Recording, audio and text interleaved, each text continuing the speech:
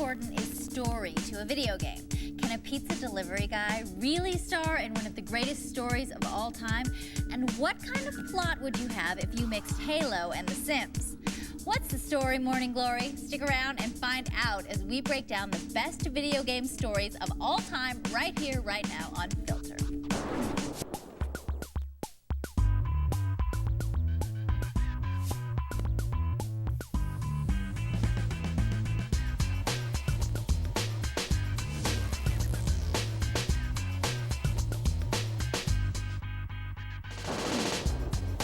I'm Diane Mizota, and welcome to Filter, a hand-picked top 10 video game countdown as voted on by you, the viewer, at g4tv.com.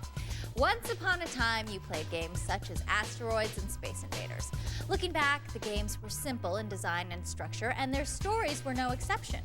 Navigate your ship through an asteroid field or defend the Earth from alien spaceships. And that was fine, because as basic as the storylines were, so were the graphics.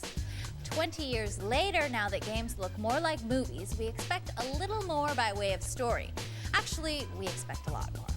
How important is story to a game, and what are some of the key elements to a good story? Here's what a few people had to say.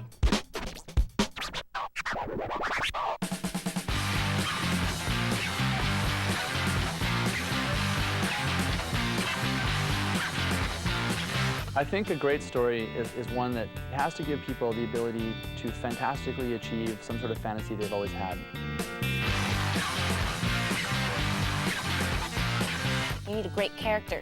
You need this hero that you kind of emotionally get involved in, that takes you on this fantastical journey.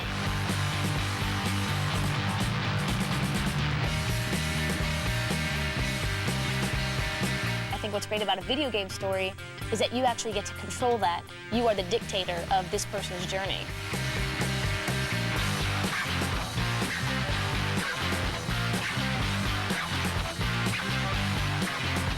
It keeps me interested, keeps me playing longer, because I wouldn't play a game if it didn't have any meaning to it, any mission to it, any purpose, and to play it for nothing.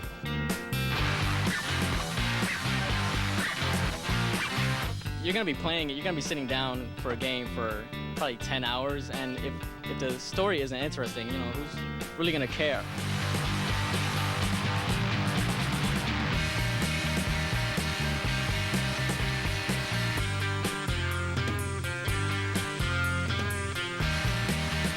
You can have the worst graphics in the world, and you can have a good story and have an excellent game. Okay, that's just a start, but it's just the tip of the iceberg. If you want the whole story, then we better start the countdown. We begin at number 10 with Warcraft 3: Reign of Chaos, a story which scores big because it further explores the mythical worlds of one of the most popular real-time strategy series in history. It also gives you an in-depth look at some of the new key characters in the series. For now, however, you'll have to settle for a surface glance.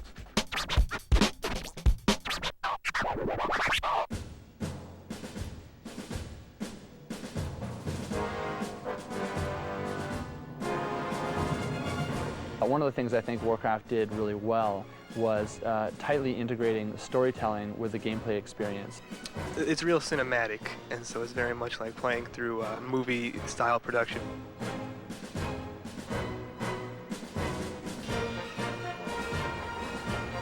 It's broken down into like 4 different characters that you can play: an orc, human, elves.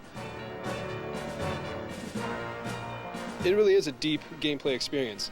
I play whenever I can at home, online, and we even try to do so at work a little bit, after hours, of course. Hi, boss.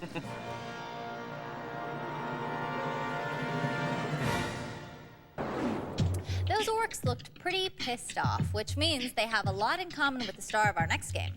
In Star Wars Jedi Knight 2, Jedi Outcast, you play as Kyle Katarn, a powerful Jedi warrior who has forsaken the Force for fear of succumbing to the dark side. Just playing in the Star Wars universe is usually all it takes to win people over, but with an atypical borderline anti-hero like Katarn in the lead, Jedi Outcast has enough by way of plot to peak at number 9.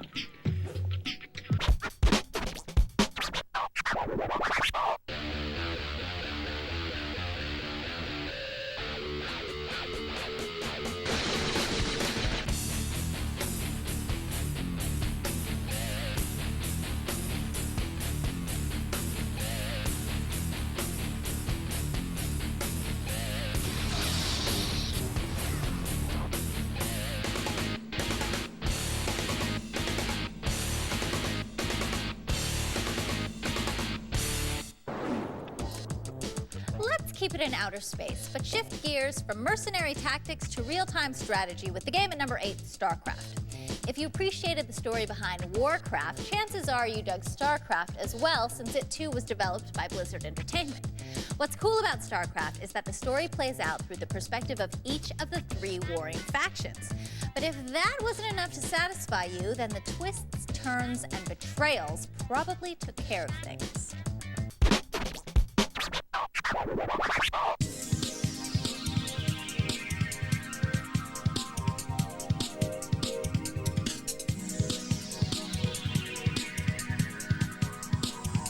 What made StarCraft great was that it was able to deliver a compelling fantasy of, controlling a group of really hardcore space marines. The storyline is pretty cool because you just kill people.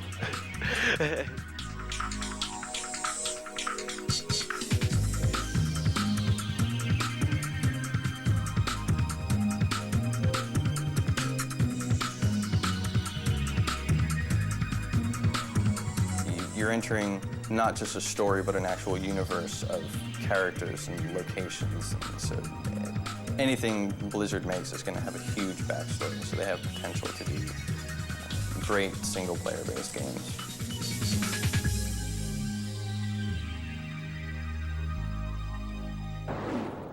In StarCraft, 3 unique races square off in a deep space war, and there's nothing ridiculous about that, right? Well, we've got to jump away for a sec, but when we come back, we'll show you a few game stories so silly they make ridiculous look normal. Plus, we'll keep turning the pages until we find a winner. Is the best story of all time about a bounty hunter or the hunt for your father's killer? Find out soon when we come back on Filter.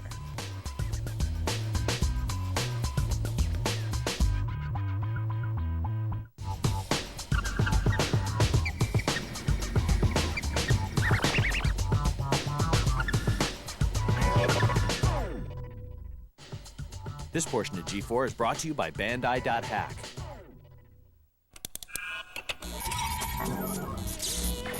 When does fantasy begin? When does reality end? .hack. Is it just a game or something far more dangerous?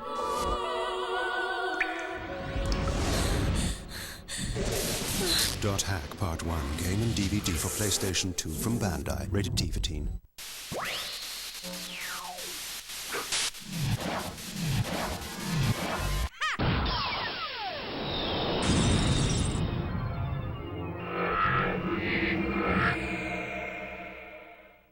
Uh-oh, this is not good.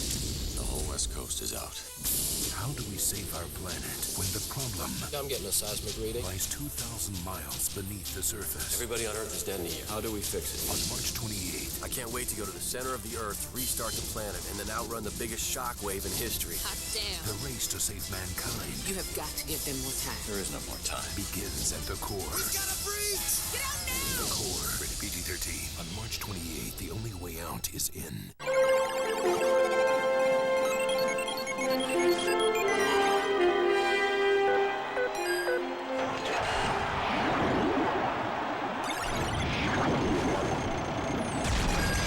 Hi, my name is Laurent Dobas, and I hold the show-off mode record for the Elysium Alps course on SSX.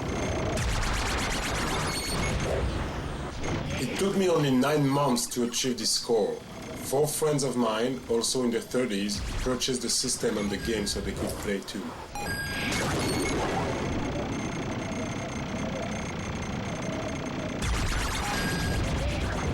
When the PS2 came around, my life changed. The first SSX was a revelation for me. Awesome graphics and what video games are supposed to be all about. Once I realized the million points barrier could be broken, I had to keep trying. I had to do it. It was a hot summer afternoon and I was just out of the shower. I turned on my PS2, my VCR, and bang! I hit the million points on my first run. I was shaking like crazy and unable to play after that for a couple of hours. It was pretty insane.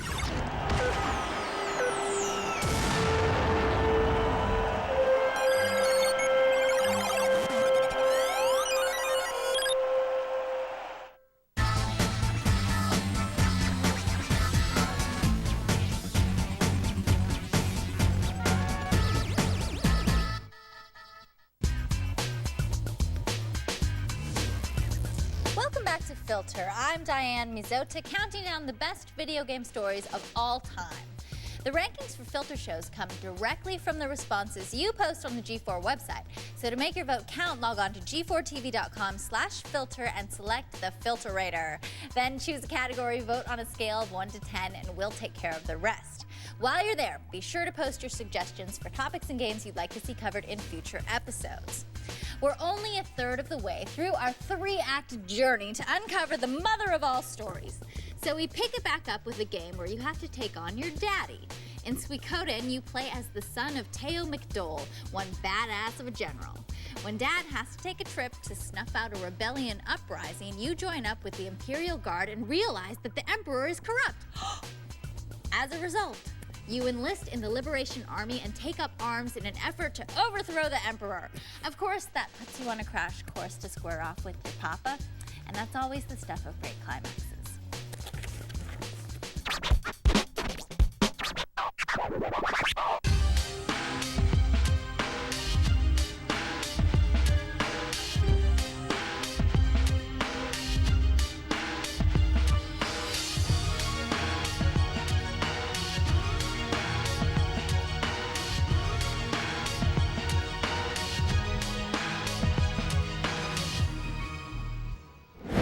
Where the point of Suikoden is to take your father down, the purpose of our next game is to avenge your father's death.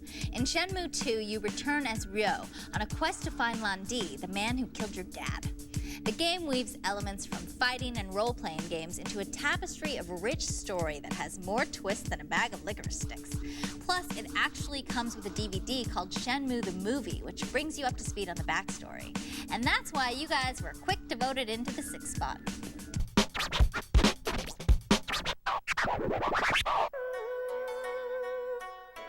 Hang on! A really good storyline on a video game would be Shenmue 2. It totally immerses you into the whole entire game, and when you play, it's like almost a new world that you're in.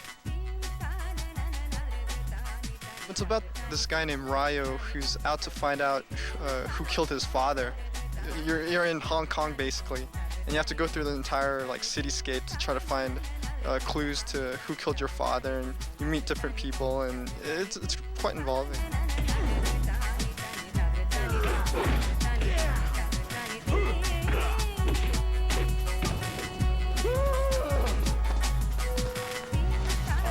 Now where's my bag? It's very involving, and I've enjoyed it quite a lot. Hunting down your father's killer is no laughing matter, unlike the stories in some of the games you're about to see. Here are a few of the more ridiculous video game stories ever.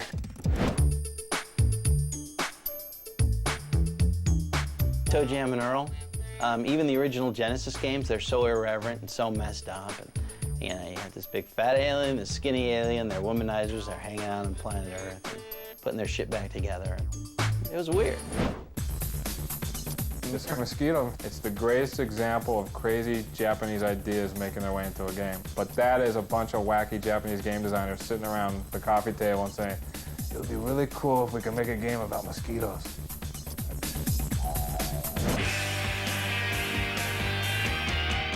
You're just this worm in the field being chased by a crow, and randomly this superpowered suit falls from the sky and crushes the crow. You crawl in and become somewhat human or something like that, and you're just blasting around the galaxy and stuff. So I thought that was pretty funny.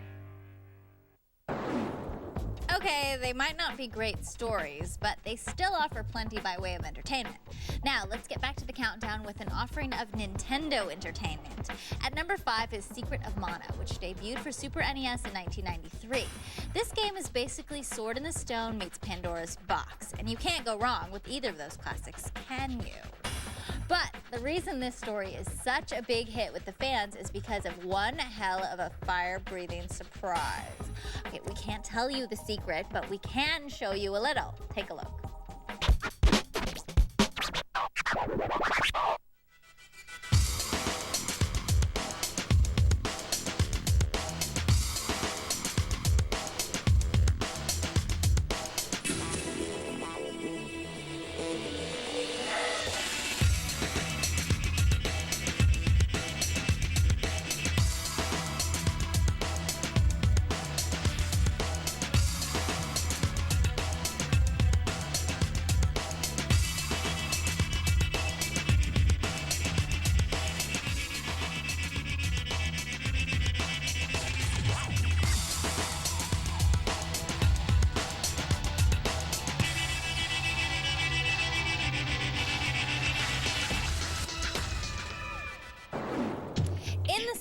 mana, your job is to restore balance to a volatile world. But in Grand Theft Auto Vice City, your job is to turn the world upside down. Where this game is concerned, variety is the spice of life and death.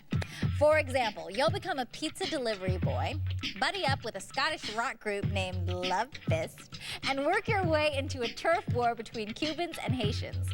Anything can happen, and that's the story behind why you love this story. Rack up the 4 spot for Vice City.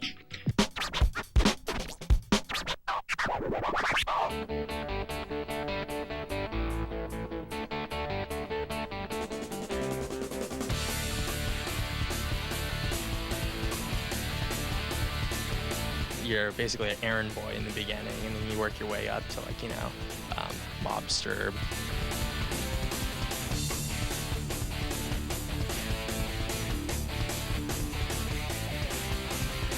GTA Vice City was a really good storyline because it has like a lot of twists and turns. It's really thorough. It's kind of like a long novel, but the end, I'm sure, is going to be rewarding.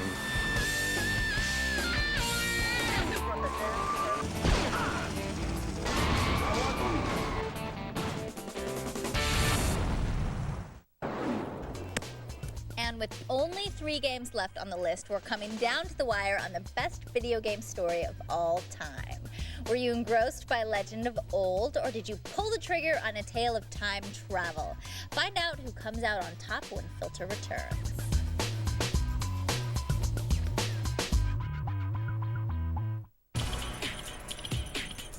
This is Busta Rhymes, and you're watching G4 TV for gamers. Rated mature. Pride Fighting Championships is as simple as you versus one man whose only purpose is to paint the canvas with your soul. Pride Fighting Championships. The fight is on PlayStation 2. Ever wondered what it's really like to be a soldier? What do you got? I have a sit rep from Alpha Company. BT, ready to be verified. Verified!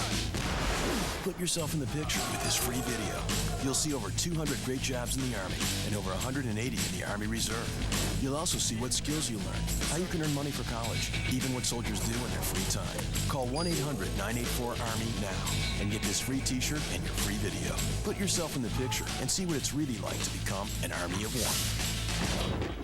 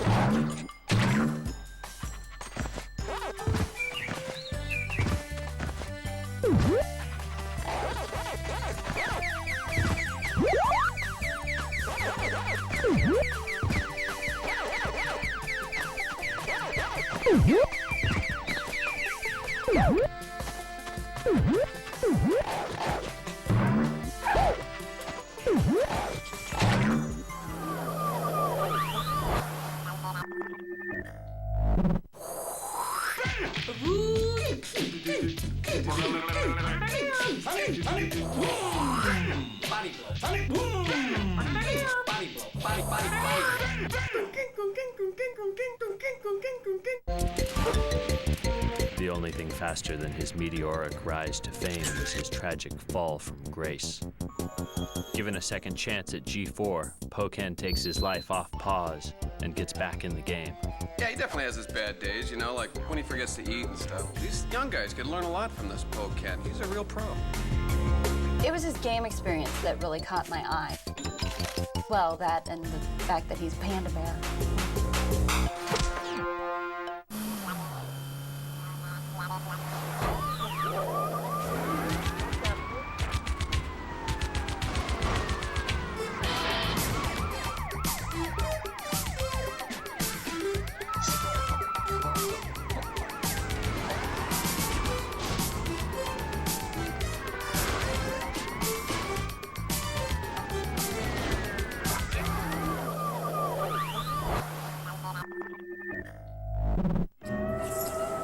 It's just a job after all, isn't it? Some people deliver the post, I jump over rivers and fight tigers.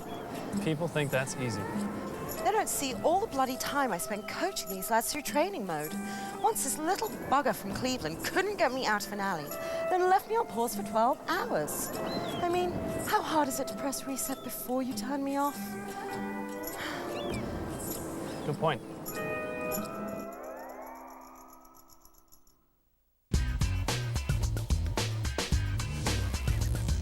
Welcome back to Filter. I'm Diane Mizota. We're down to the last 3 spots on our countdown of the best video game stories ever told. But before wrap up, let's catch up. Here's a quick recap. An orc uprising rises to the occasion as Warcraft's Reign of Chaos kicks off the countdown at number 10. Kyle Katarn has some pretty neat force tricks, but he didn't have to persuade you to vote Jedi Outcast in at number 9. The game offers you 3 perspectives, but your singular perspective helped StarCraft cruise into the 8th spot. Suikoden's story is loaded with enough characters to give it the character of a 7th place finisher.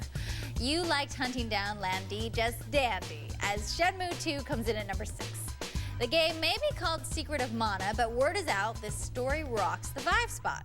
And Vice City is blowing up, it hoovers a 4th place finish. Now that we're all caught up, let's get back up to speed with the game at number 3, Metroid Fusion. Unlike any of the previous games in the Metroid series, Fusion is the first one where story plays an active role. When Samus is infected by a parasitic organism, her only chance for survival is by using the DNA of a Metroid. Now, the very enemy that she's risked her life to kill is the only reason she's able to go on living. That leaves her with some big-time issues, and that leaves you with a cool story of psychological turmoil.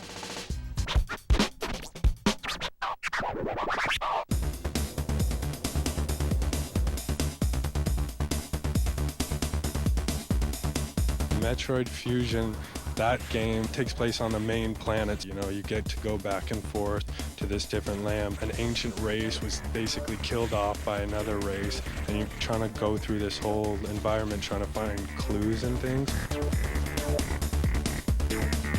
Samus gets infected by some viruses. You basically are going through the game, fighting yourself, per se. Had some twists and some exciting game elements that way.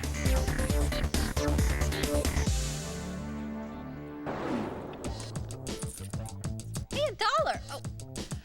Metroid Fusion has enough good turns along the way to ensure a well-layered story. But it ain't got nothing on this. Behold the greatest story ever told. Once upon a time, Chris Redfield goes to an alien ring world to supposedly fight off the Covenant, which is an army of aliens fighting against Sam Fisher, who's a special forces agent in the U.S. You are basically born just to uncover this virus that's Umbrella's working on in this underground laboratory. A computer techie goes to work. Right, and he finds a magic yo-yo, and they show you yo-yo has special tricks that, you know, he can do with it. And the hero, it's a dream sequence, has to actually walk what looks like out on air on a thin strip of blood. And now he has to fight off both this alien horde and the Covenant. Eluding the cops. He finds out that he's fired. Then he has to, I don't know, somehow snuff out the Georgian president Nikolai's plans for pretty much world domination. Before he can blow up the ring world and leave and live happily ever after. All right, so it's not the greatest story ever told, but what it lacks in polish, it more than makes up for in ambition. And now, let's find out the real greatest story ever told. When it comes to the best video game story of all time, you guys championed The Legend of Zelda, A Link to the Past, and Chrono Trigger.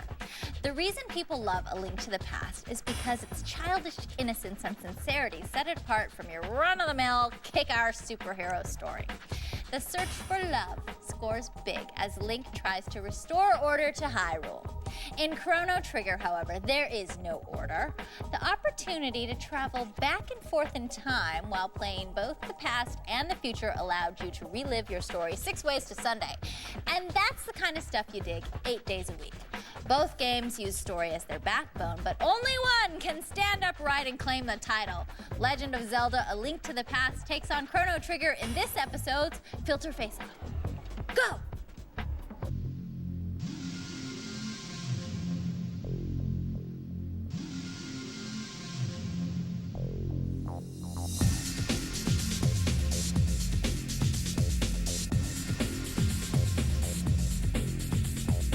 it stuck with the old storylines as far as like Ganon and Zelda, the damsel in distress, but it also had, I remember, 2 different layers to it.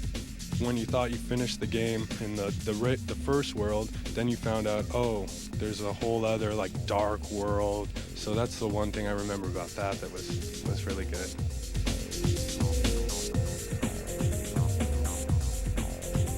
You basically start off as a kid, and then Zelda gets captured, and then you have to like kind of time travel to the future to get Zelda back and actually collect the Triforce again, I believe.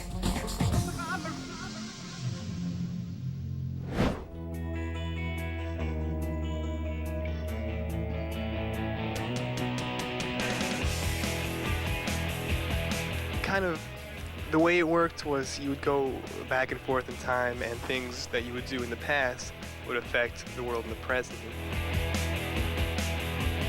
The goal is to prevent society being destroyed in the year 2000 something by this creature from another planet.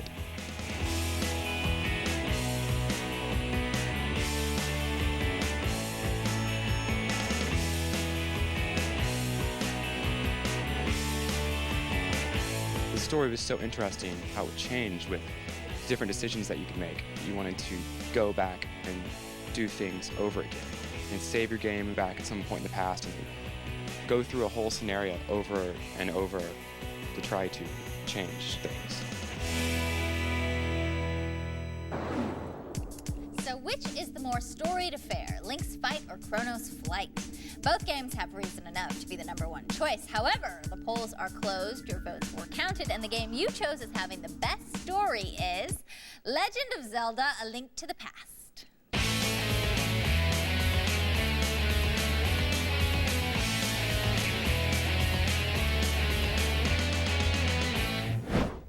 Hyrule rules again. Well, that wraps up this episode of Filter. Remember, the opinions expressed on this show are yours, not mine. So make your vote count on future episodes by logging onto the Filter show page at g4tv.com/filter.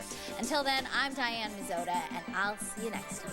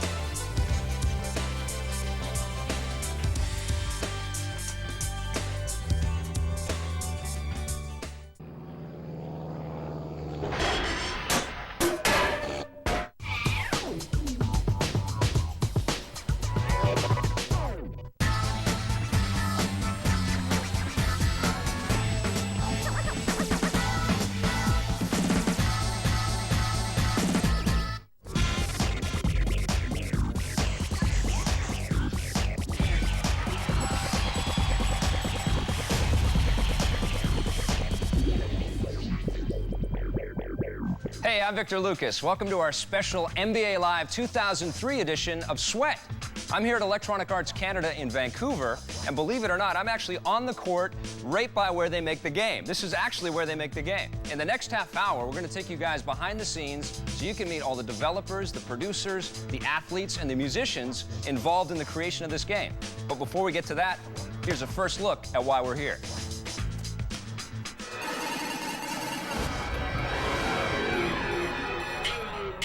NBA Live 2003 is really about the speed and the power of the NBA. That's really was our #1 focus, to give you a sense of how fast and strong these athletes are. This year for NBA Live 2003, our focus was clearly on gameplay.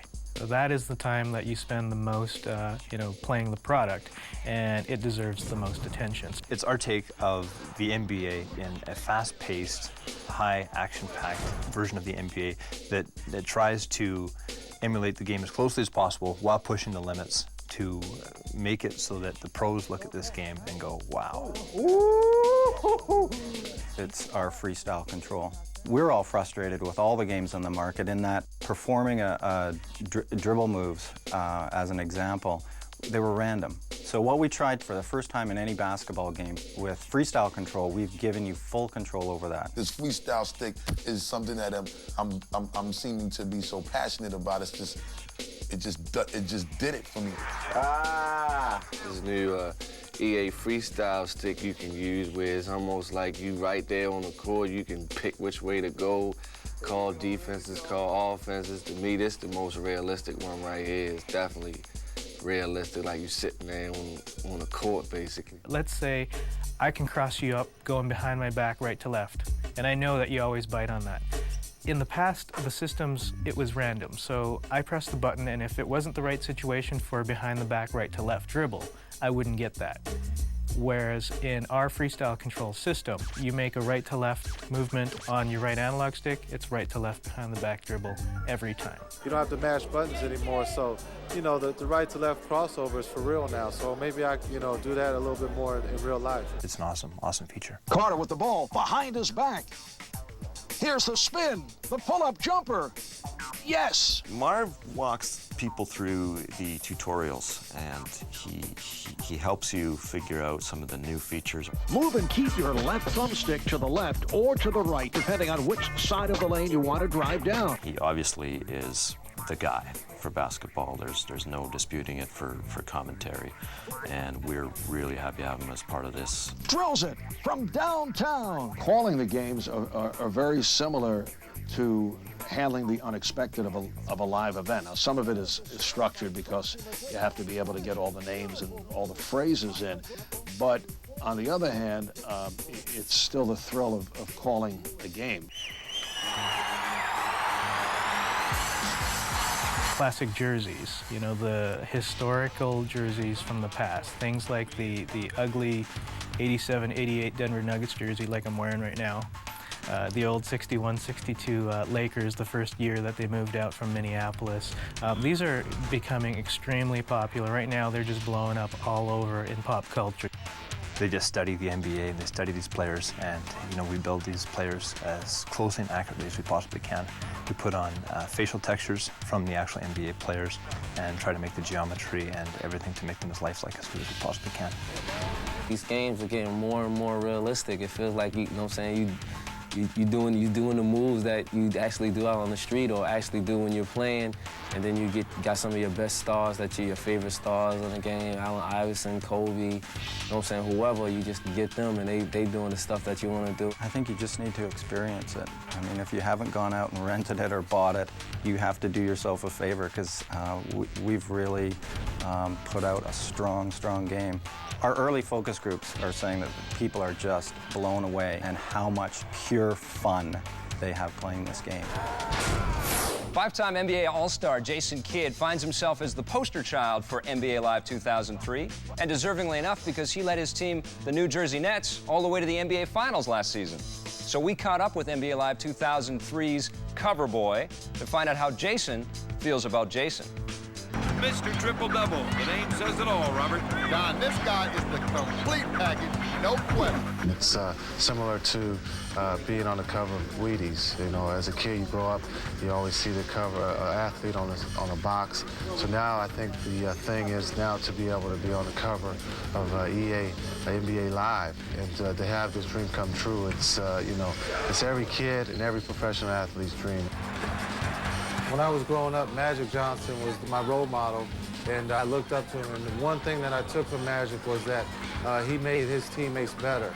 And for that, it makes the game so much easier. If you can go in and make your teammates better, no matter who puts the ball in the basket, but at the end of the day, you could say, hey, I made Richard Jefferson or Kenyon Martin better, then, you know, one, they're getting better, and also, two, the game is becoming so much easier for yourself. Dishes it to Mutombo. Gives it off to Kittle. On any given night, you know, you could score 20 or 30 points, so you can have, you know, 10 to 15 assists or 10 to 15 rebounds, but at the end of the game, you want to be in that winning locker room. I mean, losing isn't the best feeling. Winning is, and so no matter how many points or how many rebounds or assists I have, I want to, you know, at the end of the night, I want a W. and I'll do anything to achieve that. As you get older, you start to figure out your goals start to become a little bit smaller, and that would be a great honor to end my career, to be able to be in the Hall of Fame with the best players to ever play the game. And so that is on my mind, but it's kind of secondary. First, to help me get into the Hall of Fame, it would be trying to win a championship. I love to be with kids. I love to, help kids out. And I also thought that if basketball didn't work out, that I always saw myself as a school teacher, maybe the 5th, 6th grade. Tell us about what fashion means to you. Wearing anything that you can fit. My 3-year-old boy, he just grabs the joystick and he just pushes all the buttons. So, he's just right around the corner from enjoying the games. And, with the way that the league and the way that the younger generation is so much tied into the video games, he's probably at one point soon, I hate to say it, 4 or 5 years old, he'll be better than me, and that's scary, but I think, that's also good. Kid is one of the best rebounding guards in the game. Hi, this is Jason Kidd of the New Jersey Nets, and you're watching Sweat. We're taking a quick break, but there's lots more NBA Live 2003 coming your way. We've got Kid and Bibby battling it out on the virtual hardwood, and we're talking to Busta Rhymes and some of the other rappers about the music in the game. See you in a few. This portion of G4 TV has been brought to you by Pringles. Once you pop, you can't stop. It's the best in the West. If you love barbecue, try our sweet mesquite. It's a Western treat. And we're smoking. Well, it is barbecue. It's time to slay the dragon. About time. Anyone else on? We've got 12 of the team online. Yeah, let's do this.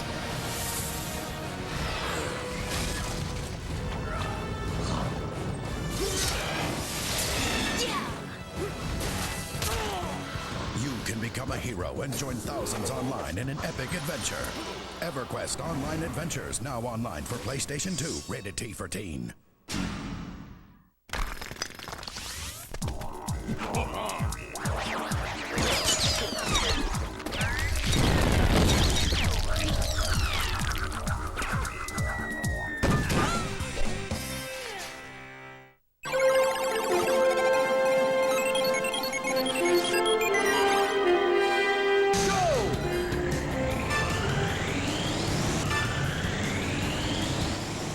My name is Dave Kramer, and I'm the world record holder for fastest completion of Parking Challenge number 5 in 18-wheeler. It took me months of daily playing to whittle my time down. On my days off, while my wife and son were sleeping, I poured 8+ hours of non-stop gameplay. For some reason, I picked up this game very quickly. I mean, I'm usually pretty good at driving and racing games, but there was something about this. I guess it was that it was just unique. My favorite movie is a no-brainer, Star Wars. I'm a huge Star Wars fan and have been ever since I saw Episode 4 back in '77. I basically play games because it's kind of an escape. The same reason a lot of people read books or watch movies. The way I explain it best to those who don't like games is this. You watch movies, right? What could possibly be better than watching a movie and getting to be the lead? You can control the outcome. And you can try things in games you never could get away with in real life because it might cause some harm. Awesome record! You must be a pro! New record!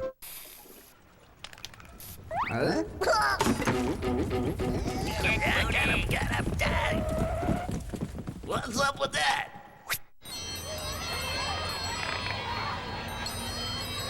All right, you ready, man? Sit right here. All right, kids. In 1989, a well-known tobacco company planned on introducing a new brand of cigarettes. And how'd they plan on promoting it? Well, according to internal documents, one idea they had was to use ice cream trucks. Now, why in the world would they use ice cream trucks?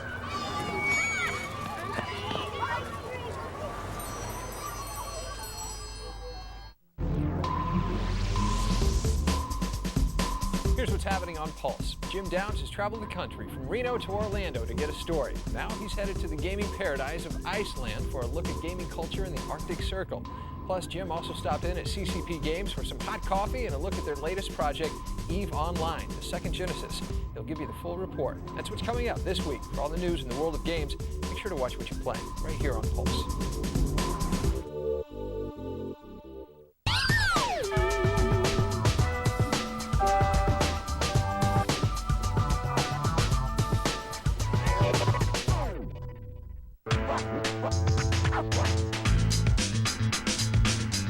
Welcome back to our NBA Live 2003 special. You know, every year EA simulates an entire season of the NBA and predicts who's going to be the last two teams standing at the finals. Well, this year they predicted the Nets and the Kings. And to celebrate that prediction, they brought Jason Kidd and Mike Bibby together for a little virtual basketball at the NBA store in Midtown Manhattan.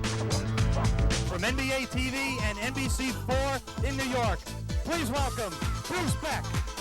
We're here today for the NBA EA Sports tip-off event, and Jason Kidd will spend some time playing the hottest basketball video game, NBA Live 2003. Let's get right to it and bring out today's special guest. He's a five-time NBA All-Star. Number 5, Jason Kidd.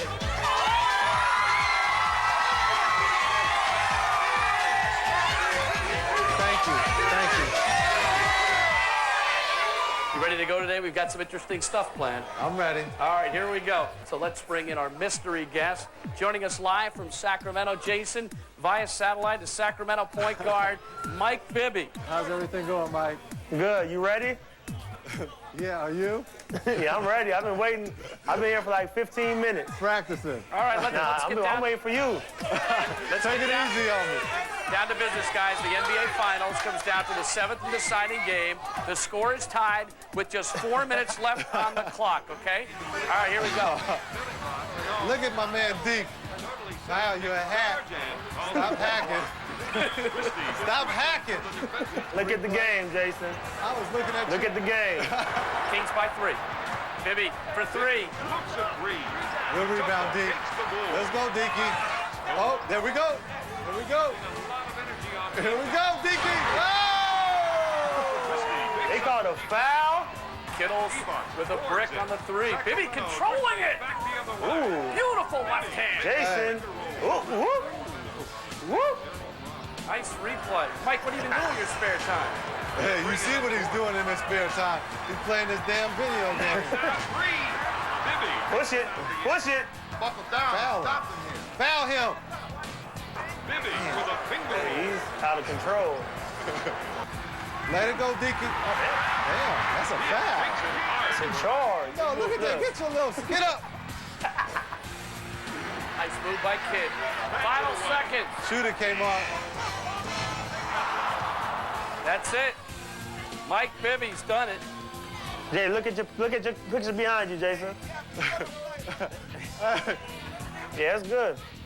It was fun. Jason. Now I'm 2-0 against you, Jason.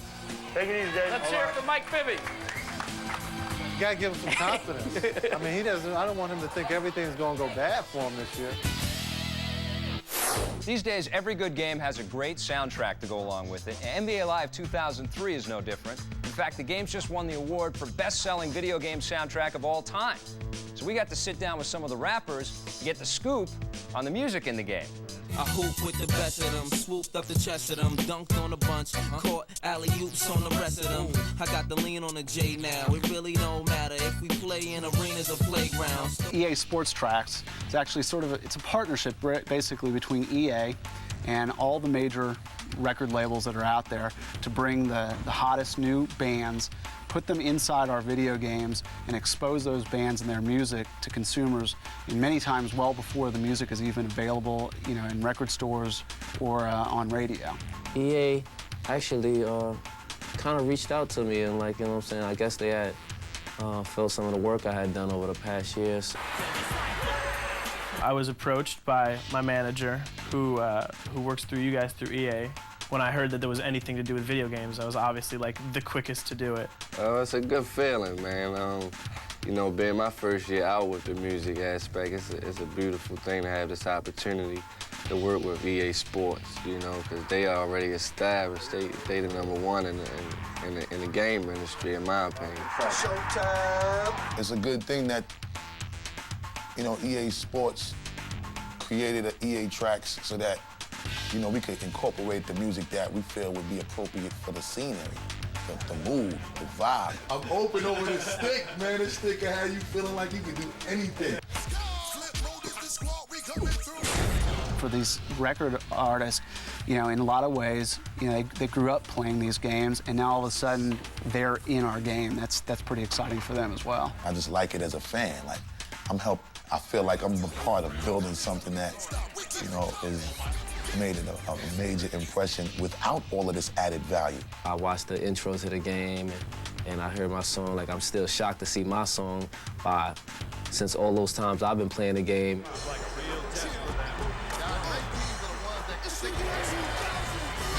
This is something I'm more excited about, really, to be honest, because, I mean, everybody who knows me that games kind of really come first for me. Like, I'll be in the studio and they're like, "Just, we're ready," and I'm like, hold on. We've actually been able to reproduce, you know, the look of some of these artists, put them in the game so that they're characters that, you know, the gamers can actually unlock and play. Wristbands. Wristbands. Yep. Two wristbands? No doubt. Elbow pads? Knee pads? Nah, none of those. You also get the opportunity to enjoy playing with Busta Rhymes, the notorious, glorious, you know, tattoos and all, dreads and all, you know. Just the way you see me is how you gonna get me in the game. To Busta. Well, y'all kind of superseded my level of expectation. Like, I didn't think we'd be able to do all that palming and holding it under your leg. It looks like kind of me on the court. That's how I would move on the court. Those are the kind of moves I be trying to make on the court. So it's kind of very realistic to how I would play. These grown men get it in, man to man. 60 minutes till they finish, shots from three-point land. We pick our music very, very carefully. And in the same way that we pick features that go inside our games, and we pick, you know, what it's going to look and feel like and sound like, well, we have a lot of discussions about our music tracks. My hip-hop, my style works with NBA Live because it's kind of bouncy, like it got a bounce in it. And that's what the ball does, it bounces. So my bounce and the basketball bounce, it just bounce together. If he's coming down the court and he's done this and this and this, the music needs to do this, this, and this. And it's not necessarily to the point where, like, the beat is in sync with his moves, but it just matches the energy of what he's about to do. We're just going to keep on rolling it out and expand our, you know, our partnership with the record business. And I think now what we're seeing is the evolution, which is the music industry is being combined with the video game industry. And I'm gonna make sure that the people look forward to that fire when we give it to them, because, you know, that format is being provided for us to display that heat. The real streets is coming to see y'all on NBA Live 2003. It's in the game. Yeah. Hey, we're taking a quick break here, but don't go away, because when we come back, we're talking about the history of NBA Live, as well as talking to pro ballers about their virtual counterparts. Back in a sec.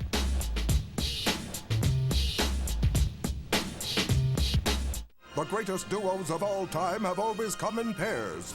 Adam and Eve, Romeo and Juliet, Beavis and Butthead. Now together again for the first time in one awesome collection, the best of Beavis and Butthead. I am Cornholio. I need TV for my bunghole. Relive the golden moments with the comic masters. Number 1, I order you to go take a number 2. Aye, aye, Captain. Does not the fire need water too? Does not the mountain need the storm? Does not your skin need kicking? Get 4 complete volumes of the best of Beavis and Butthead on 2 VHS or 2 DVDs for only $29.99. I'm like angry at numbers. There's like too many of them and stuff. Call in the next 10 minutes with your credit card and you'll also get Beavis and Butthead's Holiday Extravaganza featuring Butt-O-Ween. Ween. And Beavis and Butthead do Christmas absolutely free. Your spirits will rise. I love you. Come to Butthead. You'll howl till it hurts. You'll be choking back the tears of joy. We guarantee you'll laugh long and hard. Long. Hard. Or we'll refund your purchase price. We have a winner. So call in the next 10 minutes with your credit card to experience their genius again and again. I have seen the top of the mountain, and it is good. You'll get 42 incredible episodes on 3 VHS or DVDs for only $29.99. Yes! Cool. This offer is only available right here. Would you like to pet my poopy? So call now. Use your credit card and call 1-800-261-5533 to order Beavis and Butthead on 3 VHS or 3 DVDs for just $29.99 plus shipping and handling. Or send check or money order to Beavis and Butthead, Department 1, Richmond, Virginia 23280. Call now or order online at timelife.com.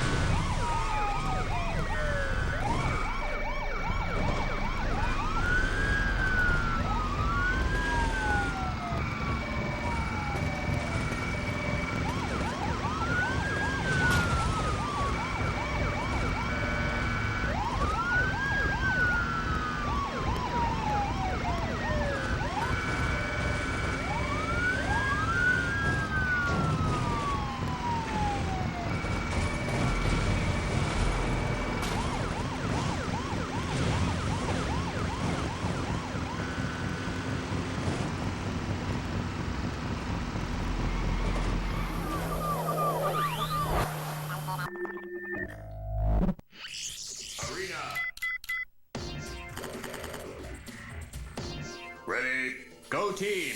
Lock and load because the search for our new arena champion begins with a clash. Gamma starts the round off by showing some gymnastics skills. They are getting tons of kills, and they even tied up a second round. Look at that! Cade is not giving up. Ryu lands a major hit on Kyo. The pressure is on. Arena, tomorrow at midnight. Powered by the Intel Pentium 4 processor.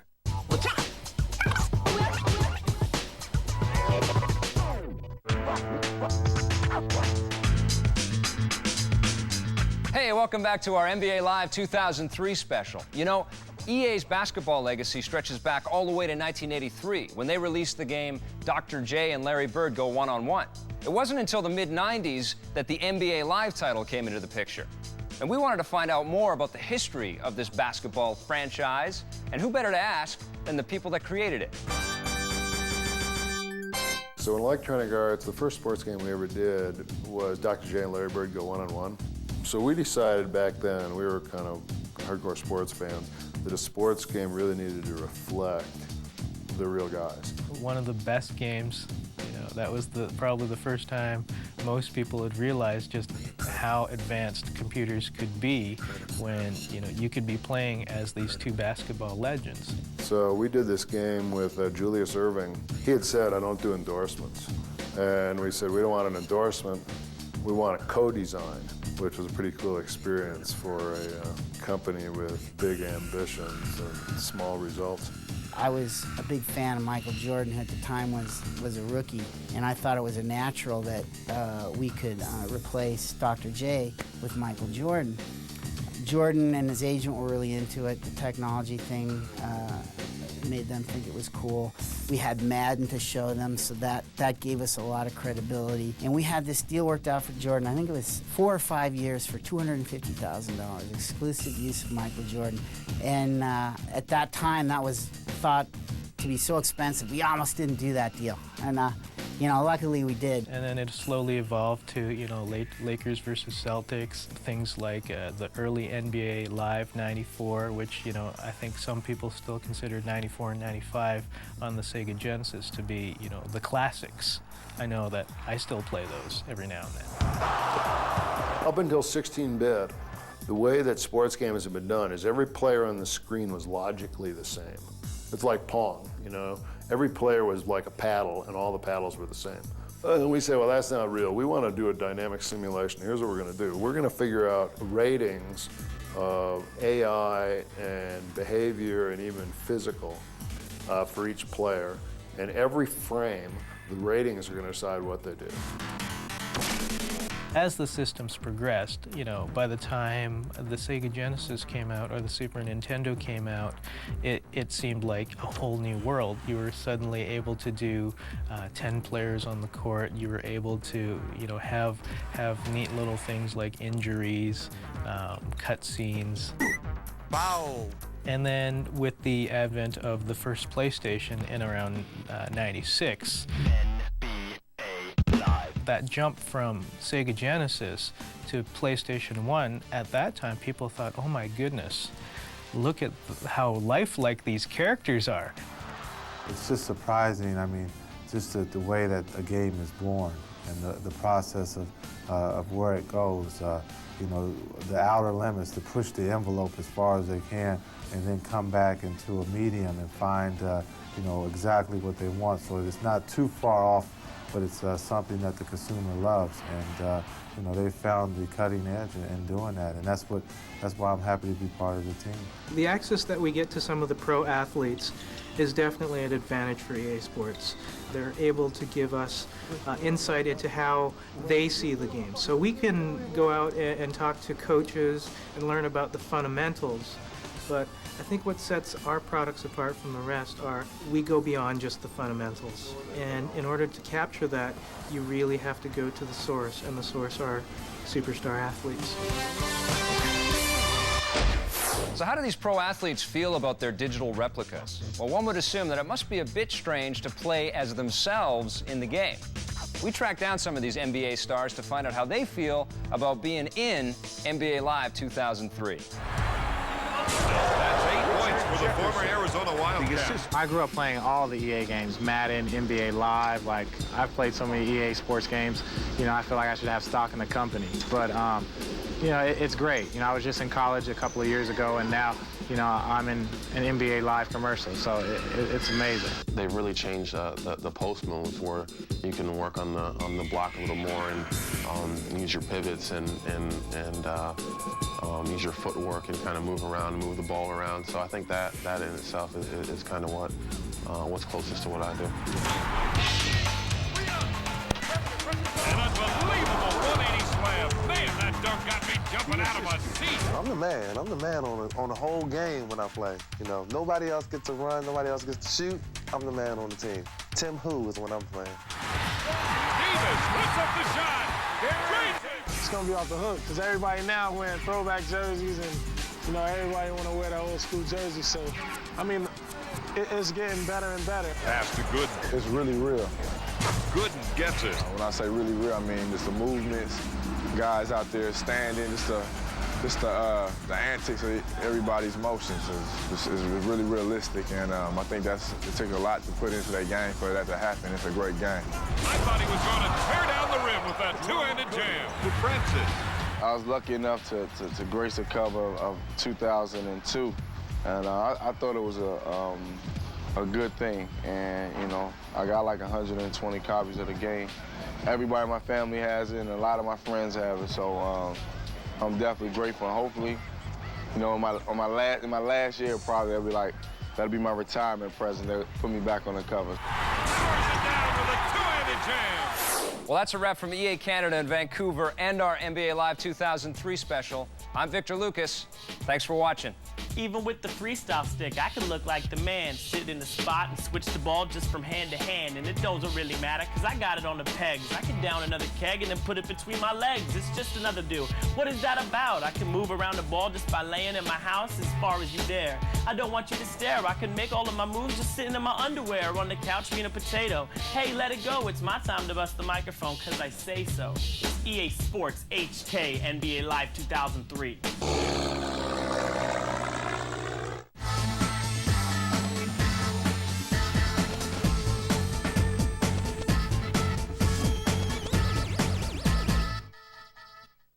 Hey, caller, you're on the G4TV.com gaming line. What can we do for you?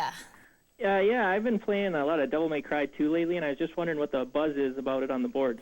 They are talking. They are talking. Hey, Dante is back with Laura's hair, no less. We'll hit the boards and get your comments about this demon-killing game, because G4TV.com, the show that refuses to die, starts now.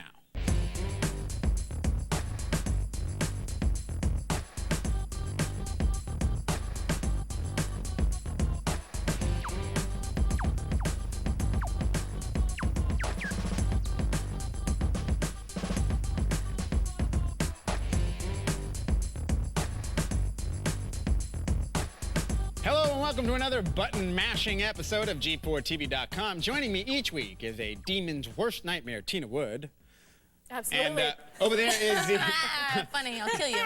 Over there is the woman who I believe inspired Dante's haircut, Laura Foy. And I'm Scott Rubin, repeatedly pressing the A button on the controller of life. On the phone, we have Brian, who's looking for some feedback from gamers who have played Devil May Cry 2. It's the Capcom demon-killing Slayer game. Highly hyped, much anticipated sequel to the original. Now, Brian, what are your first impressions of this game?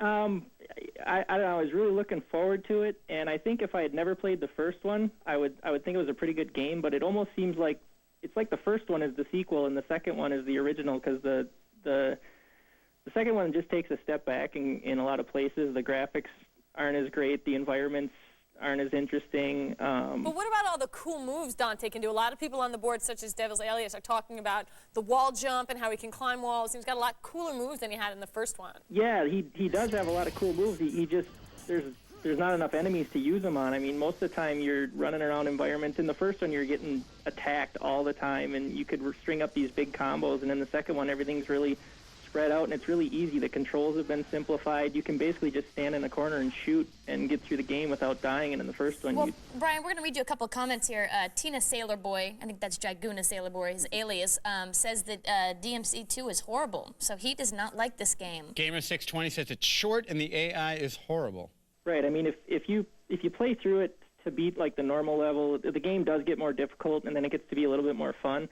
But it's just, I think the people I've seen that like the second one haven't played the first one. Apollo in chat saying, Devil May Cry 2 is rather easy. I mean, if I'm good at it, it must be easy. I guess the buzz is going a little bit in both directions. I think you either love the game or you kind of hate the game. Yeah, it's getting mixed reviews, but, you know, as a closing statement here, Tadakin says it's getting bad reviews, but then again, reviewers don't know everything. He thought Bounty Hunter got horrible reviews, and yet he loved the game. So, you know, I think you just got to pick it up and play it and decide for yourself. And finally, watching at home, if you've played the game, head over to the boards and give everyone your feedback so we can get a big, giant thread of all Devil May Cry 2 comments.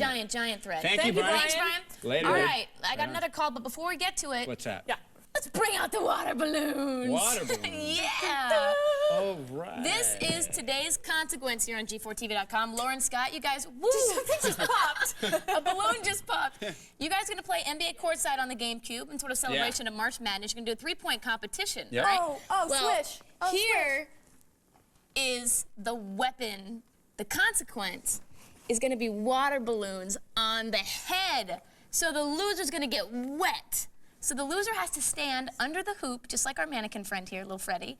And the winner He's stiff as a board. He's stiff as a board. I'm going to actually demonstrate what the winner gets to do. Does the winner get to miss like that? Yeah. Wow. That's why I'm not playing in today's basketball match. But anyway, that's the consequence. Little NBA Courtside, little wetness going on. All right. Hey, Colin, what's going on? Hi, guys. Hey, what's your name? My name's Adora Jen. Adora Jen. Hey, Adora Jen. Based on She-Ra. And now, where are you calling from? I'm calling from Houston, Texas. From Houston. Now, if you don't mind me asking, what do you do for a living? I work at a waterworks company. I sell underground pipe fittings, so chances are the pipes underneath your building are from us. So the plumbing in your house is right on point. No need to call Mario. Exactly. Very good, Laura. So like a gaming pipe seller. A gaming pipe seller. You know, we all do all kinds of different things during the day. We are everywhere. What's your question or comment for us? Well, my question is, I was thinking about purchasing the Xbox, but I heard rumors that there's going to be a sleeker, smaller version. Oh, you're talking about the Xbox Lite with less calories. Yes, I am. It tastes great or less filling. Tastes great or less filling. That's right. Xbox, there's an article out there that says Xbox Lite is coming out. They're going to debut it at E3. Microsoft has nothing to say about this, so we have not gotten official word. So has this been leaked by somebody? Inside sources. Inside sources. But Microsoft is not commenting. From past history, what game console manufacturers try to do is after they've been making a bunch of these games, they figure out, okay, how can we make this faster, cheaper, smaller, lighter? Yeah. And they go back to the drawing board, and I think what we're going to see is kind of version 2 of the Xbox that'll allow them to manufacture it a little cheaper because they're losing their shirt. That's right, Jen. We didn't mention that the Xbox now, if you buy the Xbox, is it running $199 now in stores? Yes. Yeah. This one is rumored to be retailing at $99. Yeah. So it's either buy now, $199, or buy later, smaller, sleeker for $99. So what we got to find out is what are the differences between the two, because otherwise it's a holdout for Xbox Live. And to be honest, the Xbox is the single heaviest piece of equipment I've ever had in my house. Yeah, you can't stack up multiple on top. The new ones are going to be stackable, smaller, sleeker, and supposedly it's being bundled with this thing called Media to Go. You can download movies, games, videos, music onto your Xbox. Wow. On the new Xbox Lite, allegedly. Now, CS Lover for Life says, yo, Microsoft doesn't need another gaming console. Leave it to PS2. Yeah, well, that's the question I have for you. fanboy. For our caller, why not pick up a PS2 or a GameCube? Why do you have your eyes on the Xbox? What about it? Well, I've always played PS2, and that's where my heart is, but I've wanted to play, Panzer Dragoon. I've also wanted to try, like, SOCOM Live. And you want to try Halo, of course. Of course, because, Tina likes it, so I got to hook it up. And then I've been wanting to get, and I'm not just saying this because I'm Laura's fan, but I want to get the Oddworld because I used to play that a I long think it's a time ago. wise decision, but you know what? If I can speak openly here, I do think that Oddworld is better on the PS2. Personally, I like it. I like Abe's Exodus and Abe's Odyssey better than Munch, but I wouldn't. That was PS1 though, wasn't it? Yeah, but they're playable on the PS2. Now, PS2 Gamer 3 R25 says I'd buy 2 for $99. So, my advice is hold out a little longer. See Yeah, what sort of I would. information comes down the pipe about this new Xbox Lite, because it might be a way to save yourself $100 and get a better product. I heard you mention Halo and Munches and no Madden? No Madden Well, love then. Kim Rowdy was talking about that the other day on the message boards, and I'm really thinking about getting it also. And you thinking about Madden? Yeah, I'll give you some pointers if you like. If you get Madden, Madden is fun. I'll train you. I'll teach you how to beat Scott. So, all right, thank you so much Thanks, for calling. Jen. Thanks for calling. Hey, we're going to take a break, but when we come back, we have more gaming goodness. We got a game of the future, and our guest is going to tell us where to find hundreds of game makers under one roof when G4TV.com returns. I need some practice. I need a little practice. Careful up my laptop. Oh, nice shot.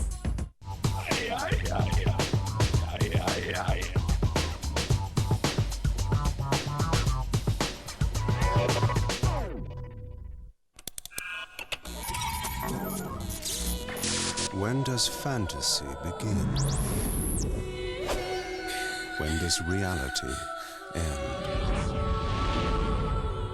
.hack. Is it just a game or something far more dangerous?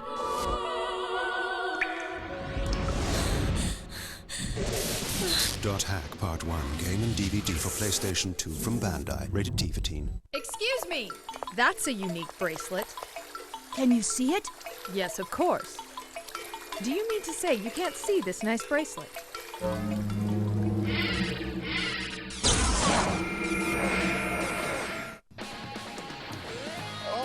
Think you've seen it all on Blind Date? Not even close. Because you haven't been able to see the whole show. Yes! Are you serious? Until now. Introducing Blind Date Uncensored. Hasn't this been enough? No. Well, If you don't like it, then go away in the car. The censors won't let us show you here, but order now and see it all. Sexy encounters. Hi, I'm Riley. Nice. Holy smokes. Vicious fights. Revealing confessions. First we'll have coffee, then we'll have lunch, then we'll have dinner, then we'll have sex. It's pretty easy. Hysterical bloopers. It's all the good stuff you can't stop watching. The craziest, sexiest uncensored scenes taken from over 4 years and 5,000 hours of Blind Date. Come on. America's #1 dating show. Blind Date Uncensored. You can only get it here and now on your choice of video or DVD for just $19.99. If it's not the raciest, most outrageous video you've ever seen, return it for your money back. Remember to tip the bathroom guy. You've got nothing to lose. Ever wondered what they didn't show you on TV? Bye. Bye-bye. You be. Bye-bye. Oh, you get to walk it. Oh, I'm sorry. You don't have a car. You're walking. Call now and order Blind Date Uncensored. Yeah, I had a great time with. Excuse me. You must be 18 years or older to order. Have your credit card ready and call 1-800-898-7744 to get Blind Date Uncensored on your choice of video or DVD for just $19.99. You won't find it in stores and you'll never see it on TV. The only way to get yours is to call now, 1-800-898-7744, or buy online at getblinddate.com. Your favorite video game of all time? Bushido Blade. Whooshing! Hey, wait, and you got a favorite video game character of all time? Super Metroid, man. When she dies, you can see her butt naked.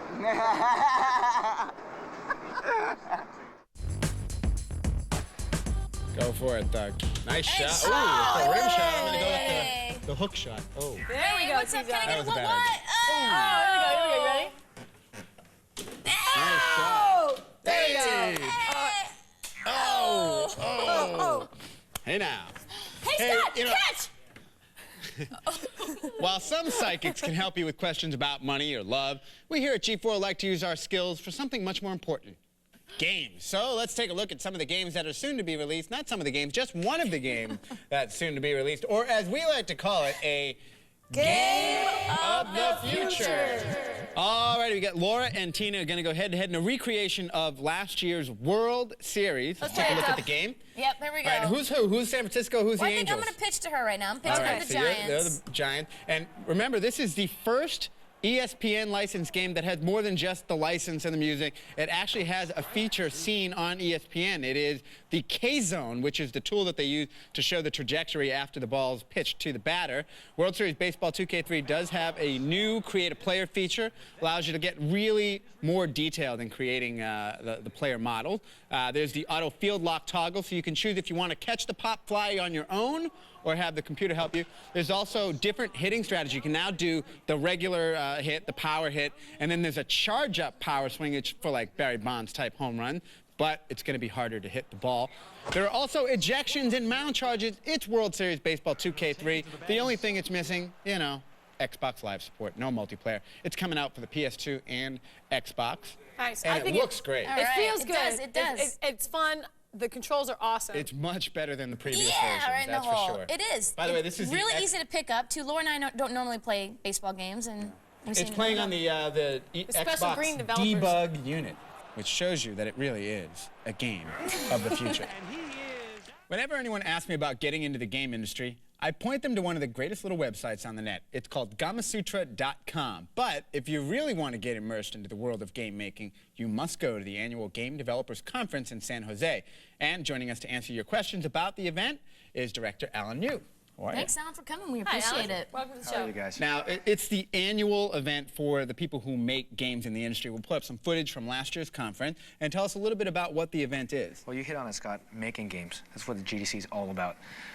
Close to 10,000 people show up every year, and if you're involved in making games day to day, whether you're a producer, a designer, a visual artist, audio person, you're coming to GDC to learn how to make better games. Right. I have a question from Mako, who called Mako Flu, because I guess he's sick. He says that I see companies that want new talent in the industry, but when they are employing people, they demand experience, yet college leavers have none. What is the best way around this catch-22 situation? Well, that's a very good point and a very good question. The IGDA, the International Game Developers Association, industry group we work with, they have an education committee, and people like Doug Church and Warren Spector are on basically advising colleges and universities on curriculum, so that when kids and young adults get out of school, they'll have the requisite skills to kind of jump in right away.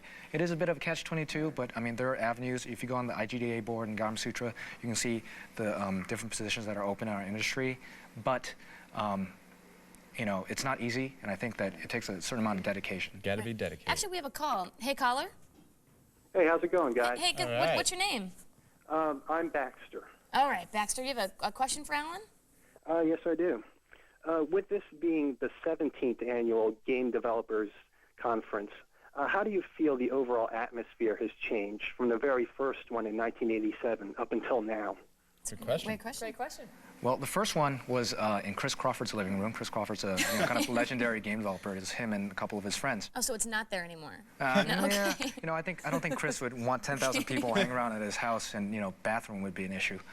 I think it's changed to mirror the industry. I mean, what are we, $10 billion now last year, and I think GDC has grown to reflect that, and I'd like to think we're doing a good job staying relevant to the needs of developers and designers.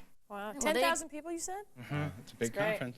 All right, there you go, Baxter. Now, Thanks for calling. At the no problem. Thank you. At the conference, there's a couple other things that go on besides just the exhibitions and the conferences. There's the Choice Awards, right, and the Independent Game Festival. Can you tell us a little bit about each of those? Yeah, the Independent Games Festival, we like to call it, or you know, the model is Sundance of the game industry. And the concept behind the IGF is rewarding innovation in games. I think you guys have... you have a clip from Bad Milk, which was last year's winner. Which is a great game. And actually, I've been driving around LA, and there's a Bill Viola exhibit. I don't know if you've seen the kind of banners. And this game reminds me of Bill Viola's work. He's an artist.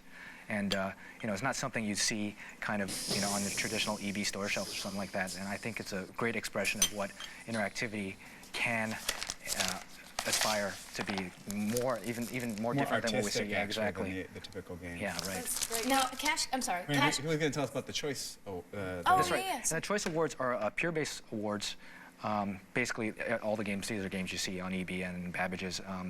I think this year the nominations are Metroid Prime for Game of the Year, Splinter Cell, who else? Vice City, and the categories break down into your typical, I don't want to say typical, I think they're actually all very special, but visual arts, programming, or design.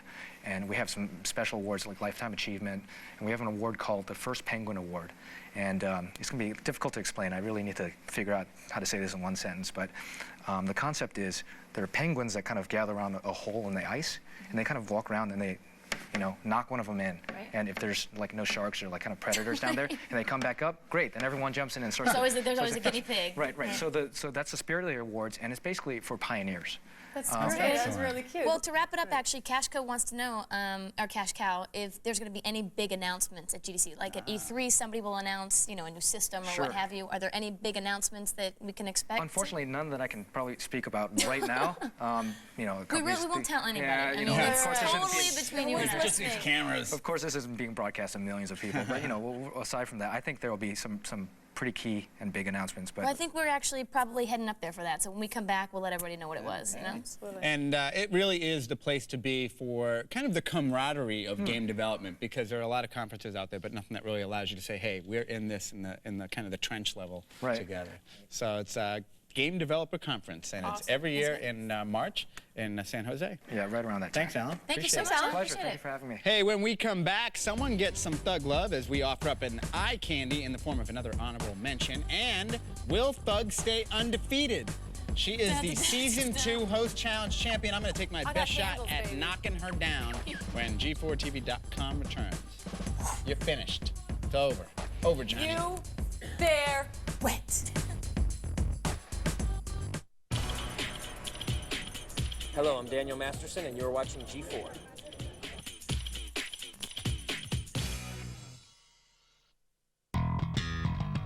How much funk fits in 4 socks? This much. Red Hot Chili Peppers, new digitally remastered versions of the first 4 funky, rockin', groundbreaking albums with restored vinyl packaging, new photos, rare bonus tracks, and new liner notes by Chili Peppers bassist Flea. Including the out-of-control debut, Red Hot Chili Peppers. Freaky styling. The Uplift Mofo Party Plan.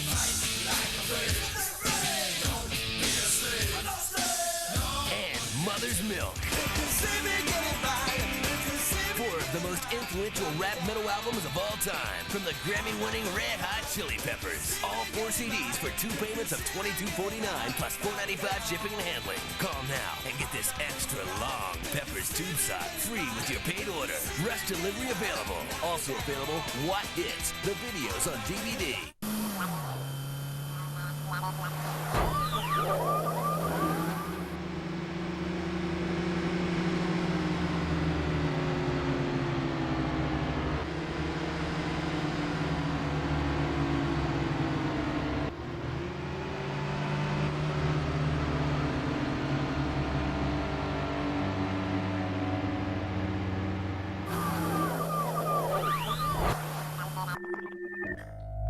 Dun, dun, dun, dun, dun, dun, dun, dun, dun,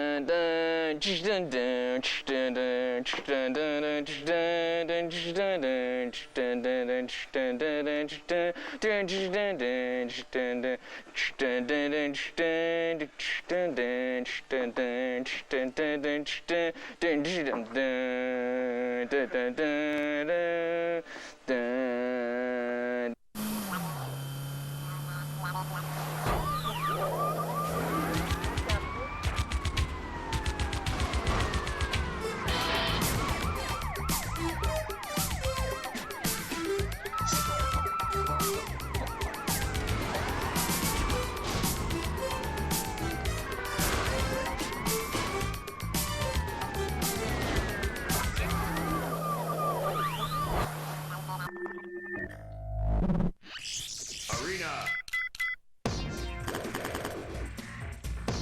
Ready, go team. Lock and load because the search for our new arena champion begins with a clash. Gamma starts the round off by showing some gymnastics skills. They are getting tons of kills, and they even tied up the second round. Look at that! Cade is not giving up. Ryu lands a major hit on Kyo. The pressure is on. Arena, next, powered by the Intel Pentium 4 processor. Clive Gallagher. He used to call me Lara Beanstalk. I'd run home crying and he'd just laugh. Sure he's not laughing now? No. No, he'd just follow me around and look at my bottom. Are men only interested in you because of your body? No. I'm rich too, darling.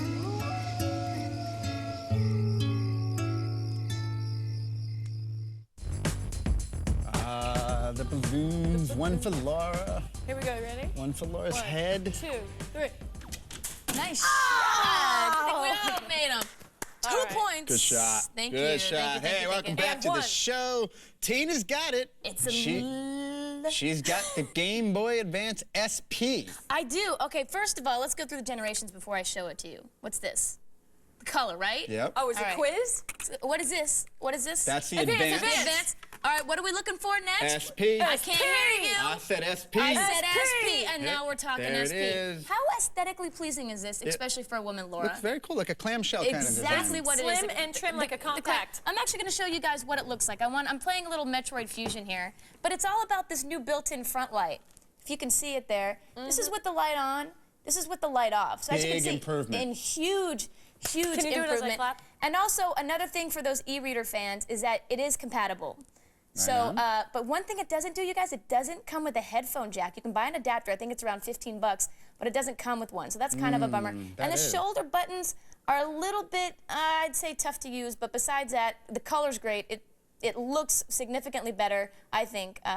It's than the shiny Advance. and silver, which I enjoy. If you've been waiting, finally a chance I've to been waiting. I just get bought my it all mom an together. Advance, and I wish I would have waited on this, but it's all right. You know, guys, not a day goes by that someone doesn't stop me in the street and say, hey, what can I do to get my name mentioned on the show? I usually ask the person to stop kicking me and then remind them that the honorable mention is absolutely the best way to get mentioned on the air. So, Thugbuster. Honorable mention. Who... Okay, wow. That was really enjoyable. Why don't you tell us who won this week's honorable mention and what their post is all about? Master Link wins it this week. He's talking about the best intros for games. People, the developers, the creators spent a lot of time opening the games with beautiful graphics and CGI. So we're going to show you some of the best ones that you nominated. Let's take a look. Okay, let's take a look. Alrighty. First up, Oh, Zombie yeah. Nation. He nominated Battlefield 1942. The Battlefield 1942 one is so cool, he says, but you can do almost all the stuff shown in the opener. The opening Beautiful. totally got me psyched for the game. Let's take a look at it here because it is stunning. It's Surface to air missiles. look at this shot. Look at unbelievable. The water effects are just unbelievable. And there go the torpedoes. Everyone off the boat. I'd move if I was on that boat right about now. Guess there's nowhere to go, huh? All right, Master Link says Final Fantasy VIII. He's short and sweet about it. Great CGI, great drama, great game. Really nothing more to be said. Just That's look at it. it. I think it speaks for itself, this game. Craftsmanship. It's one of the more of the emotional intros I've seen. Kind of gets me right there. Right there. Right around the necklace. Right around the necklace. It is beautiful. But I have to tell you. The list goes on, doesn't it, Scott? Yeah, the list does go on. Look at Oh, right love. before the kissing scene. Hey, you know, Oddworld Inhabitant wants us to know that Abe's Odyssey had a good intro, but you would have to say that Oddworld Munch's Odyssey had the best. The graphics and the atmosphere are just astounding. Take a look. Can we all just take a look? Oh, Vickers Labs? Poor little schmuck. So you see, Stitch Lips, if you want to find your brothers, you've got to rescue Munch from Vickers Labs. Yeah, Okay, and last up we have Zaku, who nominates Real War Rogue States. Little known game, but great intro. He says it looks so real that the publisher had to put in a wireframe sequence of the opening to prove that it was not real. Take a look, guys. I mean, this looks like a movie. This looks like a full motion video. Just you can look at the lighting and you really get a sense that these are real objects moving in a full world, and it's just right Look there. at that. Gee. Races as the battle for global dominance begins. Beautiful. All right, so there it is. You know what time it is. Well, you know what else? You know what else is beautiful, Time to right? play. What else has a beautiful intro movie? It's NBA Courtside. NBA Courtside. 2002 with who? Kobe Bryant on the front. Scott's playing as Kobe Bryant. Scott's playing as Kobe Kobe Bryant. Bryant. I'm taking Reggie Miller. You got Reggie Miller from the Pacers. Now it's a 3-point contest. I think we're gonna a minute. 1 minute. If it ends up in a tie, basically goes to like a 30-second death match. It won't be a tie. There's no Good tie. luck, Laura. Good luck. First You're handshake. undefeated. I'm hoping I can knock you off, but you are good at this game. We will see the loser under the hoop in about a we little go. over a minute. Good luck, you guys. All righty. And really, it's about as easy as you can get. 2 buttons. That's all you need. All right, so Scott is on the right hand of the screen with Kobe Bryant. Laura's on the left with Miller. And Scott's up 2-1 right now. He's got the rhythm down, but Laura's not far behind. And Laura hit the money ball, so did Scott. It is 5-all. Got 40 seconds left on the clock. Number 8 has got his rhythm, so does 31. I tell you, Laura's up by 1. Scott's got to make this money ball or he might lose. It's 9-10. Laura is winning this game right now. It's 35 seconds to go. They both missed that last shot. Scott's off on his rhythm. He's got to be real careful here. Every shot counts for Scott because it's 15-13. He's down by 2. You guys also pay attention to this clock. You got 20 seconds left. That's it.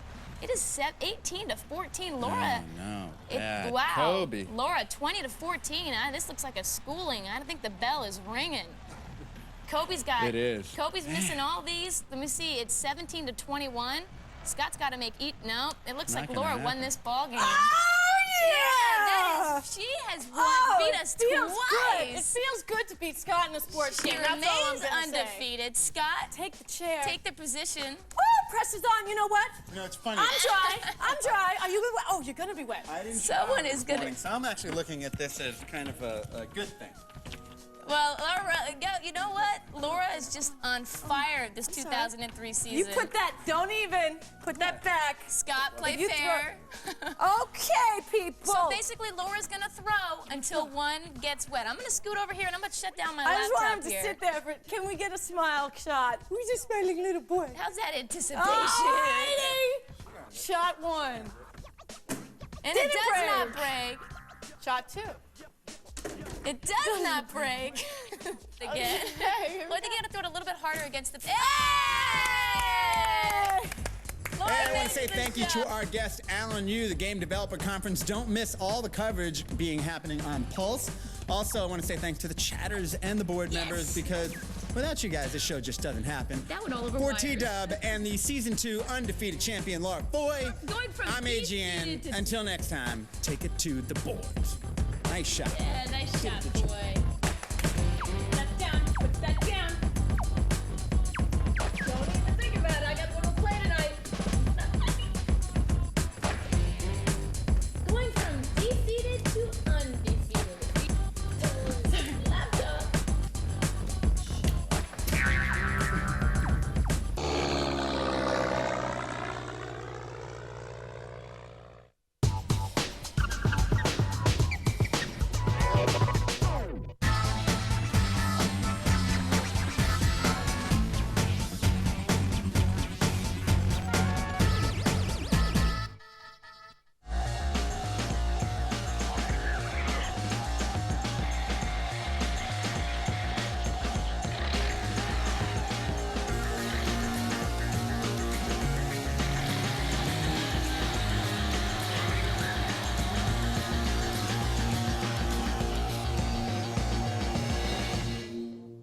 Welcome to Arena. I'm Will Wheaton. And I'm Travis Oates. Tonight, Arena comes to you from the Dunes Hotel in fabulous Las Vegas, Nevada. Unfortunately, our budget will only allow us to show you our set.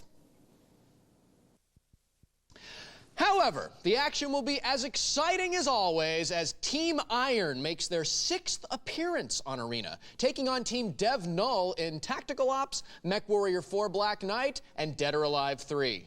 Our scoring system is slightly less complicated than the rules for Baccarat. And it breaks down like this. Did I say that right? I have no idea.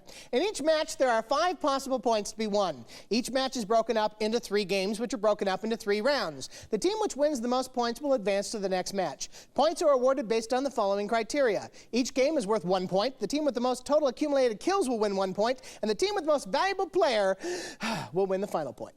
If you missed any of that, just ask your cocktail waitress for a quick review.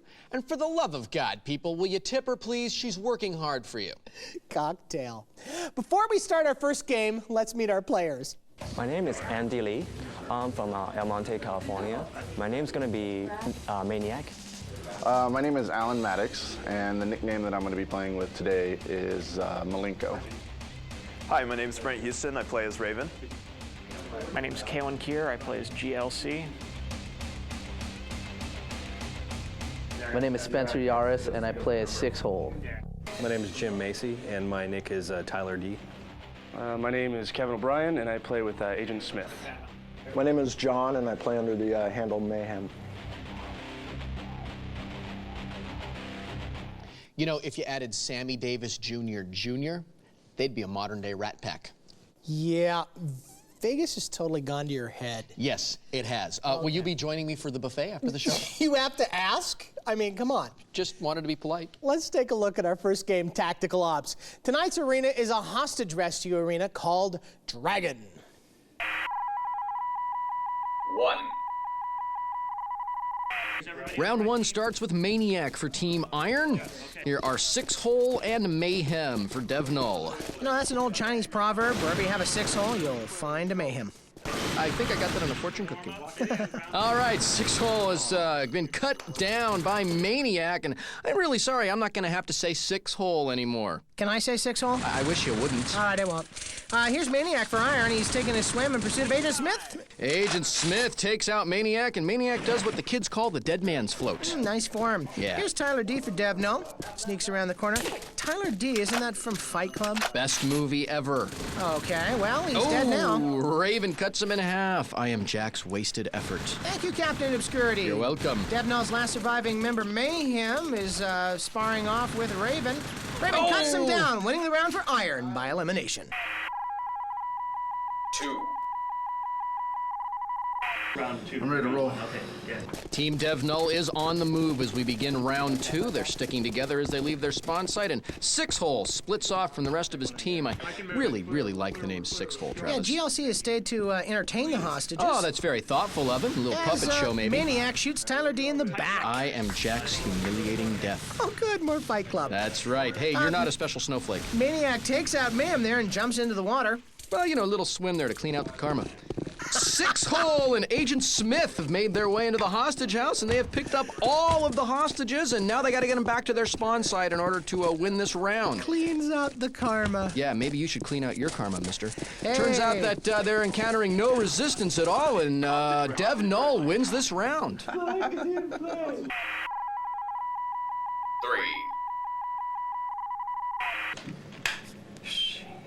Party time. Tyler D takes a break from Project Mayhem, catches up with the rest of his team as we begin round 3. Here's Malenko splitting off from the rest of Team Iron as they fan out in hopes of stopping Dev Null.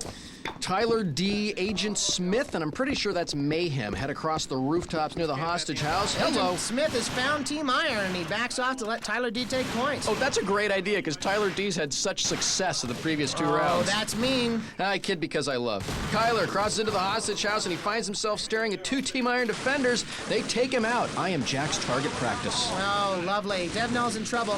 They only have 1 man left, and it sounds like Iron's found him. Yeah, they certainly have. That's 6-hole, backed into a corner. 6-hole goes down, and Iron wins. Good job. Okay. Way to go, guys. Way to go. Like there's like this one like pea shooter or something. I couldn't tell if it was just air or paintballs or what. I didn't see any paintballs, but it was weak. I think I would have done more damage if I threw rocks. Iron takes our first game point, 2 rounds to 1, even though they didn't play their best game. Yeah, Iron kind of surprised me in this game. As you pointed out, hostage rescue maps really favor the hostage takers, in this case, Team Iron. They didn't really need to take an offensive posture, but we saw them do just that in all 3 rounds. Yeah, in round 2, the only round Dev Null won, GLC and Maniac really got cut out of position for their team. If they'd just hung back and waited for Dev Null to show up, they probably would have taken all 3 rounds. Are you suggesting that they camp? No, I was thinking that they should defend the hostage house. Right, by camping. No, if they had picked defensive positions and they had Camper. stayed there, what I'm trying to say is Okay, that they... Campy McCamp. You know what? Maybe I should camp you. All right, go ahead and do that, camper. I'm going to watch the pirate ship sink. Why don't you do that? Yo-ho and ho. Well, after 1 game, Iron is up by 1. We'll see if Dev Null can even the score when Arena returns. Bye-bye.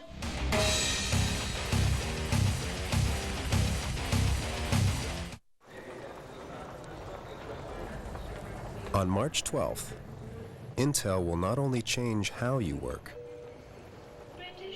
but where you work. Attention all smokers. Now you can kick the habit in just 7 days. That's right, you can quit smoking in only 7 days guaranteed. Introducing the all-natural Smoke Away system, the herbal stop smoking program that works to completely stamp out your nicotine cravings in just 1 week. Smoke Away is easy, safe, and 100% effective or your money back. Fed up with expensive patches, prescriptions, and gums that often don't work? For less than the price of all of them, you can stop smoking in 7 days guaranteed. Over 100,000 people have used the Smoke Away system. I like the fact that Smoke Away is all natural, and it really works. I was on the patch for 5 months with absolutely no results. I did Smoke Away for 3 days, and I've been smoke-free ever since. Smoke Away has added years to my life. I know now I can enjoy my kids growing up and their kids growing up. Thanks to Smoke Away, we've been smoke-free for 2 years and saved $2,000. Thank you, Smoke Away. The secret is the unique combination of all natural herbal ingredients that work to completely and naturally eliminate your body's craving for nicotine with no side effects like insomnia, tension, or weight gain. So now you can quit quickly and effortlessly without the agony of withdrawal. It's safe. It's highly effective. I've had tremendous success with my patients using the Smoke Away program. In fact, I had a patient who had smoked for 25 years and quit in 2 days using the Smoke Away program. Smoke Away is the only all-natural program that's guaranteed to help you quit smoking in only 7 days, no matter how long you've smoked, no matter how many times you've tried to quit before. It's true. If you started the Smoke Away program today, in 7 days, you could kick the habit 100% guaranteed or your money back. Don't be a slave to smoking anymore. Pick up the phone and order your Smoke Away system now. To order Smoke Away, call 1-800-259-3568. That's 1-800-259-3568. So call 1-800-259-3568 and order today.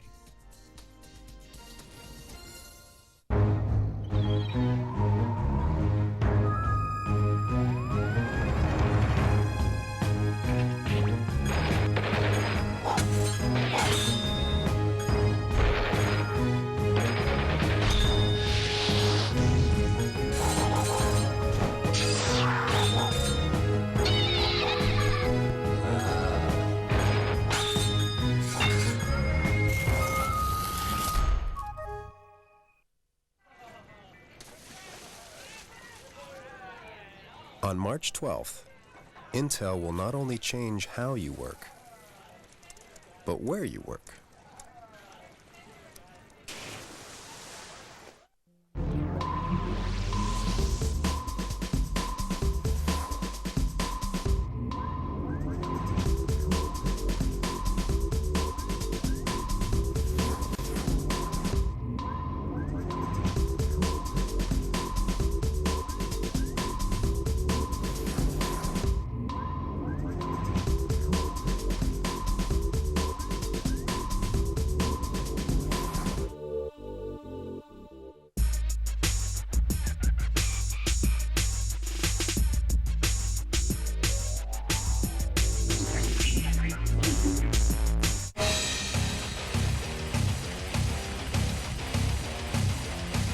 Welcome back to Arena.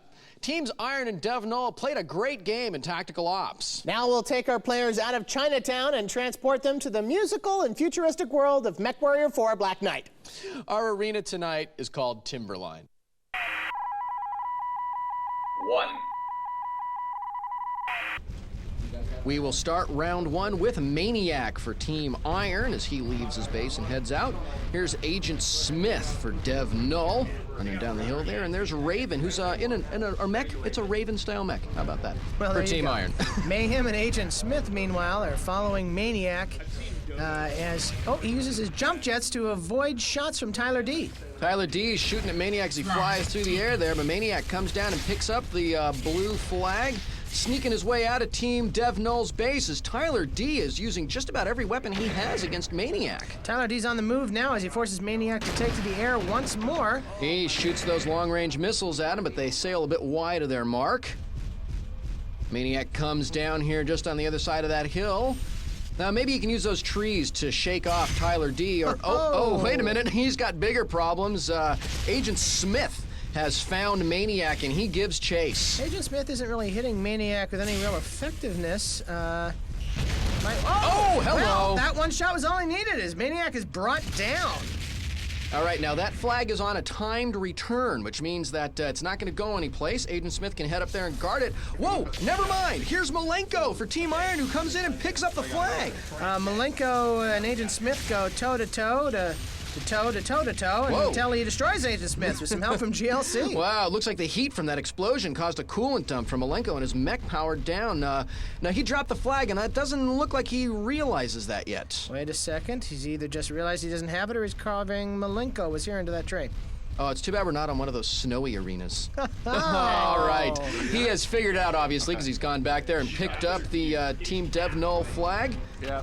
Just what would he do in a snowy environment, Will? He'd carve his name into the snow.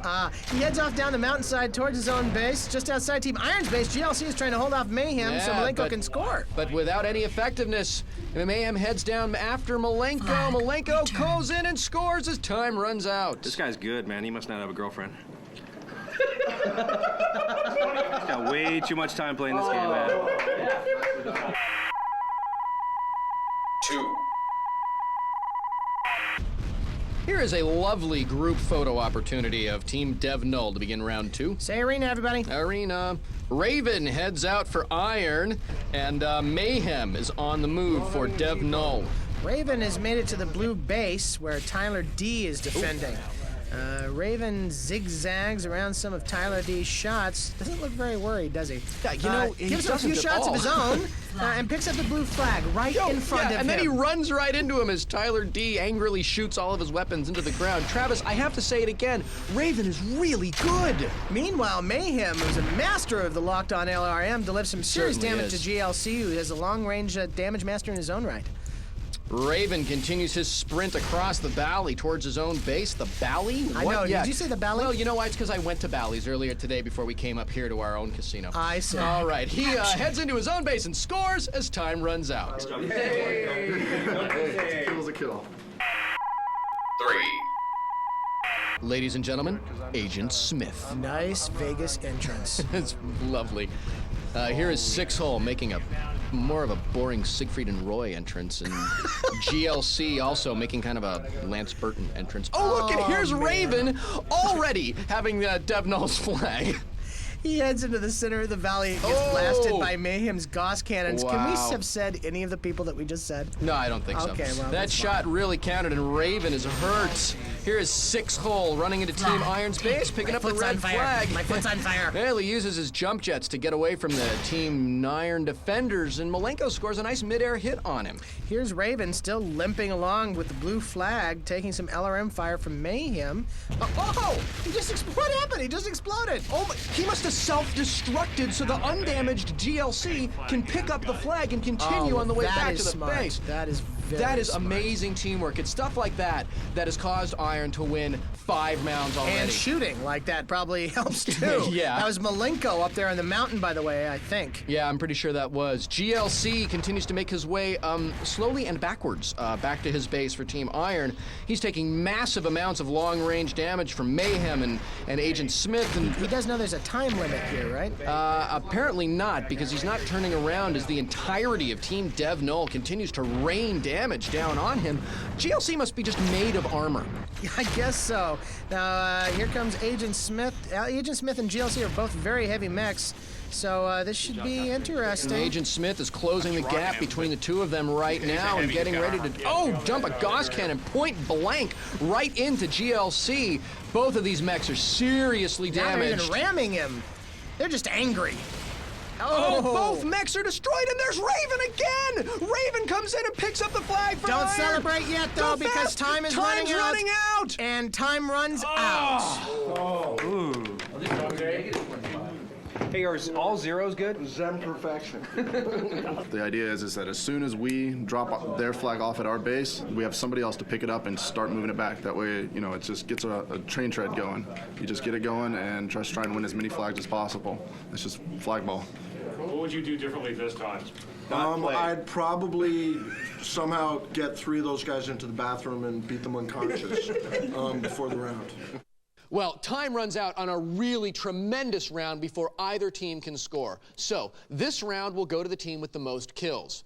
While our crack team of statisticians works that out, I want to talk about the incredible teamwork of Team Iron. No kidding. Both teams played extremely well in all 3 rounds, but Iron's teamwork was just amazing. In round 1, we've got Malenko picking up Maniac's dropped flag. In round 2, you got the entire team supporting Raven. And speaking of Raven, oh my God, in round 3, Raven has the flag and is nearly destroyed. He's taking heavy long-range missile fire from Dev Null, so he summons his teammate GLC and self-destructs so the undamaged GLC can take the flag back to their base. That death is going to count against Raven's MVP points, so I am very, very impressed with his commitment to his team. Now, Team Dev Null, they had some impressive moments as well. Mayhem showcased some amazing targeting skills, scoring tons of direct hits with locked-on missiles. And getting missile lock is not an easy thing to do, especially when your mech is on the move and you're taking fire from an opponent. Do we have that score yet? Yes. Turns out our interns were all in the casino, but we have the result.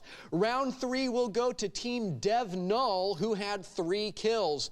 And apparently there's match play on single deck blackjack. I'm going to be back. Hello? We're doing a show. Okay. So I'll just leave me here to run the show on my own. Hi, I'm Travis Outs, and I'll be your host this week on Arena. Dude, just throw to commercial. Wheaton, don't tell me how to do my job. Fine. We'll be right back.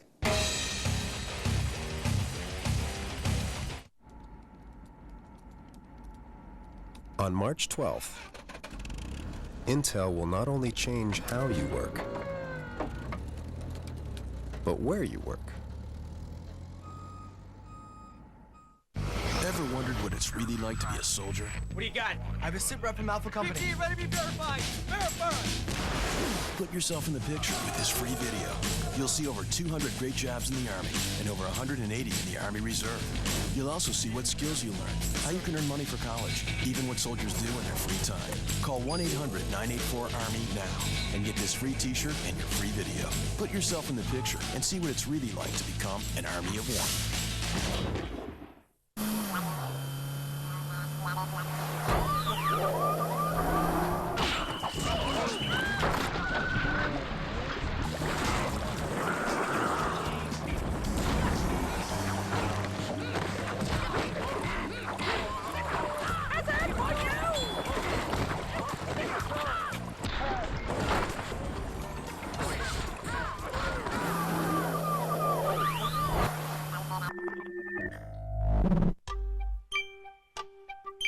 I kind of see video games kind of like the evolution of movies and storytelling.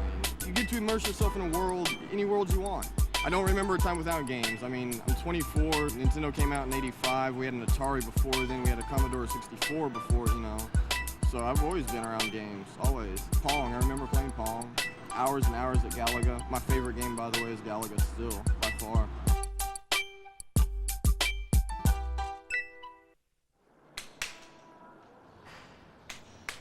On March 12th, Intel will not only change how you work, but where you work. If you want to beat the 92 Cowboys, choose a physical team like the 69 Packers from the setup menu. Use the screen to set up the run, then hit them with lots of draws and misdirections off tackle. Don't be afraid to try a trick play like the halfback option. Because if the safety bites on the fake and comes to the line, you've got the tight end open in the post pattern. And if he stays back, you've got your linebacker all alone in an open field, and you can juke him using the skip, the spinner, circle. Then square, square, square, squared, and dive. Wow.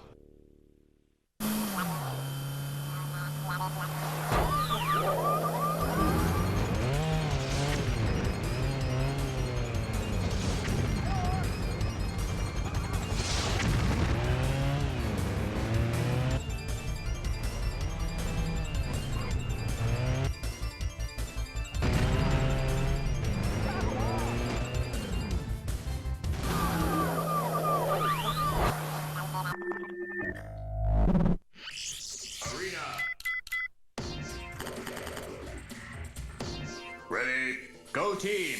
Lock and load because the search for our new arena champion begins with a clash. Gamma starts the round off by showing some gymnastics skills. They are getting tons of kills, and they even tied up a second round. Look at that! Starcade is not giving up. Ryu lands a major hit on Kyo. The pressure is on. Arena, tomorrow at midnight, powered by the Intel Pentium 4 processor.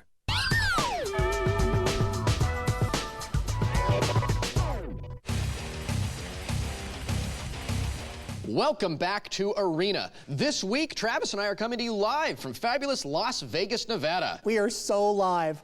Hey, how did you do at the blackjack table? Well, let's just say that I got a comped room and a comped buffet. How much did you have to gamble to get that? $22,000. $22,000 for a $65 room and an $18 buffet. You know, you are what they call a winner. Well, speaking of winning, Team Iron has won both of our games so far tonight, so Team Null really has their work cut out for them. Yeah, they have to win all 3 remaining points to claim victory tonight, starting with our next game point in Dead or Alive 3.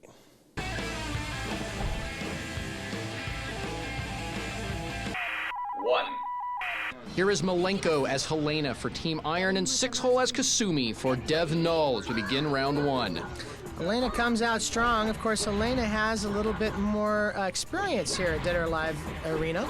Yeah, because the last episode of Arena, Malenko had some experience getting his butt kicked through the entire game. You know what I love about this game more than anything else? No matter what happens, you're going to see a girl go down. Yeah, that's very true. See, look at that there. Helena goes down. Oh, and Kasumi goes down to end round 1. 2. We start round 2 with Helena up by 1. You know, I've got to say Malenko's playing much better this round than he did the last time we were in Arena. You know, if we could just keep the guys out of this and only refer to the girls, it makes Dead or Alive 3 much more interesting for me. Okay. The tall, blonde girlie's doing much better than she did the last time she was in Arena. Thank you, I appreciate that. I'm very impressed with Kasumi's flip there. Oh, wow, they go down to the second level. Helena throws Kasumi off the wall there, and that's the end of Kasumi, Travis. Off the wall or off the cliff? Off the... That could have been a cliff. Oh, wait, she's talking. What? 3. Helena is working on the shutout as we begin round 3. She is up 2 rounds to none as Kasumi comes out strong right out of the box. You know, I think the reason Kasumi's doing so poorly, the bobby socks. You know, it's not so much about the fighting, really, as about how good you look. Exactly, the coordinated outfits. It's really nice there. It's Kasumi really just getting hammered by Helena here. Helena puts the double combo on her there and sends her down. Wow, it could be anybody's game. It's very close. Helena wins. 4. We start out with Helena up 3-0. Boy, Kasumi's got to get something going here. She's going to be out of this game post-haste. Well, Kasumi sends Helena over the cliff onto the lower level. Last time we were down here, Helena really just took Kasumi right out of the round. Yeah, Kasumi keeps starting out strong, but Helena keeps coming back right at the end. Or maybe not this time. Well, maybe not this time with a 7-hit combo delivered by Kasumi. That was just brutal. Helena comes right in! Oh! Helena not only sends Kasumi to the ground there, but then, just for good measure, right off the edge of the cliff to gloat over the victory. That's right, in my trailer. 5. We begin round 5 with Helena up 4-0. If Helena wins this round, Kasumi falls victim to the shutout, and Team Iron takes this point. Kasumi is holding on to this game with pink fingernails and cotton panties. Are you sure her fingernails are pink? No, I haven't got up that close. I wasn't actually looking at her hands. Yeah, me neither. Well, she is delivering severe hits to Helena because, she sends Helena right down there. Kasumi must have realized that the game was on the line here because she came back and takes this round. 6. And we start round 6, 4-1 for Helena. Kasumi came back last round. What do you She think, certainly Will? did. Well, I think that she showed that she really knows how to handle herself in this game and definitely has the ability to make Helena work for a victory. She might want to show that in this round, though. Yeah, no because, kidding. Everything's on the line here. Helena comes back against Kasumi. Kasumi's putting the hurt on Helena, but those hits aren't really counting for much because Helena's blocking them fairly effectively. That's it! Helena takes it all. It's all over, folks. Helena wins in Dead or Alive 3. The girl-on-girl fighting has come to an end. Wow, Malenko just owned in that game. Yeah, simply incredible. This is the direct opposite of the last time Malenko played in Dead or Alive 3, where he played Kasumi. He only won 1 round. Yeah, 6-Hole put up a good fight, but that game was all Malenko, and Team Iron is going to take our 3rd and final game point. Way to go, Team Iron. You know, I started out really hating Dead or Alive 3, but over the last few matches, it's really grown on me. It's a pretty cool game. Well, that's great. Unfortunately, we won't be using it anymore. What? Why? Well, it turns out we offended some people. What could possibly be offensive about watching 2 hot chicks dressed up in schoolgirl outfits fight each other?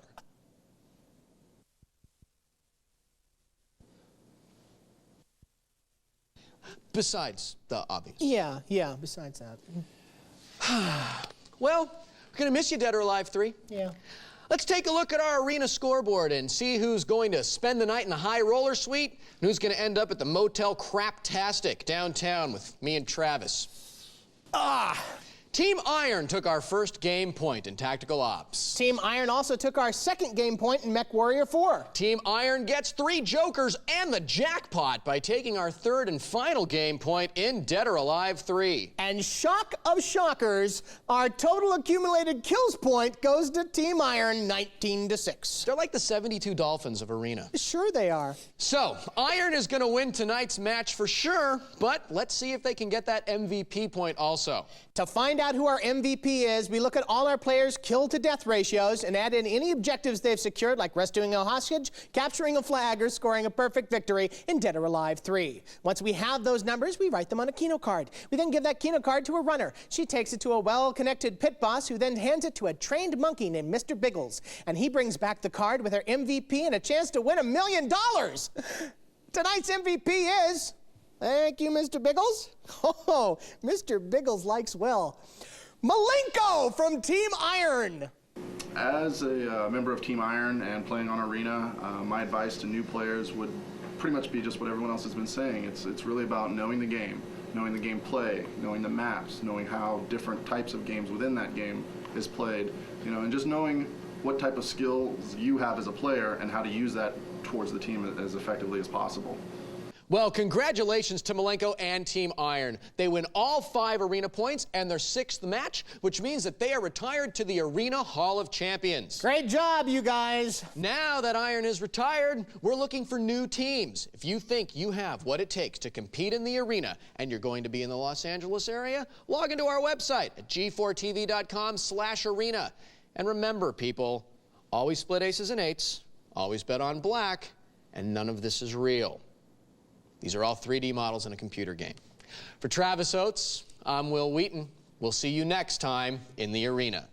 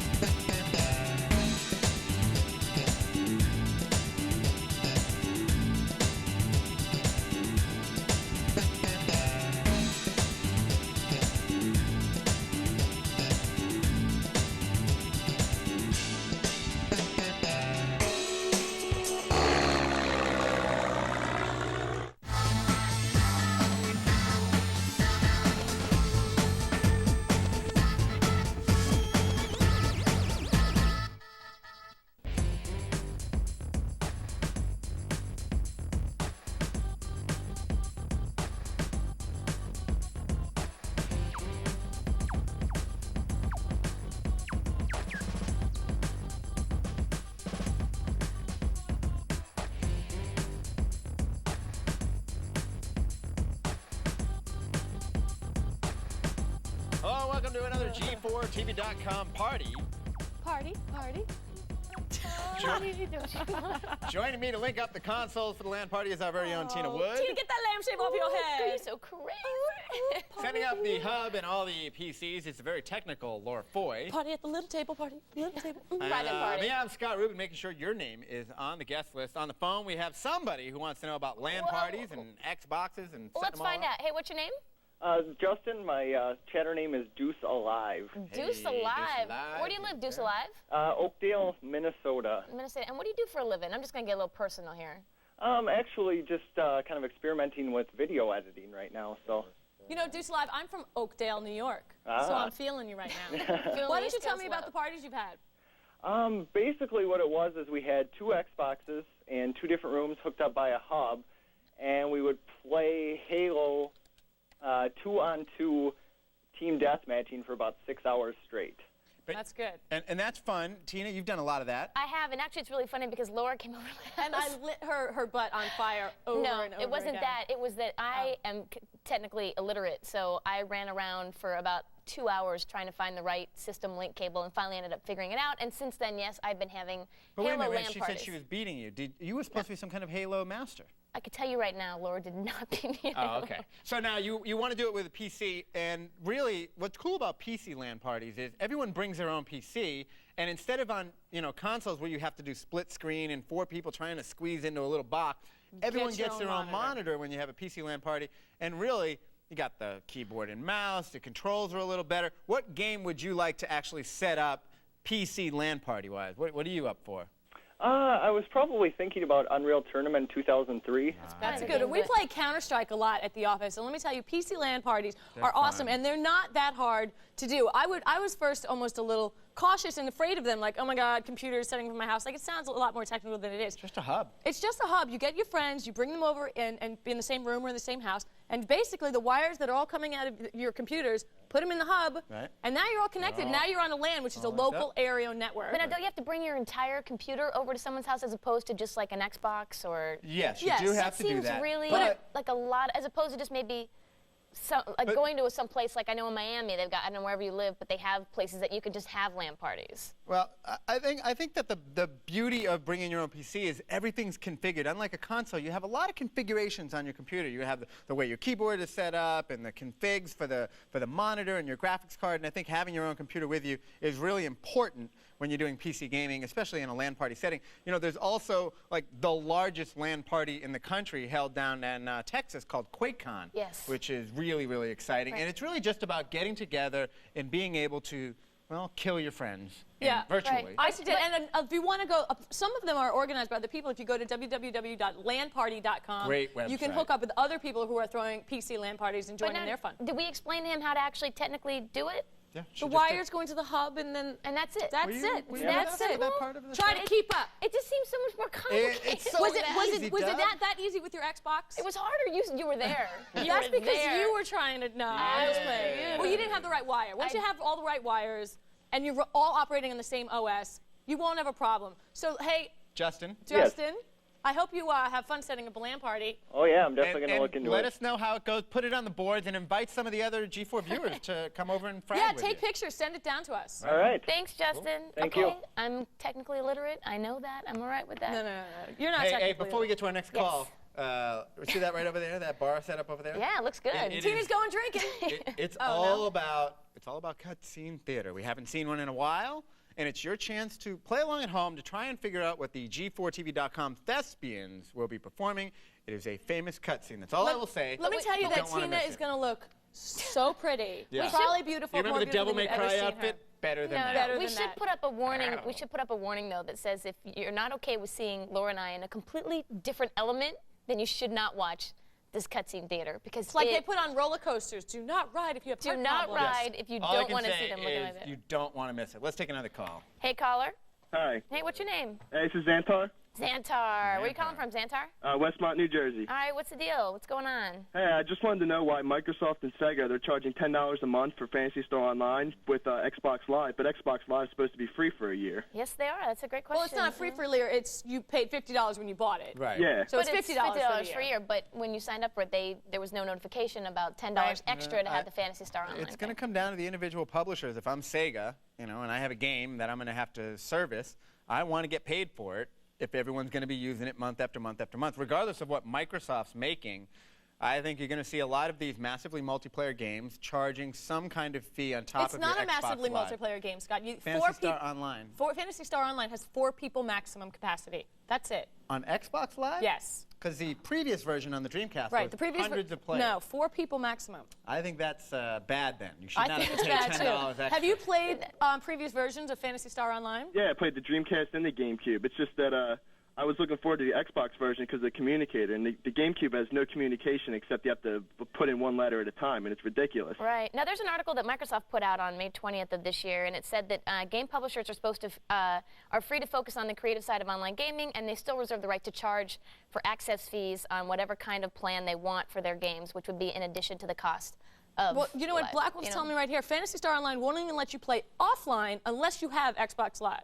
So it's not even like... How can 4-player Fantasy Online be even fun? The whole idea is that you'll be interacting with a large group of people. What it is you go onto this central hub, shall we call it, and then there's more people there, but then you go off and on your individual journeys, it's 4 people. Well, Xantar, why did you buy it? I mean, is this the only game that you bought Xbox Live for, or...? Pretty much, actually, yeah. I bought it, and I've been using the tunneler system for Halo, so that's not even Xbox Live. Right. I really only have Xbox Live just because I wanted to play Phantasy Star with my friends. No, are you on the fence about paying this or not? Because you put down $50 to play it. You're going to be out $50 if you don't pay that $10 a month, I guess. Yeah, it also kind of gets to me that you have to pay another service. Like once the free year's up, you got to pay more money for Xbox Live, and then you got to pay more money for every game you want to play. I agree. I agree with you 100%. Yeah. I think the one benefit of Xbox Live is the ability to communicate. Because in these role-playing games, you're going on quests and you got to stop to type. I think that the communicator headset does make the experience a little more. You paid your fee, you paid your $50 for Xbox Live, you thought you were signed on for all the games, and now bang, they hit you up with another $10, which just makes other games going to do the same thing. That's crazy. Not only the four players, but that's a lot of money for people that are still in school or students or unemployed. Or Tina would be glad to help you guys out with the cost. She'll give you her credit card number. I think she's given out on past episodes. Xantar, where did you say you were from? Westmont, New Jersey. All right, Xantar. I can hear it in you. I like it.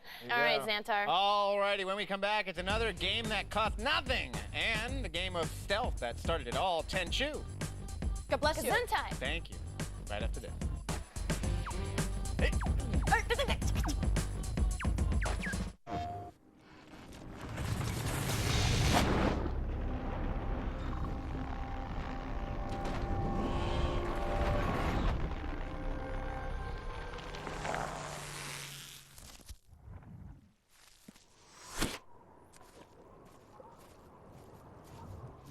Every decision, creation, and invention affects the future. Rated T for Teen.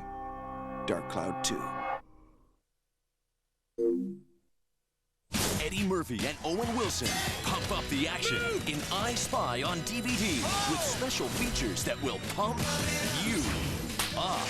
Ow! I Spy. Buy it Tuesday on DVD. He's still a bad guy, right? I can't keep it straight. You take your play seriously, then get to EB Games. You guys have great selection. Here at EB, you can play a game before you buy it. Trade in old games or save big with great pre-owned prices. You can trade in your games, get store credit. Get what you want. Visit us at ebgames.com. Win your choice of game system, 4 free games, and $100 of accessories. To enter, call 1-888-321-4474 now. 1-888-321-4474 now. Better save your strength. You're gonna need it. Game Live presents the 2003 Game Life Spring Preview Tour. Sample the spring's hottest new titles. Free admission. Unlimited gameplay. The action won't stop. Play until you drop. Nobody ever beats me. Coming this week to the Aventura Mall in Miami, Regency Square Mall in Jacksonville, and the Sunspree Resort in Panama City.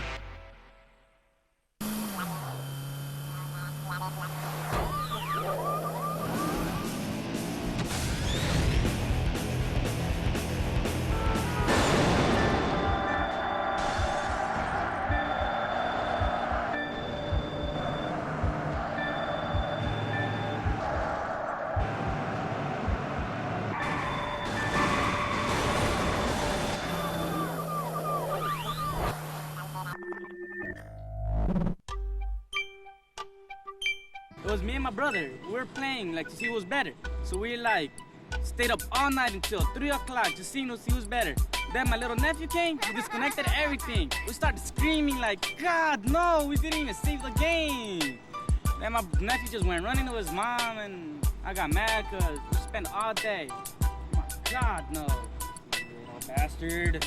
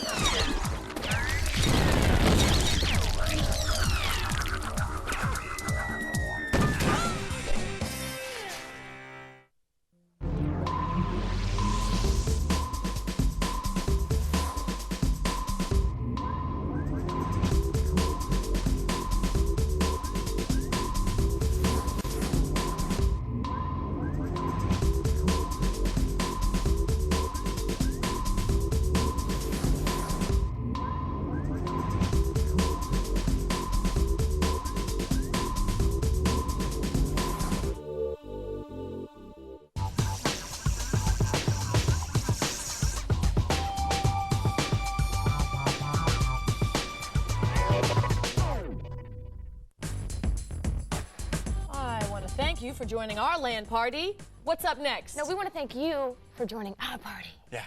Hey, you see it in the background. It is the set for the upcoming Cutscene Theater. That's right. Get your popcorn ready because in just a few minutes, the stage will be set, and it'll be your chance to try and guess what the cutscene that our gaming thespians will be performing. It's too bad that the Oscar nominations already came out because they would have seen this next year. Upcoming. You know, with the economy being as bad as it is and everyone looking to save a little something here and there, it's our pleasure to provide information about free entertainment, a game that costs nothing to play, or as we like to call it, another No Budget Gamer. All right, guys, so this week the game that we picked for you is called Soldat. And what it is a unique multiplayer action. Wait, what's that? Soldat. Soldat. It's called Soldat. And it takes the best from games like Worms and Counter-Strike and other third-person shooting games, but it's quick and it's awesome. Like, I used to play Worms around the office. Everyone in the office would sit around and play Worms. But it's like, I go, and then you go, and then turn-based. Hate it. Boring. Here you go. You can log on, play with people all over, multiplayer. And it's people shooting. It's fast. It's quick. It's hard. It's hard because so you about see how many people are you playing with against? There's about 6 people here in this room, and you can play with up to 15. And you can see the cursor where I'm trying to aim at. It's hard. You have to have a steady hand. But you also got a bunch of different weapons, so it's cool. It's fun. There's great sound effects. If a grenade blows up next to your ear, your sound for your computer will go out. So like you've just gone deaf, like it's blown out your whole ear. Well, there you go. It's totally cool. You get a little jetpack? Is that what's going on? Yeah, you get a little jetpack. Plus certain guns, when you game certain guns, propel you from down. It'll shoot you upwards. Oh, nice. It's totally awesome. It's totally fun. And it's quick, free. And it's free. Our favorite So head on over to g4tv.com/nobudgetgamer for Soldat. And that's a slash. No budget gaming. I gotta type all that out, huh? Until we find a better sorry. way. Okay, it's a lot of words. You know, since 1998, there have been dozens of games released that feature stealthy, calculated gameplay over the usual running gun of most action games. Thief, Metal Gear, and even the Rainbow Six titles may all owe a little something to the originator, Tenchu, the stealth assassin.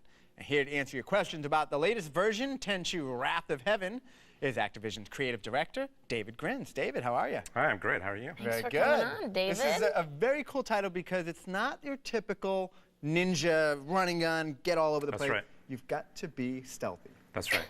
Yeah, I mean, this is really, I think, what is the Japanese conception of the ninja, which is a guy who essentially is, enslaved to a lord who has to go out and complete his dirty work, rather than a superhero.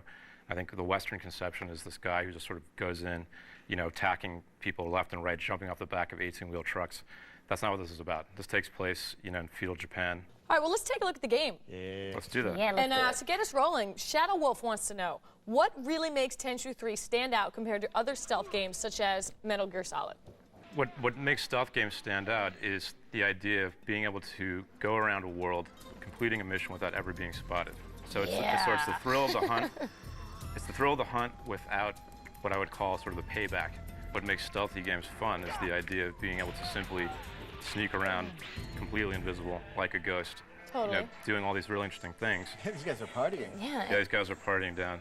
Now, Maximus Panicus wants to know, What are some of the, how do we say it, unique ways to dispose of your enemies? There's over 30 different weapons and items that you can use to kill off your opponents. Anything from sticky bombs to shurikens to hand grenades. That's a lot of different ways you can die. Lots of different ways, thousands of ways to die. Actually, we have a call. Hey, caller? Yes. Hey, what's your name? This is Barasuda. Barasuda. Where do you live? Where do you live, Barasuda? I live in Romulus, Michigan. All right, and if you don't mind me asking, what do you do for a living? I am actually an assembly technician. All right. An assembly All right, well, what's your question? My question actually has to do with the new addition of the co-op mode in Tenchu 3. Are there going to be any story differences between the single player and the co-op as far as how it flows? I don't know. There are going to be 6 unique co-op missions. They're separate from the main game, and each one of those will have a different objective that you can play along with another person. One of them, for example, you can fight all the bosses in the game back to back to back with another player. There's a mission where you have to go through a castle without ever being spotted. If one of you is spotted, the mission's over. So you've got to work together so you definitely got to work distract together. the guards while another one sneaks past. And it really is a kind of a gameplay element that a lot of games don't offer, is the ability to get with a friend and go through it. Exactly. This is the first stealth game that has multiplayer options available. Nice. So both versus and cooperative. Now, Barasuda, did we answer that for you? Actually, yeah, the game sounds like it's going to be great with those modes. Yeah, it looks good in here. You'll see it when the show airs. Thank you so much for calling. Thanks, Thank you. Barasuda. And actually, Fifth Dream wants to know how long the game's been in development, and also, are there many secrets or Easter eggs in this game? The game's been in development for well over 2 years. There's really, what was the comment? About Easter eggs. The Easter eggs, yeah. Lots and lots of secrets in the game. Get them playing the game. There's a secret map to unlock. There's secret items and weapons. There's all kinds of different enemies that you can unlock. For example, in the versus mode, you can play as 18 different enemies in the game. Cool. So Actually, one of the things here people are dying to know, and Hayato asked specifically, is this a prequel or a sequel to the other games, and are the original characters in it? This is a sequel to Tenchu 1. Tenchu 2 is actually a prequel. So this is the first game, the first time that people are going to find out what happens to the main character, Rikimaru, at the end. He dies at the end of the first game. Well, he doesn't. It doesn't actually show him dying. It's really up to the interpretation. You think he dies? It's up to the interpretation of the viewer as to whether he actually dies Just like or not. the guy in Dallas, taking that shower. Rusty Nail wants to know, are there any mini-games within the game itself? You know, it depends on your interpretation of what constitutes a minigame, but I would say no. The focus of the game is very much on stealth. There's no sort of distracting side games to really get involved in. Looks like a great game. Yep, looks good. It's Tenchu, Wrath of Heaven. Thanks for coming on the show. Thank you so much. Appreciate it. On the other side, we're going to go back in time to 1993, and the house lights, they're coming down for another cutscene theater. These ladies performing. I'm ready. You won't want to miss this, I tell you. We're going to look Don't go so anywhere. pretty. Oh, yeah. So pretty. Gorgeous. You're going to have nightmares about what you're about to see. Looks good.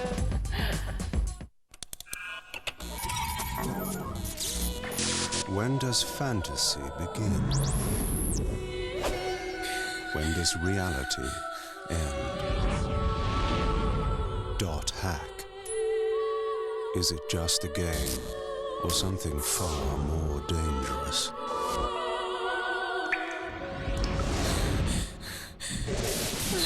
.hack Part 1, game and DVD for PlayStation 2 from Bandai, rated T for teen.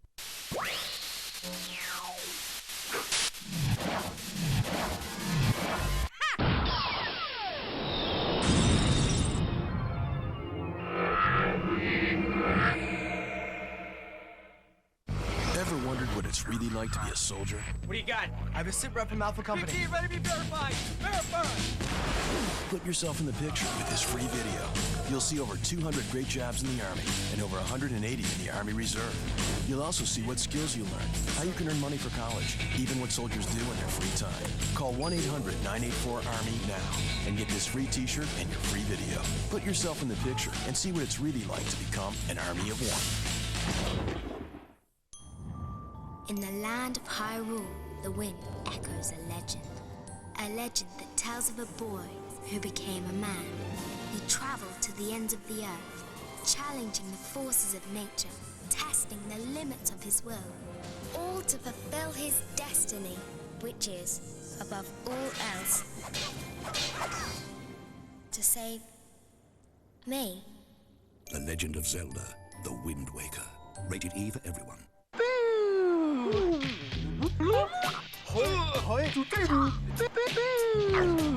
Okay, here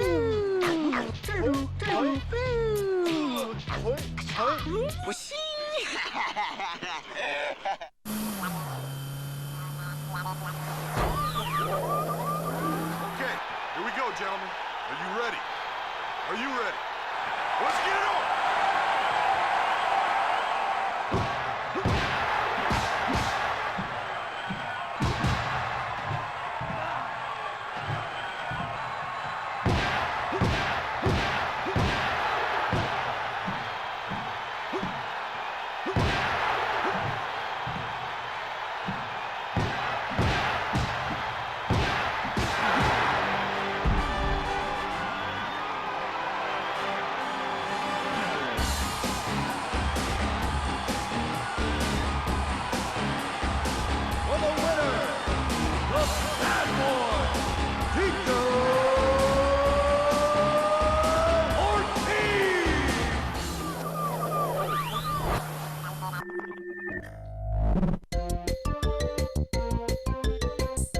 I think everyone's completely aware of what Pokken has been through. I mean, 10 years in the Forest of Fury, that would put anybody on edge.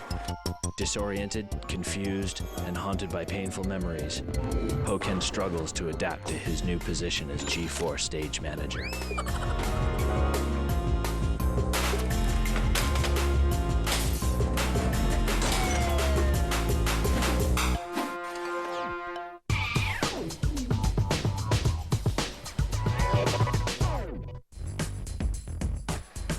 Hey, welcome back to G4TV.com. Yes, I am alone. The ladies are getting ready for another award-winning cutscene theater. We do have an opportunity to tell you, don't forget to send your stuff. That's right, if you head over to G4TV.com/sendstuff, you'll find all the information you need to get your videos, your pictures, your great gaming moments, maybe even a poem, right here to G4TV.com. We'll put them on the air. You saw Takasi a few weeks ago. You saw the Warthog video.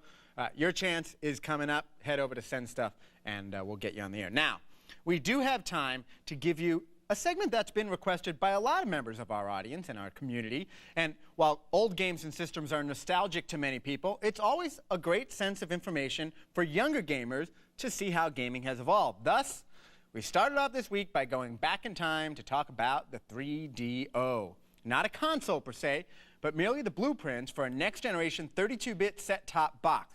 The company was created by Electronic Arts founder Trip Hawken. It still exists today as a game maker. They make Army Men and the High Heat Baseball series. The unit was designed to be the next step in home entertainment. We had audio, video, and 3DO. Now, the unit was a 32-bit CD-based system. It was the first CD-based system to come out, offering the ability to do a lot more full-motion video. Also, check out the controller. Not exactly the most ergonomic thing, but the ability to daisy chain your controllers up. So like here, you could stick the second controller into the top, and you could actually put up to 8 different controllers all connected up so you could play a lot of multiplayer game. And also on the bottom of the controllers, you had headphone jack and a volume control, which even today we don't see that. Now, there was an internal memory, so you could actually save your games there. You didn't even need a memory card. The problem was there weren't a whole lot of games to be played on the 3DO. And in the console business, if you don't have a lot of software, you ain't going to make it. So let's take a look at some of the games. The first one, of course, one of my favorite games. And it was really the reason why I wanted to get it, John Madden. For the first time, you had some full-motion video, and look at the size of the players. We were so used to seeing small sprites that really didn't have a lot of detail in these sporting games. And now, as you can see, the player models were larger. You could see their legs moving and chugging, and had some different size players for the first time. Really, really good job by the early developers of Madden. Now, we got Road and Track's The Need for Speed, obviously a long-running franchise from EA, taking advantage of full-motion video and the increased graphics capabilities of the 3DO. I mean, you got a lot of detail in these cars that really after the 16-bit consoles, you didn't get this kind of detail. Good-looking game, Need for Speed. Also the full-motion video. And finally, FIFA Soccer. Another game that was really one of those must-buy the system for games.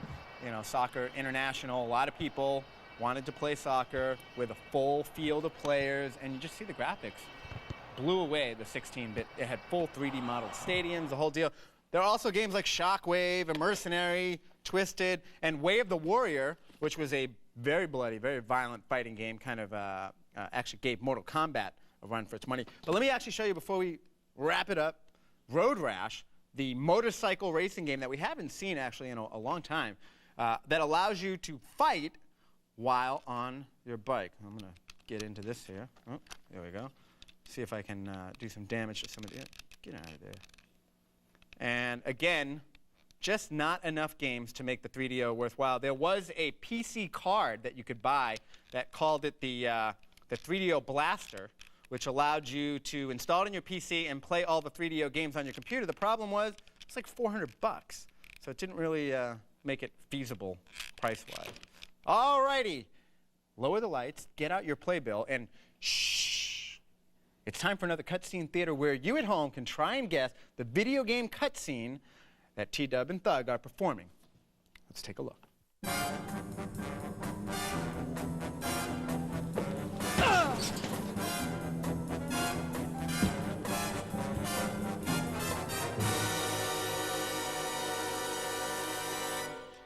I fixed your door. It was sticky. Look, I don't want no trouble. Just let me out of this mess.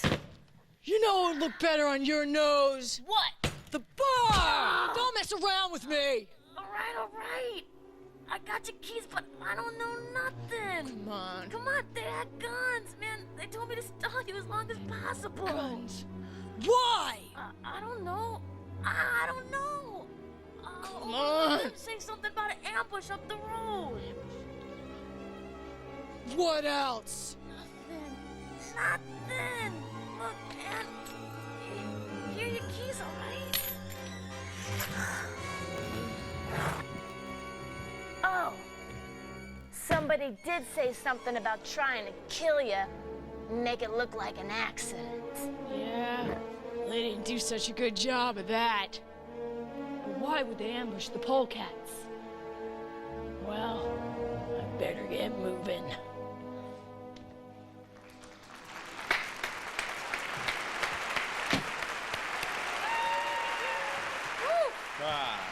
Lord.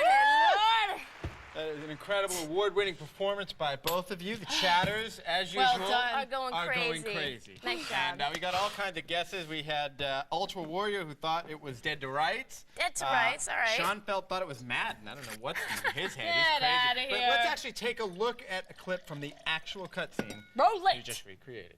Fixed your door. It was sticky. Look, I don't want no trouble. Just leave me out of this mess. You know what might look better on your nose? What? The bar. Classic sorry. adventure game for the PC. It was from LucasArts called Full throttle! Full Throttle. You were Ben from the Polecats, I'm Ben and you Leader were of I was that Polecats. big fat bald bartender if you hadn't figured that a out. fantastic performance. Thank and you. the winner, who winner. actually got it correct, was Ichiban. Itchy! Ichiban guessed Full Throttle here immediately. Ichiban, right there for you, Ichiban. But I do want to say thank you to our guest today from Activision, Tenchu, Wrath of Heaven, out for the PS2. Also, special thanks to the viewers and the board members All right, and making the it happen. chatting. Making it happen. What And can the I get chatters. ya? Hey, what Each can of I us get ya? feel very good here each week with content and comments and more. For T-Dub and Thug, I'm AJ. Until next time, take it to the board. Cheers, matey!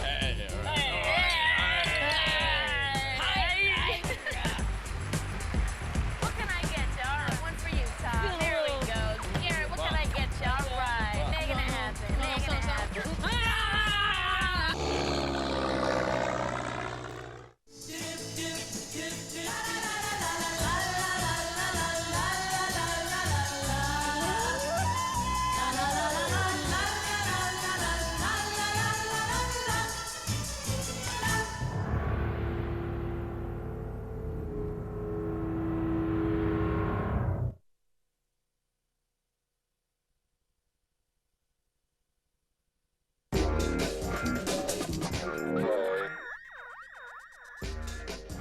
Welcome to 10Play, the show that brings you the biggest and best of computer games.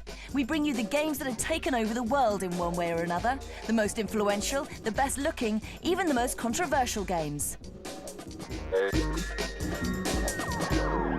In terms of revenue across the world, games takings are actually higher than Hollywood box office figures. The games industry is now bigger than Hollywood, with games forecast to gross around £1.5 billion in the UK alone this year, out of a global market worth close to £15 billion. That's around 300 million more than UK cinema box office and almost double that of home video rentals. It really is a recreation that will compete against music and film. We take a box office view of the games industry now, so stay tuned for a rundown of the 10 games that have rushed out of the stores faster than you can say Xbox. One game that for many years held the coveted title of best-selling PC game was Myst.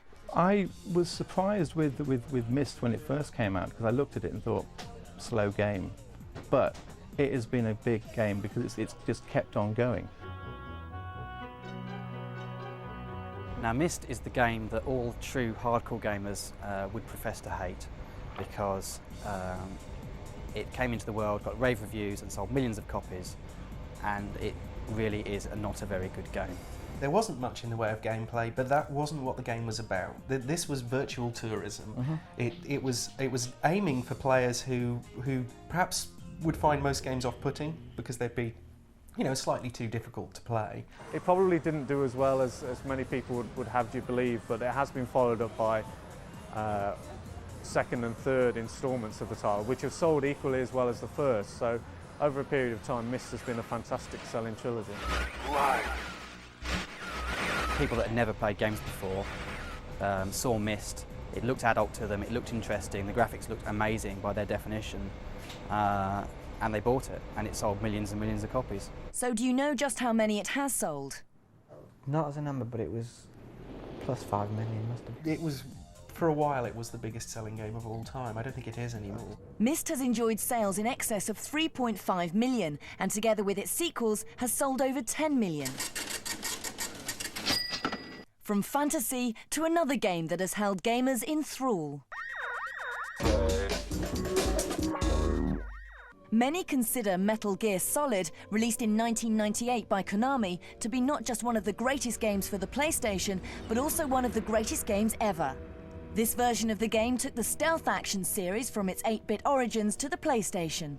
Metal Gear Solid was a strange one. Obviously, number 2 recently arrived on PlayStation 2 to massive success, but it was a slightly slow burner when it first arrived on PlayStation, although it did very, very well at the start. It did take word of mouth and to build it into the massive title it is today. I think the clever thing with the Metal Gear series is that when the first one came out, they designed a really specific look, and it didn't really look like any other game. It had the kind of grey, drab backgrounds. They had a real strong kind of aesthetic that they kept all the way through. First Metal Gear Solid, they were working with the PlayStation 1, and the graphics are, they've got the wavy textures everywhere, and they can't render all that many polygons. And it seemed like the vision was really there to do this Metal Gear Solid 2, but at the time they only had that. And that's a great game. Its highly anticipated sequel, Metal Gear Solid 2, broke retail sales records when it launched in the USA, notching up a colossal 33% of game sales in its first week. The original Metal Gear Solid has sold 6 million units worldwide. It was a brilliant game. It was maybe overhyped, and people tap into hype. We had seen nothing like it before on PlayStation. The graphics, the gameplay, and the whole movie scenario of the title just engrossed you immediately. We enter the world of fantasy now at number 8. In the late 80s, Japanese developers Squaresoft were badly in need of a hit. In 1987, they released Final Fantasy, and luckily for them, the series was a huge success, with each version bigger and better than the one before it. 10 years later, Final Fantasy VII was released, heralding a move from the NES to Sony's PlayStation. Well, Final Fantasy VII was the first Final Fantasy title to arrive on PlayStation, by which time games really moved into the mass market at this point, and Final Fantasy had a huge following in Japan and amongst gamers, and it really translated into the mass market when it arrived on PlayStation. Well, Final Fantasy VII was a kind of phenomenon, and of course the big challenge for Square. Now we changed the platform to PlayStation 1. And technically, that was the creator at the time was you know, they really want to do more, to express more. What made Final Fantasy very special is, first of all, the character was in 3D, and the format was CD-ROM. So visually it was a breakthrough. Well, the Final Fantasy games traditionally were not launched in Europe. They came out in America, some of the earlier ones, but this came out in Europe and the UK, and it just flew off the shelves straight away. Final Fantasy VII has sold in the region of 6 million copies worldwide, of which nearly 3 million within the first 48 hours of its release. Sales figures are still in the US selling well, and in Europe I believe so, 4 million or something. There were millions of people buying PlayStation 1 to get the game. It had such an impact, it was incredible.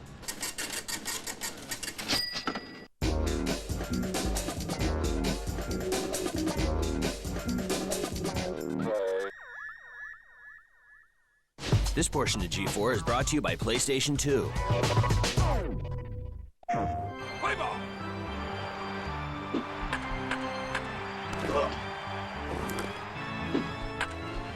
Strike three, you're out! Think! Think! He gets it!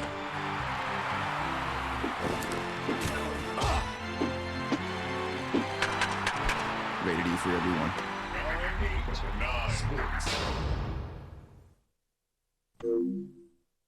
I Spy comes to DVD. Spy the action. Can you see anything? Spy the technology. See me looking at you, looking at me. Spy all the special features. I like this. Eddie Murphy and Owen Wilson. I Spy. Buy it Tuesday on DVD. Oh, wow, that's pretty good. All right, you ready, man? Sit right here. All right, kids. 1989, a well-known tobacco company planned on introducing a new brand of cigarettes. And how they plan on promoting it? Well, according to internal documents, one idea they had was to use ice cream trucks. Now, why in the world would they use ice cream trucks?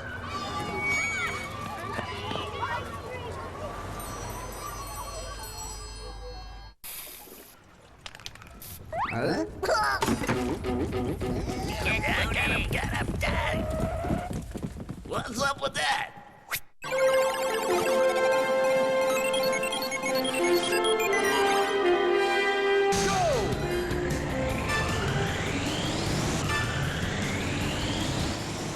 My name is Dave Kramer, and I'm the world record holder for fastest completion of Parking Challenge number 5 in 18-wheeler. It took me months of daily playing to whittle my time down. On my days off, while my wife and son were sleeping, I poured 8+ hours of non-stop gameplay. For some reason, I picked up this game very quickly.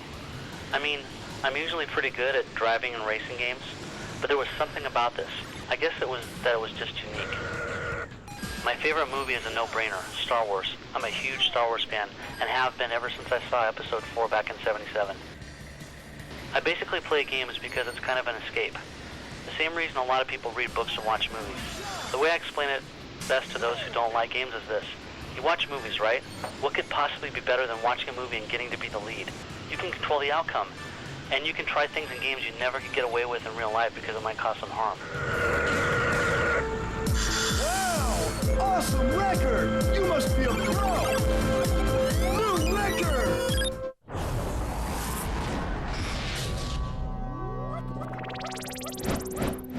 This week on Expansion Pack, 6 episodes of Cheat. Tomorrow at 2 p.m.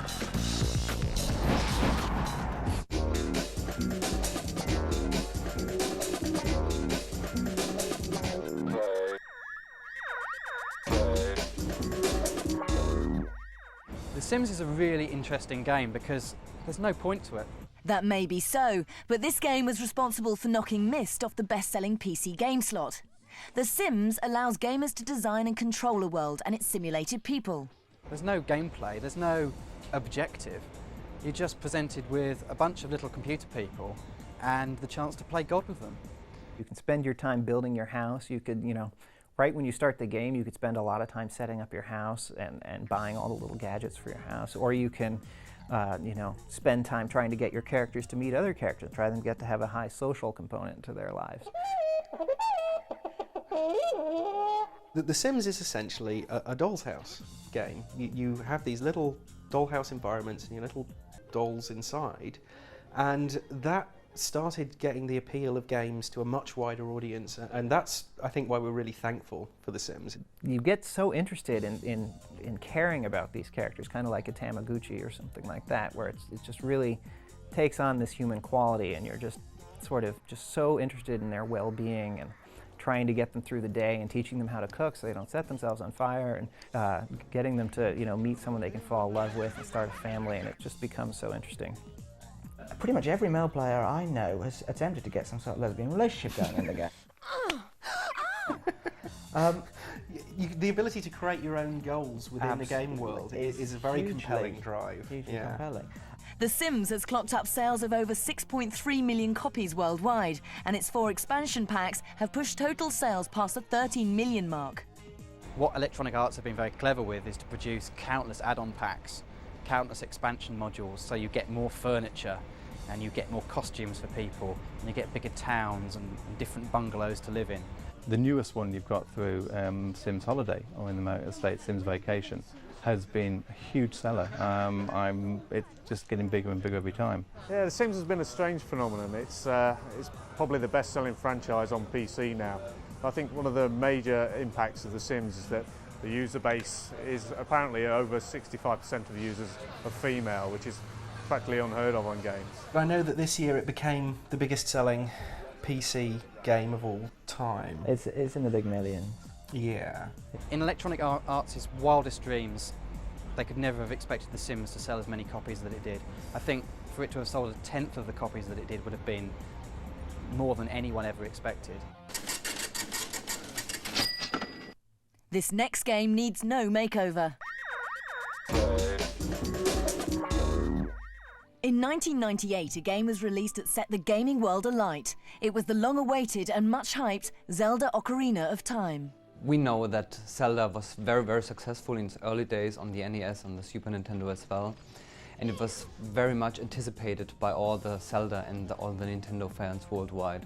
There were stories in Japan of businessmen booking in advance, 3 months in advance, 6 months in advance, a week off. And of course, a week off's a big deal in Japan. To play Zelda because that was its release date, and then the release date would slip, and all these people would have to rebook their holidays. What was it about this game that made it sell? The Zelda 64 had a leg up in terms of success because the hardcore players and the games reviewers were big fans of the previous Zelda games. It transports you to the world that it creates. It keeps you there. It does what great films do and great novels do. It makes you feel a part of the action. Totally believable, and yet at the same time you're affecting the outcome. A lot of the core gameplay that made the earlier Zelda games so good was still in place, but it was coupled with a fully 3D environment, a world where the sun rises and the moon sets, and it was just a big step forward. Gamers around the globe needed no persuading. The title has gone on to notch up sales of over 7 million worldwide, of which 1 million in Japan alone. Zelda was one of those games that it seems that sometimes only the Japanese can do, in that every territory it was released in, people loved it. I think it appeals to all ages, and I think when you feel the adventure, the thrill of the game, it doesn't matter if you're 6 or 60.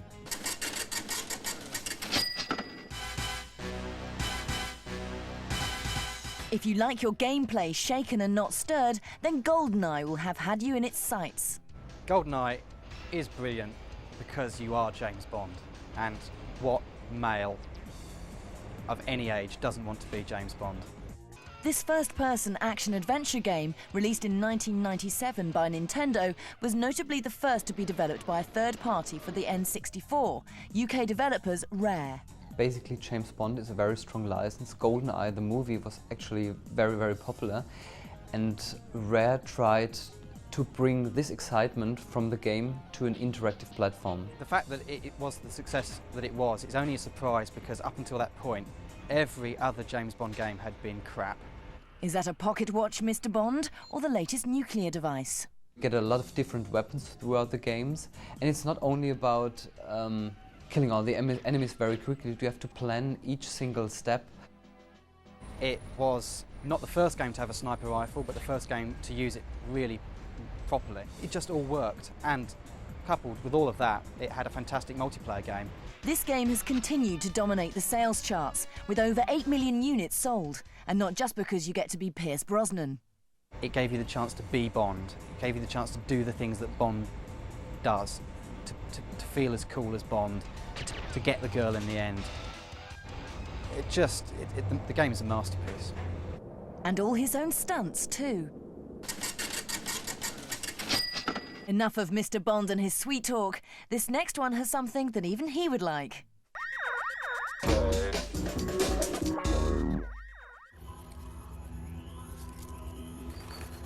And I can remember saying, I think we may sell 500,000 units of this one. And at the time, that would have been a huge phenomenon.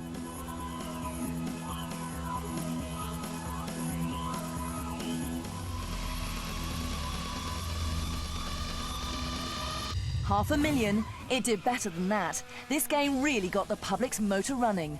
Released in 1999 for the PlayStation, Gran Turismo was soon leading the pack when it came to driving games. They've managed to use the right kind of textures and the right kind of lighting and the right kind of colours, so it looks like you're driving at sunset. It looks like a real city. The cars reflect the way you'd expect them to. Immediately, people will win a race, or they'll finish second, and they'll go, well, maybe if I change the balance on the suspension, maybe if I change this, maybe if I do that, and straight away they'll go back into the race and play it again. The best-selling racing video game of all time, Gran Turismo, has clocked up over 17 million sales worldwide. Once the public had had the opportunity to play it, and we started getting reviews calling it PlayStation perfection, we definitely knew that it was going to be a huge phenomenon. I hadn't played it for a couple of months. I played it over the weekend, and it really still does stand up. It still looks spectacular. Not to be outdone, its sequel, Gran Turismo 3 A-Spec, broke all launch records. It's one of those games where it's so easy to sit there and go, well, I'm just going to have one more race, I'm just going to have one more, and then I'll turn it off.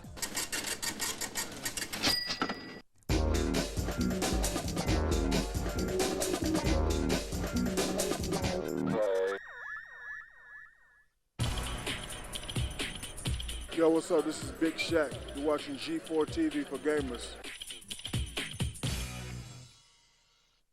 Ben Cronin never imagined one moment It's okay, I want you to. could change everything. Tell me you love me. I know what you're doing. No emails, no visits, nothing. I have a girlfriend. You love me! I know it! Swim Fan. Buy the DVD Tuesday or rent a video.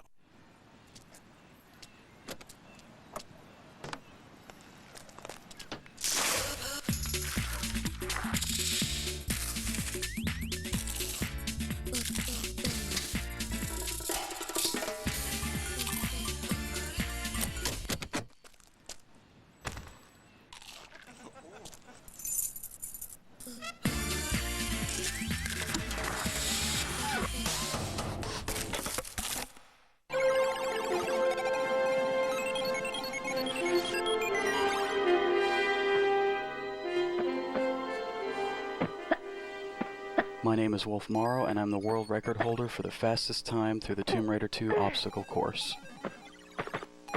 My family's been deeply involved in gaming since the late 70s. I started entering video game contests back when it was considered a geek's passion. My father and brother are avid gamers as well. They're both currently working on the fastest possible completion of The Legend of Zelda. Eventually we ran out of ideas and couldn't get a time faster than 105.7. I was convinced I could do better. Using an approach similar to the late Bruce Lee's philosophy, I took only the most effective parts of each method or style I could find through extensive research on the internet. I then made a solution set of these techniques and started applying them to the game. It took me 6 hours of constant attempts before I could finally nail 103.9 on videotape. I never gave up until I got the record without any cheats. Gosh, that was my best time yet.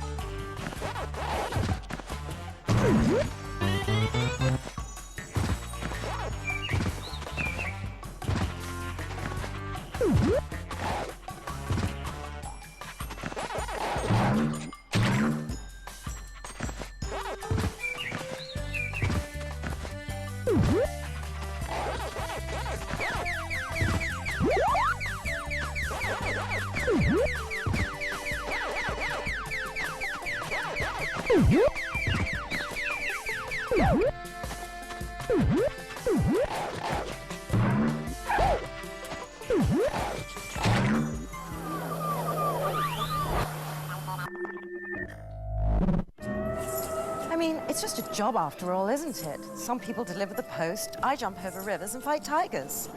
People think that's easy. They don't see all the bloody time I spent coaching these lads through training mode. Once this little bugger from Cleveland couldn't get me out of an alley, then left me on pause for 12 hours. I mean, how hard is it to press reset before you turn me off? Good point.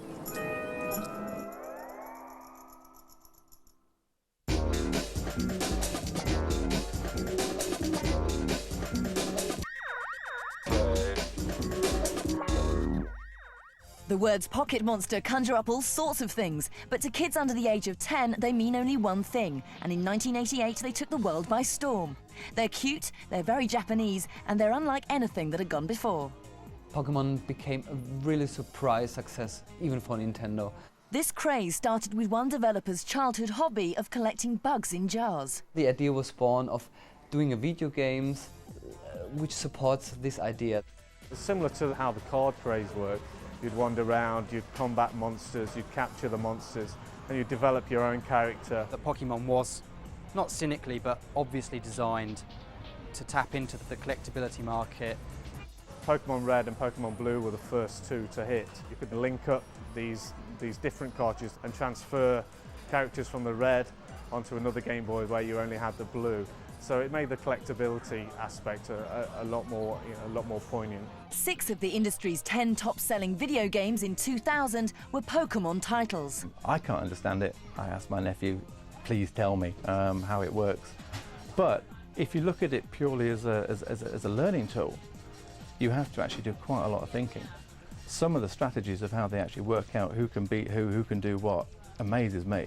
Sales of the Pokemon series worldwide have totaled 74 million to date on the Game Boy, of which nearly 27 million in the US alone, and a massive 93 million worldwide across all formats. But which one created the monster sales? Nintendo wouldn't tell us, but by our reckoning, it's Pokemon Yellow, with an estimated 30 million games sold. I don't think any of the designers could have possibly dreamed how far it would go. There are plenty of parents in saying, I don't know what it is, but my kids want it, and they do, and they'll keep on wanting it and keep on wanting it. Call this game a blockbuster? Just take a look at the giant that is occupying the number 2 slot. 1985 saw the release of Super Mario Bros. On Nintendo's NES, and with it the start of Mario Mania. I think Mario is the most popular icon throughout all video games nowadays. It was the perfect blend of action, adventure, puzzle solving and secrets, and introduced many people to Mario. It was also the first side-scrolling run-and-jump platform game.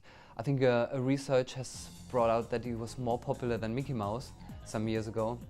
So all kids worldwide knows Mario. It was new in that it was Nintendo's dream child, if you like.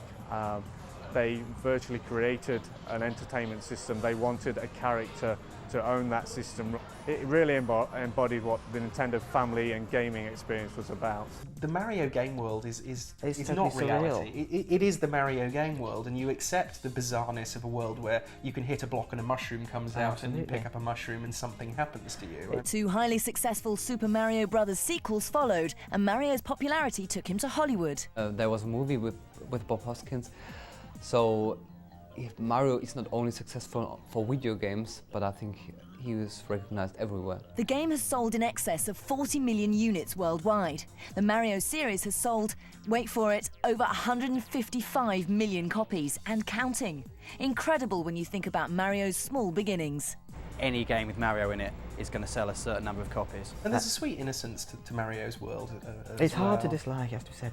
It's got that charm that sucks you in. It's that over-the-shoulder appeal, they used to call it when games were selling in shops. Absolutely.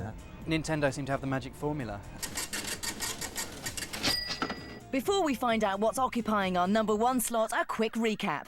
At 10, we were mystified by Myst. At number 9, we were bitten by Snake in Metal Gear Solid. At 8, we had our Final Fantasy VII. At number 7, we had a hot date with The Sims. At 6, we linked up with Zelda Ocarina. We bonded with GoldenEye at number 5, which was overtaken by Gran Turismo at 4. We hit Yellow Fever at number 3 with Pokemon Yellow, and Mario and his brothers went super at number 2. But what's at number 1? In 1999, skateboarding fans thought that things couldn't get much better than Tony Hawk's Pro Skater. They were right, until 2000 that is, when its sequel ollied its way onto the PlayStation. The best just got better. Tony Hawk's Pro Skater helped show that there was a real market, a real demand for action sports video games. So where did it all begin? We were all kind of skate fans, big Tony Hawk fans, and we wanted to meet Tony Hawk, which is true. And we'd been working on kind of a skate prototype and brought him in and we showed him what we had. And he was already playing a lot of games at the time and he was really into the project. Being in a video game has been pretty strange, mostly because of the popularity. It's gotten that people are always coming to me saying, "Oh, I play you all the time, you know, sorry for making you fall." And you know, if you only felt how much I've abused you. To have these name athletes involved with our games is really important to us. You know, our goal is to create, you know, authentic, you know, video games that really represent these sports well. And, you know, these are the icons and legends of the sport. I mean, Tony Hawk, you know, defined, you know, what a professional skateboarder can and will be in the future. Just try to come up with ideas. I test it all along the way, and, you know, make suggestions as to changes or things that can be improved. I could never, you know, do any of the stuff that's in the video games yet. You know, I can experience the same thing that, you know, that Tony Hawk experiences. I think skateboarding resonates with today's kids a lot more, just because skating is all about individuality and freedom and expression. So at what point did the guys realize they could do even better? Half your list is automatically made for you and trying to finish the first one, you know what I mean? Because there's so much stuff you want to do that you run out of time and all this kind of stuff. You know, at the top of the list were like the create a skater and skate park builder and stuff like that. The way it took off, it was amazing, you know, and it's really brought a whole new appreciation to skateboarding, because I get letters all the time from kids saying, "Oh, I played your game and it inspired me to go skate," and they went and bought a skateboard and they got into it. It went straight to the #1 spot in the UK charts on its launch. The Tony Hawk series has sold 425 million in the US alone, across all formats. Assuming Tony Hawk 2 accounts for around 150 million of that in the US, a conservative estimate puts that at 300 million worldwide.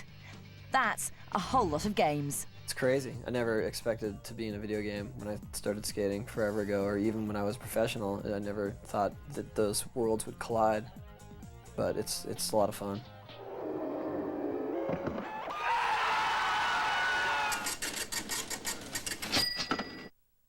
So there you have it, the biggest gaming blockbusters ever. These 10 games have collectively sold over 400 million copies worldwide, which is phenomenal in any language. See you next time on 10 Play.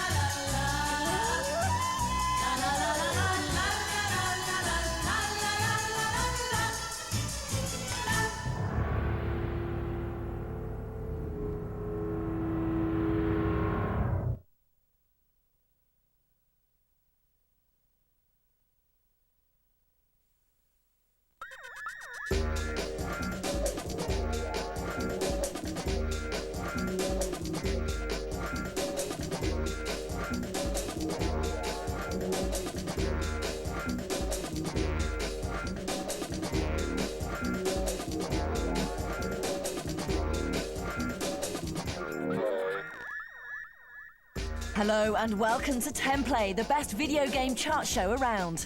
This week we take a look at games you have to leave the house to play. We've left no cabinet unturned, no game unplayed in our search for the top 10 arcade classics. I saw that machine and I thought, this is going to be big. Arcades used to be a hotbed of the greatest games ever, but since the emergence of the home video console, the arcade industry has had to really fight to stay in the game.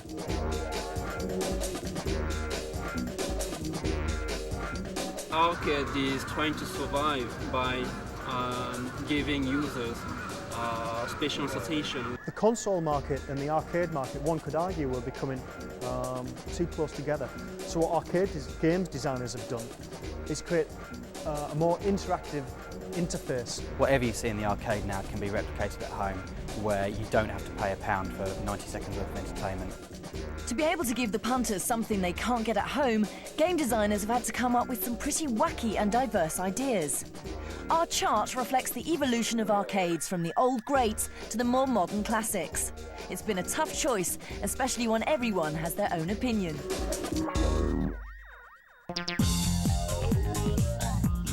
Galloping in at number 10 is Final Furlong, a perfect example of the industry's ingenuity in their battle to entice gamers away from the comfort of their own home and into the arcades for a more interactive entertainment experience.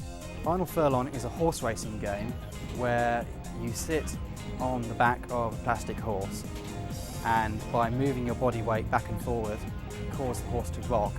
The aim of the game is to obviously win your race, and that requires keeping up with the pack and then saving enough energy in your horse for the final sprint at the end. It's the only game that's ever given me a blister on my leg.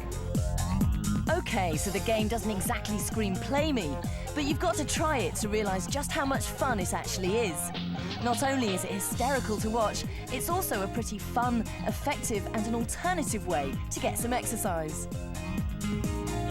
It's just one of those most unusual things where a group of people can get together and have a laugh. It doesn't matter if they win, it doesn't matter how they perform at all. It's just having a laugh and being interactive with each other and looking like fools.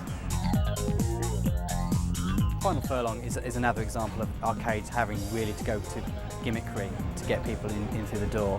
It's part of a trend where arcade machines are becoming increasingly expensive and increasingly large, just to simply attract the number of people that they need to make money. It's now time to put this game out to pasture, but don't worry, because there's plenty more fish in the sea.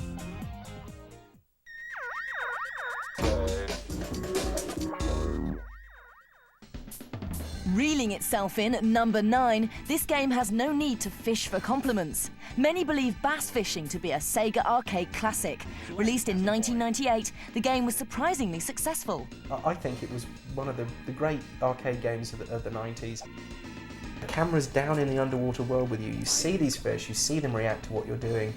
It's quite unlike anything else that anyone has put into the arcades. It exists because people go up to it and think, I've got to have a go at this, this is just bizarre. You play with a large prosthetic fishing rod and it's just silly. Catching fish in an arcade, it's silly. The graphics are pretty good, the gameplay highly original, and the game's tactics can keep you playing for a lot longer than you would ever imagine. The game is not what you expect it to be. You think of fishing, you think of being sat by the side of the river and waiting forever for anything to happen. What they did, the Sega team that put this game together, they abstracted everything down to the most exciting part of fishing and created a real arcade experience. Bass fishing is another example of the arcade industry trying to get more interactiveness into the arcades as opposed to away from the home consoles. This is a game that could not be replicated in the home consoles. At first, Get Bass may seem a bit fishy, but before you know it, you'll be hooked and suddenly engrossed in its unnervingly addictive gameplay. I don't think many arcade games have taken such an apparently low-key activity and made it a real adrenaline, excitement experience. You're looking for the big fish. When you see one of the big fish, you're moving your lure, trying to attract its attention. It becomes a psychological battle with you and this computer-generated fish. It's an absurd situation, and yet you become lost in it. Oh, a big one!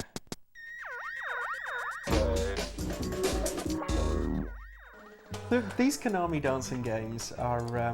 they're pure genius. They are, and they're the best thing to happen to the arcade in a decade, probably. Absolutely. To put it simply, it was fun to play. And on top of that, it was a totally new concept, So it really grabbed people's attention. Beat games have become a cultural phenomenon in Japan over the last few years, where music and rhythm are an integral part of the gameplay.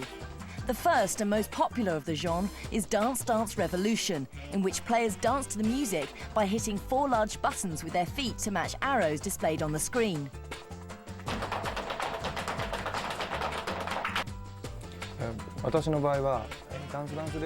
In my case, with Dance Dance Revolution, I just feel inspired by the thought of the gamer's expressions and laughing faces when I'm composing the music for the game. Although fundamentally simple, the game broke down the traditional static nature of video games by introducing a performance element, one which proved to be overwhelmingly popular. It's a lovely game style. It does work at lots of different levels. If you are a beginning player, you can find your level of challenge and you can play it. And it continues to grow with you. It's very, very hard to master the hardest step combos. Games up until now have basically just been controlled with your arms. There were no games where you move your body or use music, and so we took that entirely unique concept and made a completely new style of game. It's done a lot of good for the industry, and the arcades which were flagging so badly.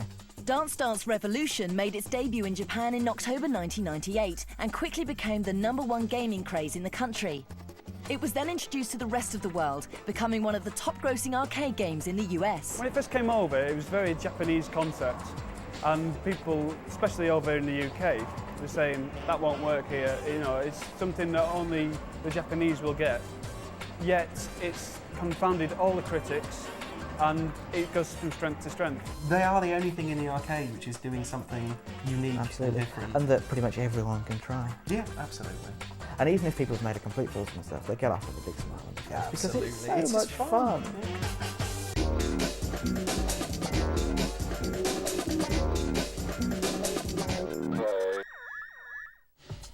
This portion of G4 is brought to you by Bandai.hack.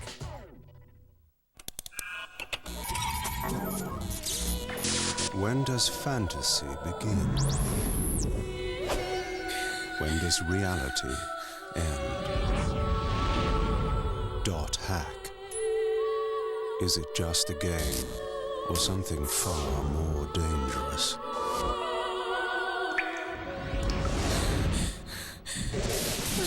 .hack Part 1, game and DVD for PlayStation 2 from Bandai, rated T for teen. Eddie Murphy and Owen Wilson pump up the action in I Spy on DVD with special features that will pump you up.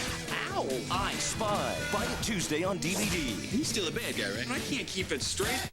Attention all smokers. Now you can kick the habit in just 7 days. That's right, you can quit smoking in only 7 days guaranteed. Introducing the all-natural Smoke Away system, the herbal stop smoking program that works to completely stamp out your nicotine cravings in just 1 week. Smoke Away is easy, safe, and 100% effective or your money back. Fed up with expensive patches, prescriptions, and gums that often don't work? For less than the price of all of them, you can stop smoking in 7 days guaranteed. Over 100,000 people have used the Smoke Away system. I like the fact that Smoke Away is all natural, and it really works. I was on the patch for 5 months with absolutely no results. I did Smoke Away for 3 days, and I've been smoke-free ever since. Smoke Away has added years to my life. I know now I can enjoy my kids growing up and their kids growing up. Thanks to Smoke Away, we've been smoke-free for 2 years and saved $2,000. Thank you, Smoke Away. The secret is the unique combination of all natural herbal ingredients that work to completely and naturally eliminate your body's craving for nicotine with no side effects like insomnia, tension, or weight gain. So now you can quit quickly and effortlessly without the agony of withdrawal. It's safe. It's highly effective. I've had tremendous success with my patients using the Smoke Away program. In fact, I had a patient who had smoked for 25 years and quit in 2 days using the Smoke Away program. Smoke Away is the only all-natural program that's guaranteed to help you quit smoking in only 7 days, no matter how long you've smoked, no matter how many times you've tried to quit before. It's true. If you started the Smoke Away program today, in 7 days, you could kick the habit 100% guaranteed or your money back. Don't be a slave to smoking anymore. Pick up the phone and order your Smoke Away system now. To order Smoke Away, call 1-800-259-3568. That's 1-800-259-3568. So call 1-800-259-3568 and order today.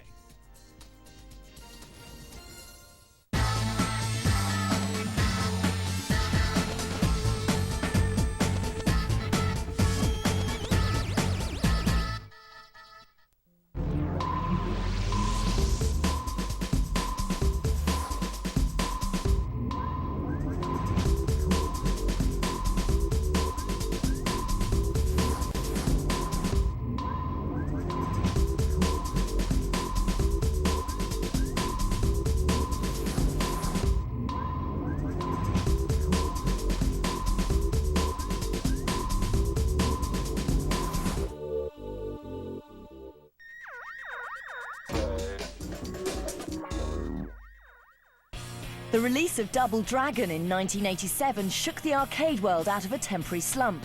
Superior graphics, sound and a variety of moves put it in a class of its own. More importantly, the game allowed for two people to play at the same time. It's the granddaddy of beat-em-ups. You had to jump and kick, yeah, fantastic, fantastic, yeah. Double Dragon also had hidden moves, even though there was only 2 buttons. And it's a case of knowing when to do them. I mean, my favourite was you stood with your back to somebody, you elbowed the person behind you, which is always a knockout move. You got to a stage where you completed it so many times you could go through the whole game and just beat all the baddies with your elbow doing the elbow move, just to their face, and that's it. Again, you know, it's something I was really passionate about playing. Again, it was one of those titles where I would actually make a point of going to the arcade to play. I just enjoyed it that much. But another good thing about Double Dragon is it's 2-player, and then there were very few 2-player fighting games. And the fact that you and a friend could team up and go and dish out some bloody fighting. It's now time to take a trip further down memory lane for a look at one of the most innovative games of the early 80s.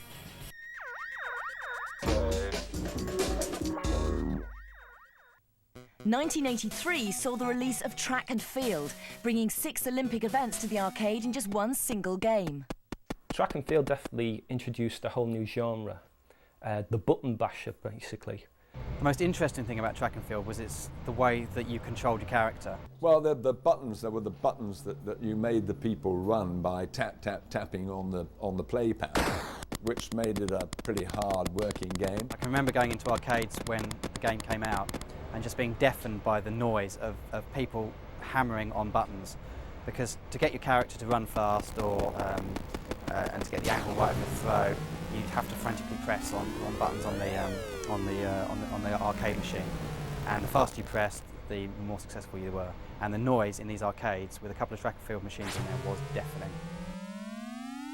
I'm playing Track and Field on holiday with my sister in Blackpool. It's one of those games where you get a variety of different sports to do. So it keeps the game fresh, it keeps you playing it. It's something different in every round. The best way to hit the run buttons in Track and Field was to do a little flutter with your fingers. So you call that your 4-3-2. So you go like that. And this apparently was supposed to give you the most button presses per second. Some people got so good at the game that they couldn't get any better, so devised new tricks of the trade to gain even higher scores. They invented some other strategies. The one that I remember was to get a 10p coin. And instead of having the button triggered by going up and down, they would get the 10p and rub it back and forth on the top of the button. And that would actually trigger it. You go like that, and it would trigger it really fast. Track and Field had a profound impact in arcades. I can remember going to the arcade solely to play the title. And that sort of game, even at that time, only came along once every year, I would say. So Track and Field does definitely have a special place in arcade history.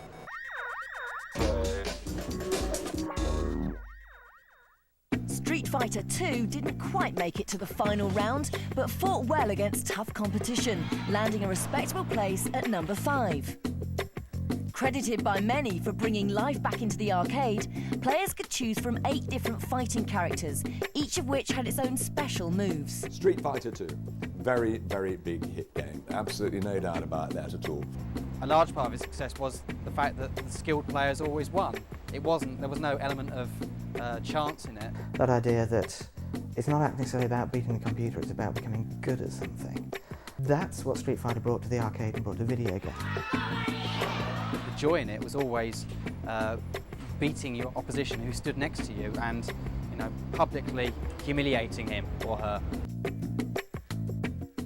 まあ全ての I think it has influenced all the fighting games. There are various 3D games in the fighting game sphere, but Street Fighter has been a motivating force behind all of them.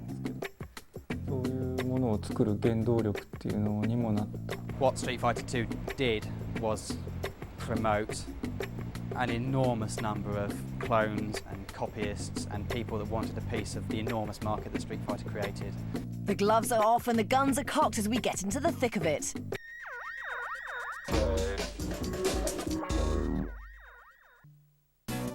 Operation Wolf hits the target, shooting into a place at number 4. Every shooting game that you see nowadays has been directly influenced by Operation Wolf. It's like the granddaddy of arcade gun games. Good shooting game, way ahead of its time at the time. It's got a gun. Arcade games with guns on the outside of the cabinet weren't a new idea, but Operation Wolf with its force feedback, the way the gun vibrated as you fired it, the way that enemies popped up at the screen, the way you could throw grenades, just the total carnage going on the screen all the time. It had a big impact in the business. It's the first time I'd ever bought 20 machines, as it happens. In 1987, Operation Wolf was made. At that time, there were various gun games. With our game, you have to take aim properly and shoot the enemy. It was an extremely popular game for those reasons. The animation at the time was second to none. When people were shot, they actually looked like they were shot and then they died. It was just a 12-year-old's dream. It was the must-play game for a year, 2 years.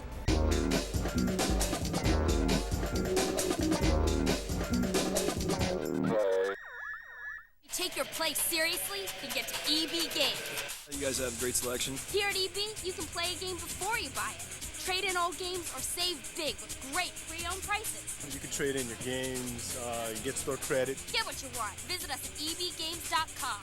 Win your choice of game system, 4 free games, and $100 accessories. To enter, call 1-888-321-4474 now. 1-888-321-4474 now. Ever wondered what it's really like to be a soldier? What do you got? I have a sit rep from Alpha Company. PT, ready to be verified. Verified! Put yourself in the picture with this free video. You'll see over 200 great jobs in the Army and over 180 in the Army Reserve. You'll also see what skills you learn, how you can earn money for college, even what soldiers do in their free time. Call 1-800-984-ARMY now and get this free t-shirt and your free video. Put yourself in the picture and see what it's really like to become an Army of One.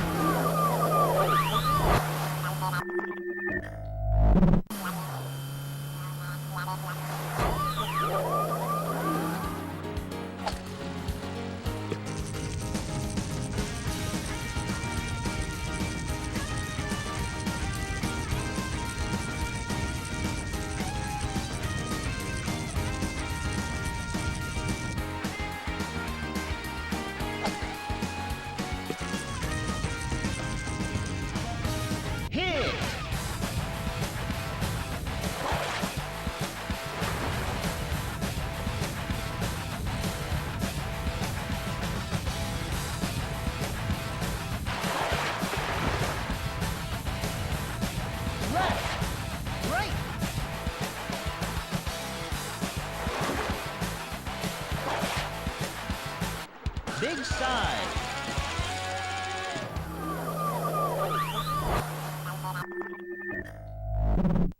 This isn't an easy thing for me to say, so I'm just gonna say it. I've talked it over with Wood Elf and Tiger Woman, and we're going with another cleric. Sorry, Padre. Good luck finding health potions.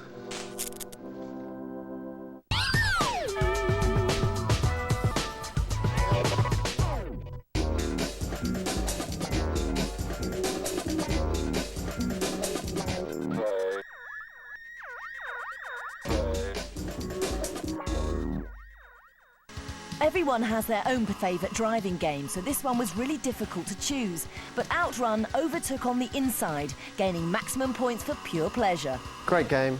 Start the game, tuning in the stereo, what you want to listen to while you're playing the game, whilst you're driving. You looked good playing it. It looked good to play, it felt good to play, and also it was just brilliantly designed. Driving along, avoiding trucks, you know, you and your girl in your fancy car. There was a gorgeous woman in the back of the car with a bikini on and long flowing blonde hair. And when it crashes, of course it flips, does a few spins, and your girlfriend flies out, which is cool. The fact that you end up driving around like a madman is also very cool at the time. Outrun was one of those games that people crowded around in the arcades when it arrived. It used Sega's system of sprite scrolling to create an impression of driving into the screen in a Ferrari at incredible speeds, overtaking other cars, taking a branching route.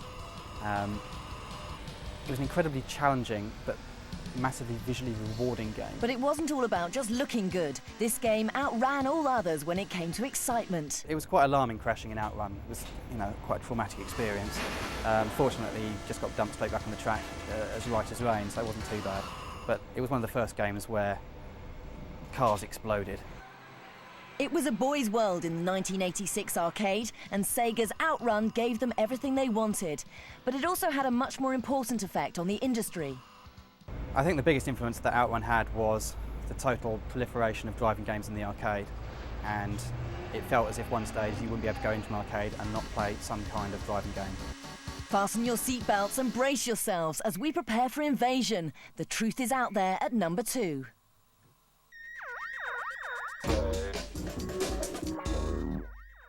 I saw that machine and I thought, this is going to be big.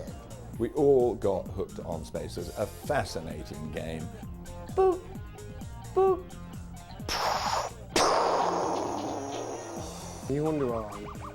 In Japan, there were people who were playing it all day, from morning through to evening.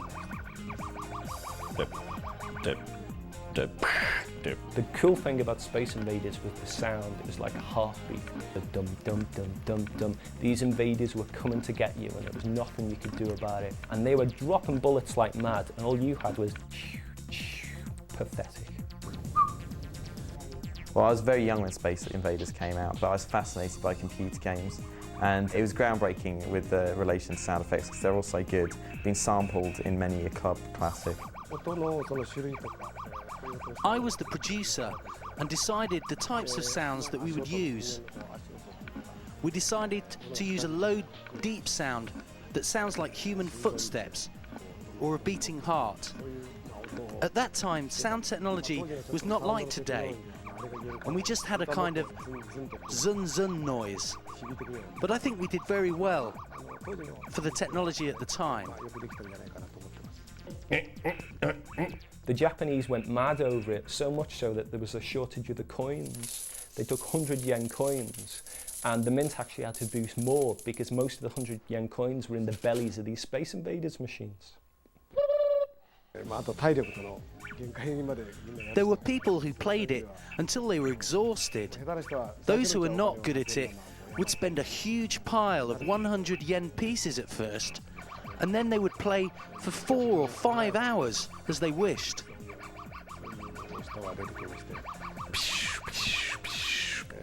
At that time, there were people who just wanted to play the game continuously.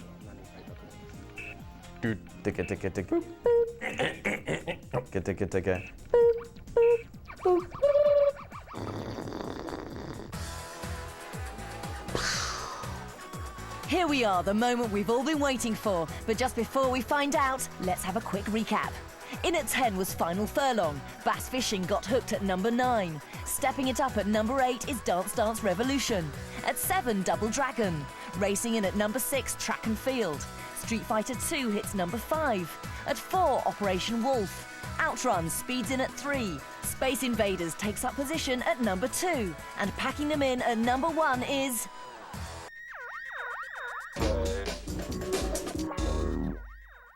Pac-Man. Fantastic. I believe nearly 500,000 Pac-Mans were sold worldwide.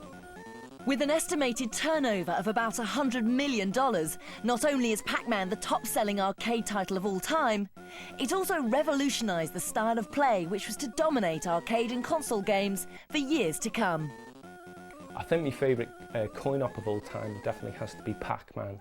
It just has a certain amount of detail, a certain amount of balance. There's just something so subtle and wonderful about it. It's just one screen, but it's one screen of perfection.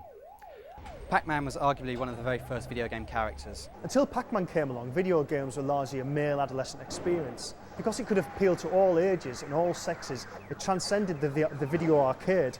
Space Invaders had started the acceptance of video games in the mainstream, but Pac-Man brought it to a whole nother level.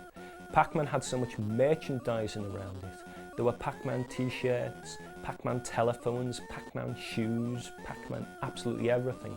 So even today, if you ask most people in the street to name a computer game, to name a video game, they'll say Pac-Man. The strength of Pac-Man is that it's a fun game to play and it's immediately obvious what to do, and somehow the character, it attracts people, they want to play it. Even though it's a real simple idea, it's like a really fun idea. So I got super addicted to Pac-Man. I used to make my own patterns. I spent hundreds of dollars and quarters every month on it. Playing Space Invaders was great and that was revolutionary too, but playing Pac-Man, it made me want to play it over and over again because I just related to the character, just this little thing going along the screen. It's stupid but true. Pac-Man was revolutionary because of its simplicity. Other games, it took a little while to learn, a little bit to master. Pac-Man just used a single joystick. There was nothing to it. Anybody could pick it up. Pac-Man's a good game. It's an arcade classic, isn't it? Pac-Man number 1.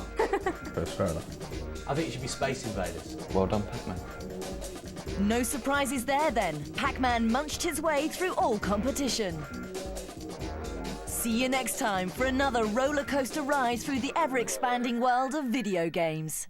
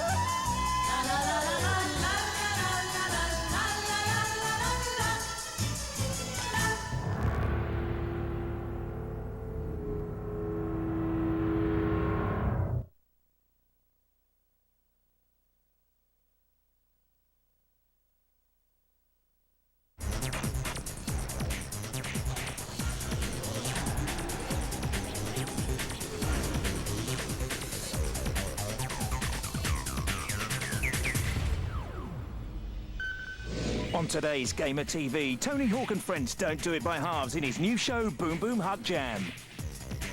We rehearsed and we've got lighting and music and it's a blast. We meet 2000 AD's latest cover girl. She's very sexy, very now, very much in the kind of Lara Croft mould.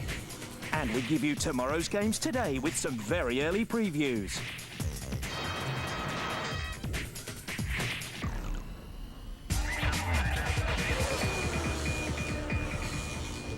Some sort of hybrid power armor. In the crucial UK and European markets, Microsoft announced their holiday season lineup at a week-long event. This Christmas, we've got 185 games on Xbox will be out there, and from now to Christmas, there'll be 18 AAA exclusive games only for Xbox, and that includes Splinter Cell, which is the most requested game out there at the moment, and also Blinks, which is more of a platformer made by the people who did Sonic. We also grabbed a quick chat with Xbox Live guru Michel Cassius. I think we're going to have some games that we haven't heard about or you haven't heard yet about.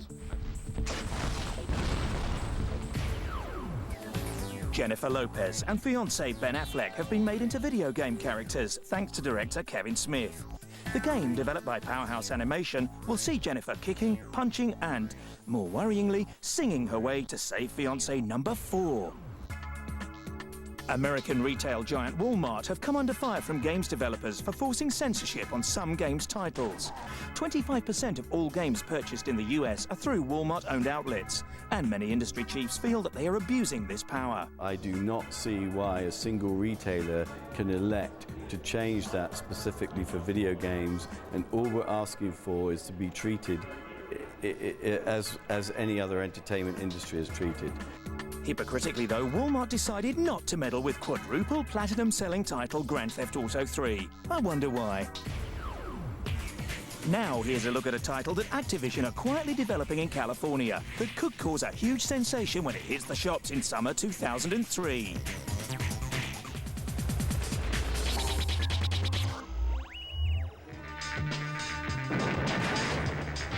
This is the trailer for a game that Activision hope will topple certain other better-known driving and shooting titles. It's called True Crime. What we're really trying to do here is recreate a cinematic feel of your favorite cop action movie. Sound familiar? Like Sony's The Getaway, the US-developed True Crime is based in a real city. The difference is that Sony took 3 years to map 20 miles of London for The Getaway, while Activision claimed to have accurately mapped 400 miles of LA. Some people have made the comparison of True Crimes to The Getaway. We'll wait and see what the market has to say about how our game stacks up to the competition. But where it does differ from the competition is that you only get to kill the bad guys, and your character is, in typical American style, a goodie. The driving, shooting and fighting all look superb, but it's still too early to actually get our hands on any playable code. We're told that core gameplay will put the player in the role of a renegade cop, tired of red tape, taking the law into his own hands to wipe out Russian and Chinese crime syndicates, yada yada yada.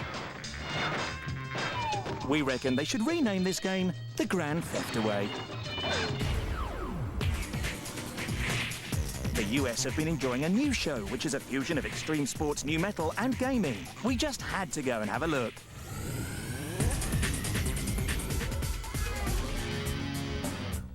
Tony Hawk and other big-name athletes from the worlds of skateboarding, BMX and motocross have been touring the States with their choreographed extravaganza, the Boom Boom Huck Jam Tour.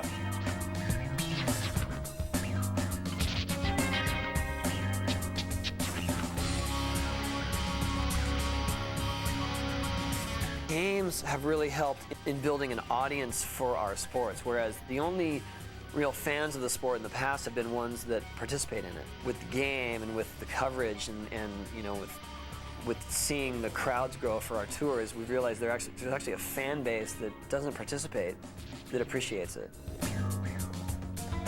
But his most ambitious project to date owes everything to his video game franchise, which is responsible for bringing extreme into the mainstream.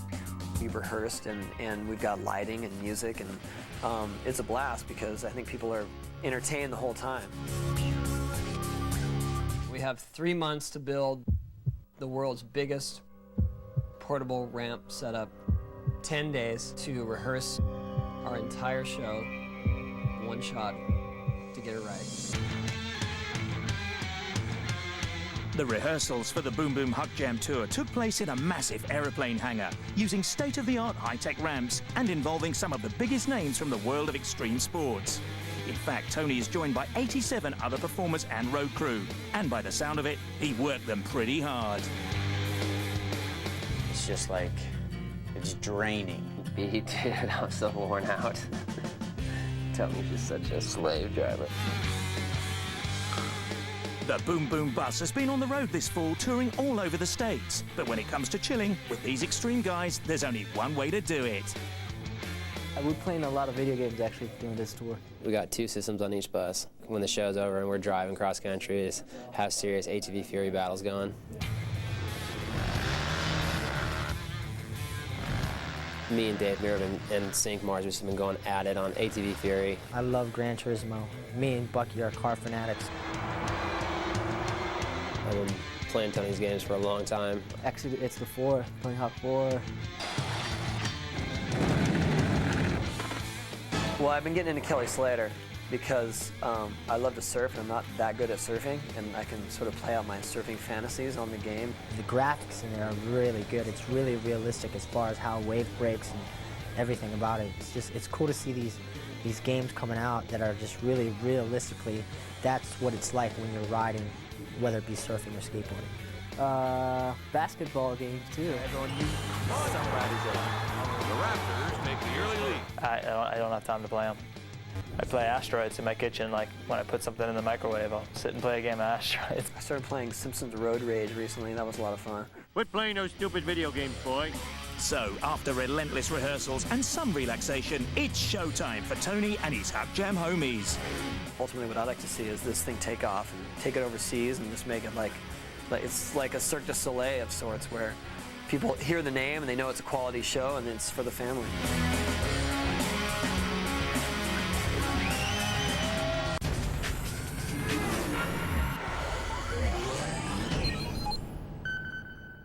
It's big, it's bold, and it's hot.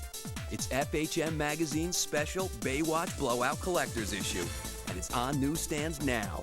It's a Baywatch bonanza, TV's sexiest lifeguards like you've never seen them before. We've got Carmen, Yasmin, and Pam, plus a free pull-out poster with 9 Baywatch beauties. FHM's Baywatch Blowout Collector's Issue. Get your copy on newsstands now. When does fantasy begin? When does reality end? .hack. Is it just a game, or something far more dangerous?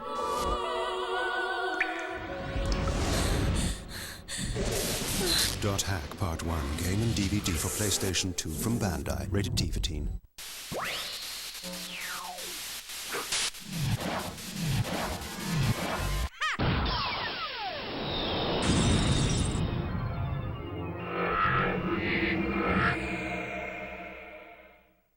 Was a secret government program designed to use earthquakes to attack our enemies until something went wrong. We killed the planet. There'll be earthquakes big enough to rip us to pieces. How do we fix it? On March 28th, What would it take to get this ship in the ground now? $50 billion. Will you take a check? the only way out We go to the center of the planet, find this weapon, and destroy it. is in. We've got a breach! The Core, rated PG-13. Earth has a deadline, March 28th. It's time to slay the dragon. About time. Anyone else on? We've got 12 of the team online. Yeah, let's do this.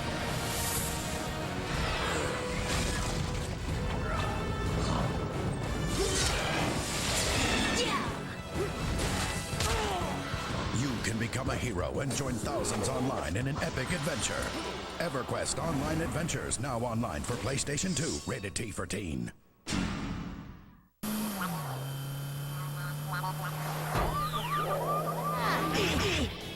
Yeah! Yeah!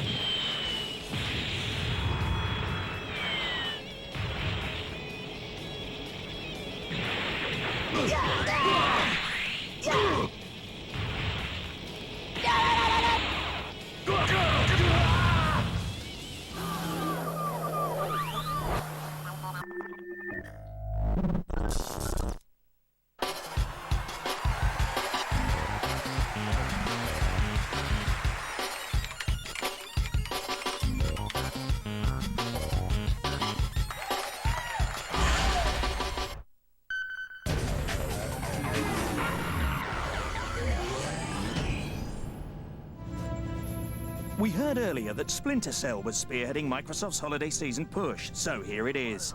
The latest chapter in Tom Clancy's video game franchise, and now available on Xbox.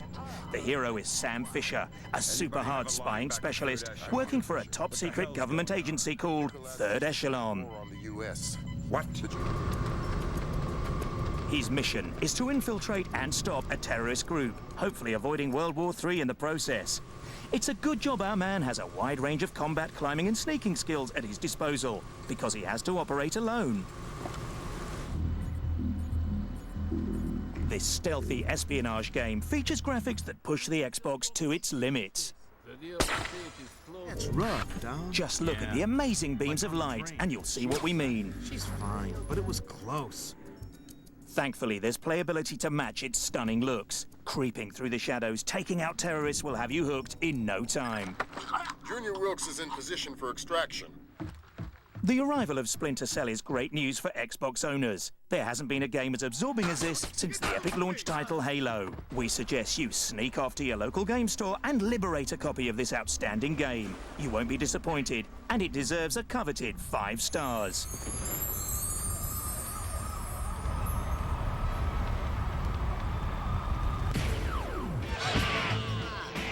From Splinter Cells to Splintered Bones now. Alpine Racer 3 is the PS2 conversion of the popular Namco arcade coin-op. And like the original, this version is all about full-on racing action. Come on! Get ready to pelt down the slopes, dodge the opposition, evade the avalanches, and avoid those painful collisions with trees. There are 8 characters to choose from, each with their own skills and attributes.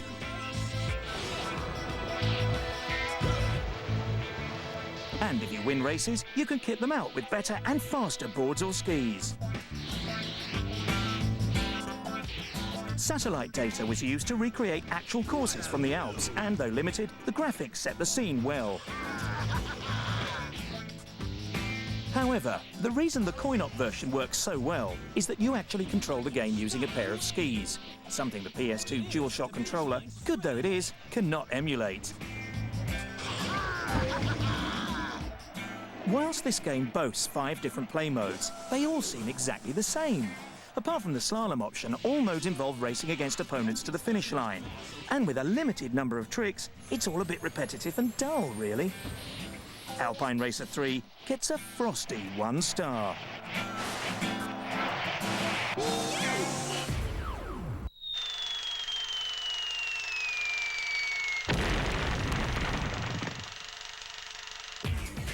Still to come, games get sexy as we become intimate with Private Dancer. It uses sex, but it uses sex in a fun way. And we give you our verdict on the latest Star Wars offering from LucasArts.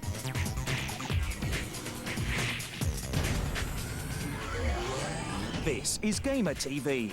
Now, we've all heard of Judge Dredd from the 2000 AD comic strip, but there's another hero emerging, and this time it's a girl. So let's all jump on the bandwagon and meet vampire temptress Durham Red. Today we are doing a photo shoot for the cover of 2000 AD magazine. Today we're having a photo shoot with the model who's going to be playing Durham Red, the mutant vampire bounty hunter from the 23rd century. She's a kind of mutant vampire Joan of Arc. I think she's quite popular with the female side of the audience. Durham Red is such a sexy and kind of iconic figure that she'd look great on the cover, and I think a photo shoot cover would really stand out from the shelves. For instance, I'm kind of directing the shoot, I'm directing kind of the image we're looking for. And we're looking for two images of Durham Red today. Basically, a kind of relaxed, sultry, off from work look, first of all. And then later on this afternoon, we're looking at doing a kind of more aggressive, in-your-face, cyberpunk kind of look. Games producers and designers would come and consult with us, as we are the original producers and designers of the characters, and they would ask us our advice, and we would recommend how they should portray that. I think there's big scope for her being put forward for a movie, definitely, because she's very sexy, very very much in the kind of Lara Croft mould, I think, which is very popular nowadays, so for sure I think she'll be a definite success. Because the wig is synthetic, you don't get much body in a synthetic wig. So we're approaching the problem from a different angle by raising the scalp up so that when the wig sits on top, it will look like it's got loads of root lift. But it won't, it'll be flat. But compared to a face shape, it will just bring it up. So I've done things like Star Trek The Next Generation. And I don't know if you remember a film called Dick Tracy, Warren Beatty, so I did that. And that was turning cartoon characters into human beings. Hang on. The word comic means funny, doesn't it? Aren't these guys, well, taking this all just a bit too seriously? Oh, can you repeat that? A little bit louder? Goodness me. One of the problems with this is that she does change all the time, so you'll see her different looks today. And the only thing that concerns me is the order they're done in, because obviously I can't stick the hair back on once I've cut it off. So this is actually the longest one, and then we're going to layer this through to make it a lot more like that, you know, up here, and then eventually go to a bob. Lucky old Bob. But 2000 AD are planning a long relationship with Miss Red. I think with this we're trying to build it more from a cult level, so really get the fans on board, develop her, develop her as the character slowly rather than just sort of firing out there into the real world with a massive, massive song and dance about it. I think this is we're trying to do it sort of bit by bit. But will she ever take over from Mr. Dread? Well, that's unlikely, but she certainly looks better in latex than the judge ever will. Now it's back to the reviews mill. And first up, screaming out of the pits, it's Grand Prix Racer for the PS2.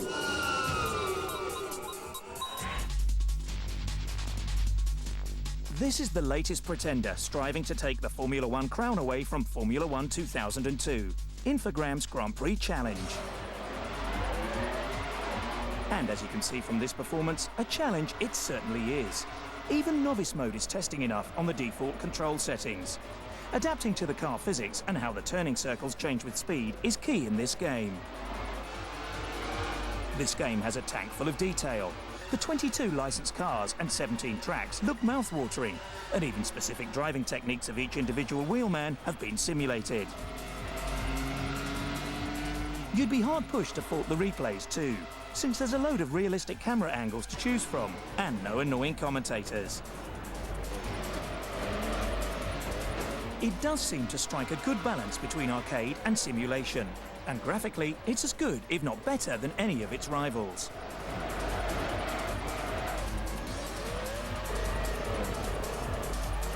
Grand Prix Challenge requires a lot more skill than Formula One 2002, since the car's controls are far less forgiving. Overall, it's not just eye candy. The game has plenty to offer with 5 game modes, challenges, and a 4-player mode. Grand Prix Challenge is worth a look, but there's nothing new here. 3 stars.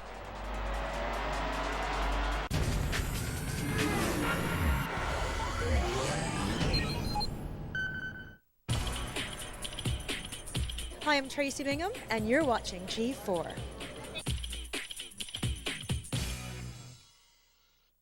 I Spy comes to DVD. Spy the action. Can you see anything? Spy the technology.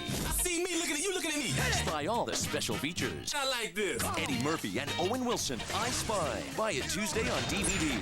Oh, wow, that's pretty good. You take your play seriously, then get to EB Games. You guys have great selection. Here at EB, you can play a game before you buy it.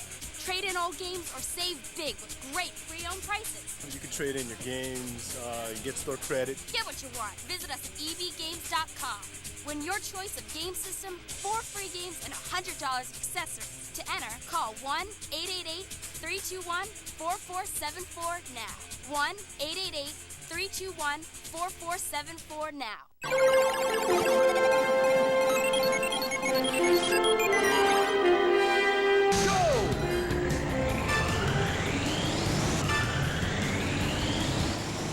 My name is Dave Kramer, and I'm the world record holder for fastest completion of Parking Challenge number 5 in 18-wheeler. It took me months of daily playing to whittle my time down. On my days off, while my wife and son were sleeping, I poured 8+ hours of non-stop gameplay. For some reason, I picked up this game very quickly. I mean, I'm usually pretty good at driving and racing games, but there was something about this. I guess it was that it was just unique. My favorite movie is a no-brainer, Star Wars. I'm a huge Star Wars fan and have been ever since I saw Episode 4 back in '77. I basically play games because it's kind of an escape. The same reason a lot of people read books or watch movies. The way I explain it best to those who don't like games is this. You watch movies, right? What could possibly be better than watching a movie and getting to be the lead? You can control the outcome, and you can try things in games you never could get away with in real life because it might cause some harm. Wow! Awesome record! You must be a pro! New record!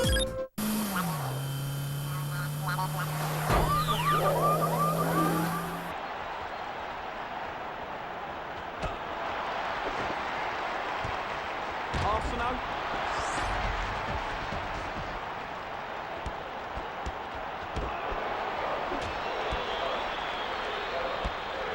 Arsenal.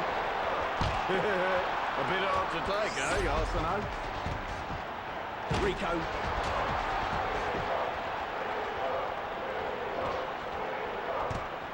Madeira. Pass is blocked.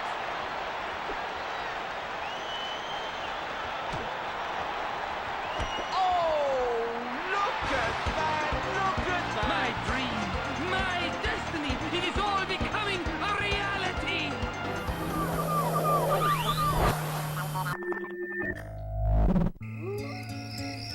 Clive Gallagher. He used to call me Lara Beanstalk. I'd run home crying and he'd just laugh. Sure he's not laughing now? No. No, now he'd just follow me around and look at my bottom. Are men only interested in you because of your body? No. I'm rich too, darling.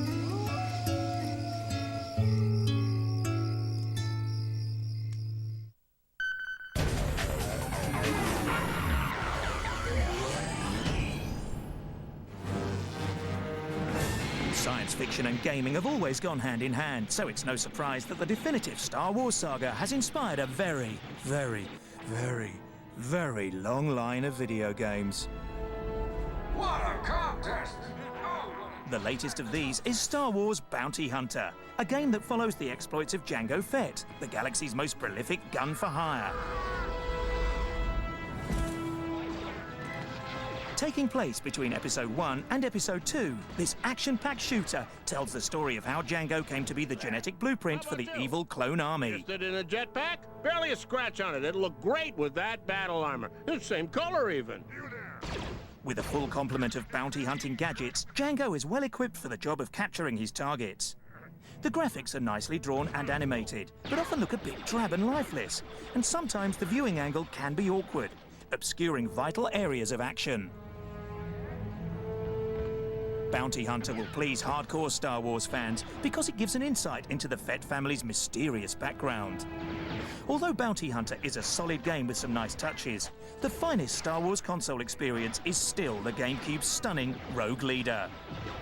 Nice try, Fett. Dead or alive. The bounty for this Star Wars tale is 3 stars out of 5.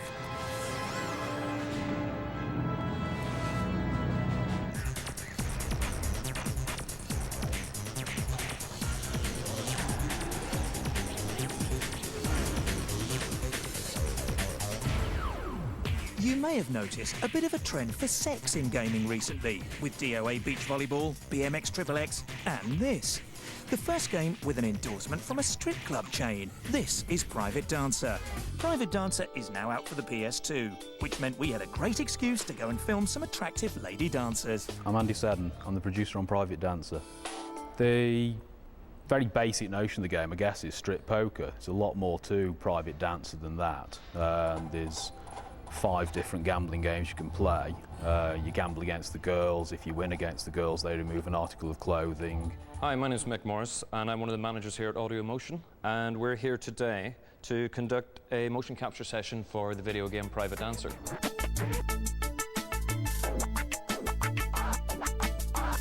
Now, motion capture essentially is the process of capturing real-time, real-world performance and then taking that data and applying it to computer graphics characters. Once you've got the raw data of the dancers dancing, that gives you natural movement to work with in the game. Then what you've got to do is combine that with a computer-generated character that sort of accentuates the best physical attributes of a woman, I suppose. Now, we're using motion capture for Private Dancer because effectively it would take too long to keyframe it or do it by hand, for want of a better term. And motion capture captures all those little intricacies and nuances that a live performance will bring. Come on, easy, easy, easy, easy. Quite a few of the dancers, when they dance, sort of like had specific requests as to their final character that would appear in the game, like, can you make my breasts bigger? Can you make my bottom smaller? It's all possible. It suits guys that get home from the pub on a Friday night and say, look, let's just put it on and play it for an hour or so. There's no massive depth in it. It's just a fun, risque, great game experience.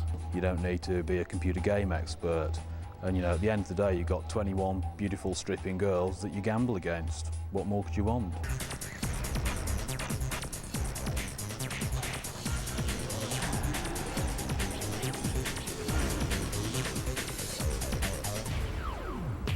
Back to our previews now, and here is a game that hopes to appeal to the inner redneck in us all.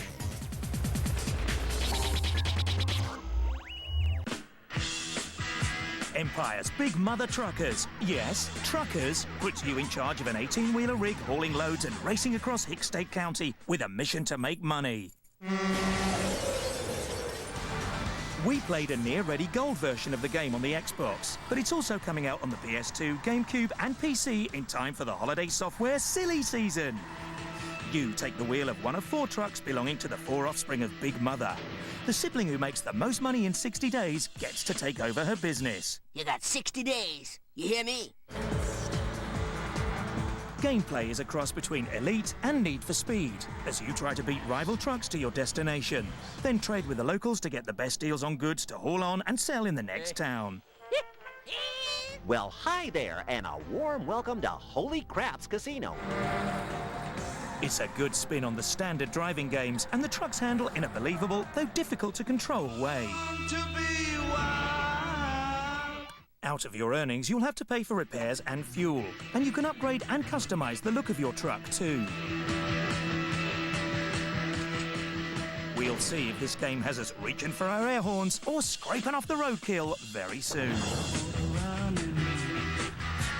Head out on the highway, looking for adventure, and whatever comes our way. That's it for another show. Please join us again soon for the best thing you can look at on your telly without a controller in your hand.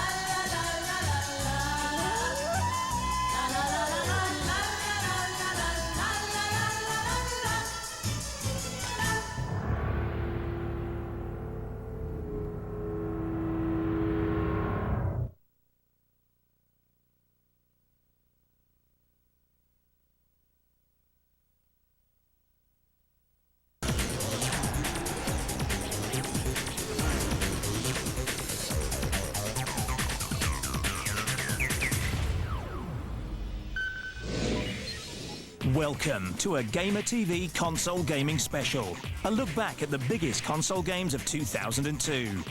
On today's show, the hottest stars and the weirdest stuff from the biggest game shows on the planet. The cream of the gaming crop as we count down our favourite console titles to Game of the Year. And madness in Seville with Microsoft. We look back at 2002's Ultimate Junket. It's not going to go without me, is it?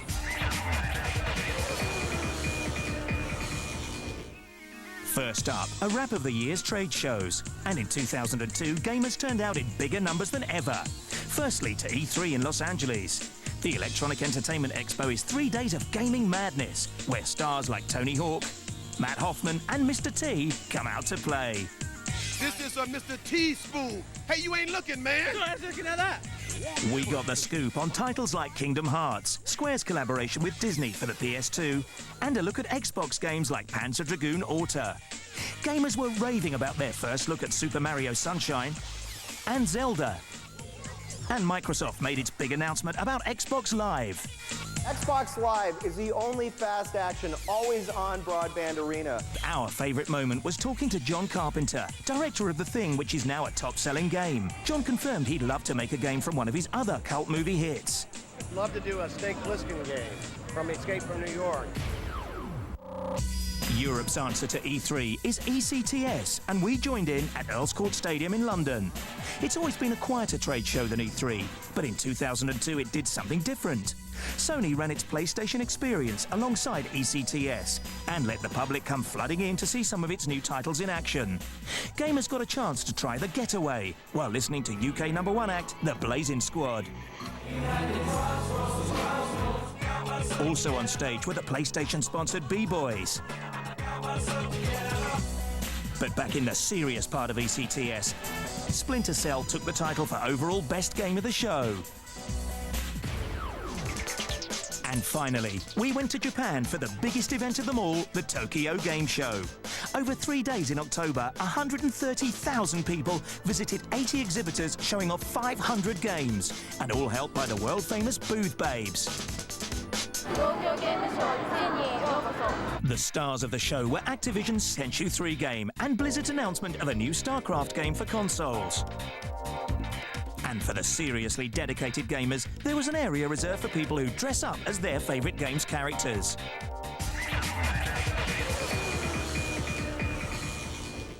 But in 2002, the games event that was probably the most fun was Microsoft's XO2 in Spain, where we sent roving reporter Aaron Paul. This is an aeroplane. These are journalists. And we're on our way to Seville. Why? Well, Xbox are putting on an all-expenses-paid extravaganza. And I'm gonna take advantage.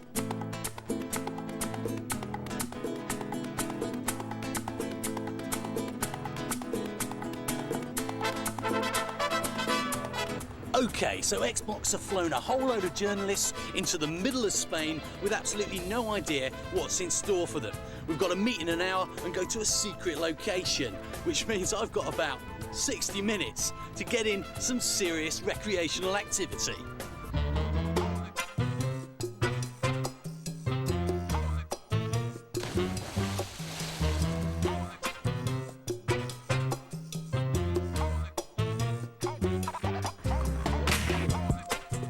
So relaxation over. Now it's dinner time. The secret location in question for what Microsoft are calling XO2 turns out to be a big theme park. Plus, all the rides you can stomach. Yeah, good, great, thanks, man. Thanks. But let's not forget why we've been brought here. Xbox have got something to say. So this bloke says something, followed by this bloke, followed by this bloke. Then they announced that a chipmunk with a chainsaw had bought a big company called Rare. And Ed Freeze showed everyone his new baby. Nice. So with all that over and done with, I decided to play a few games, both new and old. And then I was in the mood for dancing. Do it one more time. What a mover. Well, let's just say the night continued. And by the next morning, the realisation hit me that I should actually perhaps be doing some work. Okay. All right. Are we in? Jay Allard, big man, top man. Some would say the man responsible for the Xbox. Oh, no. No? No, absolutely not. I mean, what are you responsible for then? Well, maybe I am responsible for Xbox. Richard Teversham, you're in charge of Xbox marketing Europe-wide? UK. UK. Shall I tell you how good the Xbox is? How good? My house was broken into last week, and you know what they stole? What did they steal? They didn't steal the Xbox. What did They did, actually. I'm joking. They stole my Xbox. Well, I'll get you another one. Yeah, well, did you hear that? That's a good barometer, do you not think? It is. Because if there's a market for it out there, in the criminal underground kind of sector. We've definitely broken through now. Well, they know that they can sell it, even if it's definitely. just for a £5. Just a guy on Brick Lane. That's great. Eating curries. Yeah. And the whole idea about coming to Seville to a theme park is play more. Well, play more is kind of the corporate theme. That's our message around Xbox in Europe. Yeah, see more, hear more, feel more, play more. Steal more. Okay, well, look, I'm being told this a lot. Okay. So, I know this too. So, well done. It was a pleasure. Enjoy your stay in Jay, Seville. Thanks so much. I'm being bitten now. Do you know that? Bitten with the Xbox bug. Well, I don't think so, Jay. But it was time to go home. It's not going to go without me, is it? It's been an expensive couple of days for Xbox, but will it actually pay off with some decent sales figures? Who knows? But at least I got my duty free. Brilliant.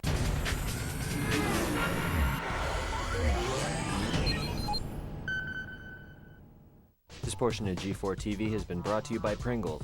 Once you pop, you can't stop.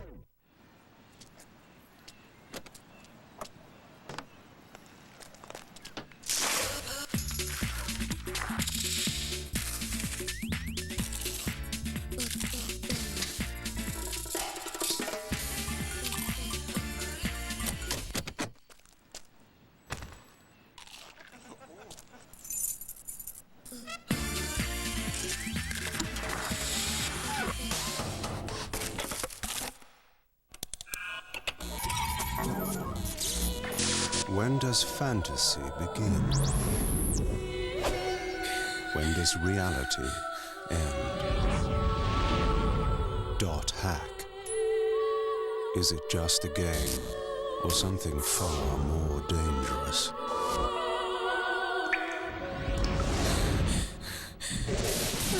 .hack Part 1, game and DVD for PlayStation 2 from Bandai, rated T for teen. Excuse me, that's a unique bracelet. Can you see it? Yes, of course. Do you mean to say you can't see this nice bracelet?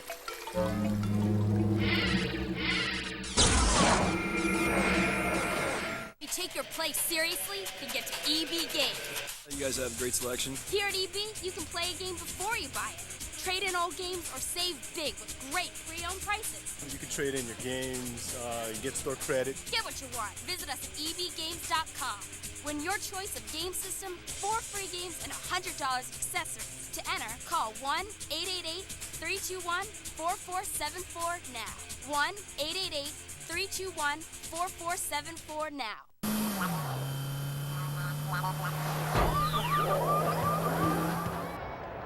Allen shoots. Ray Allen.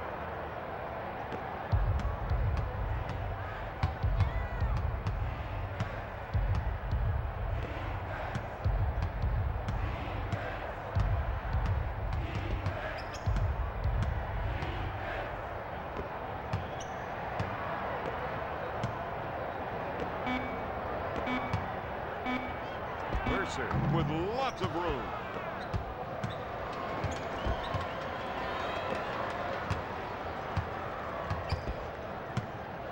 Anthony goes up. Johnson grabs it. Allen quickly advances it up court. Did you see how high he got? Down, he set it off.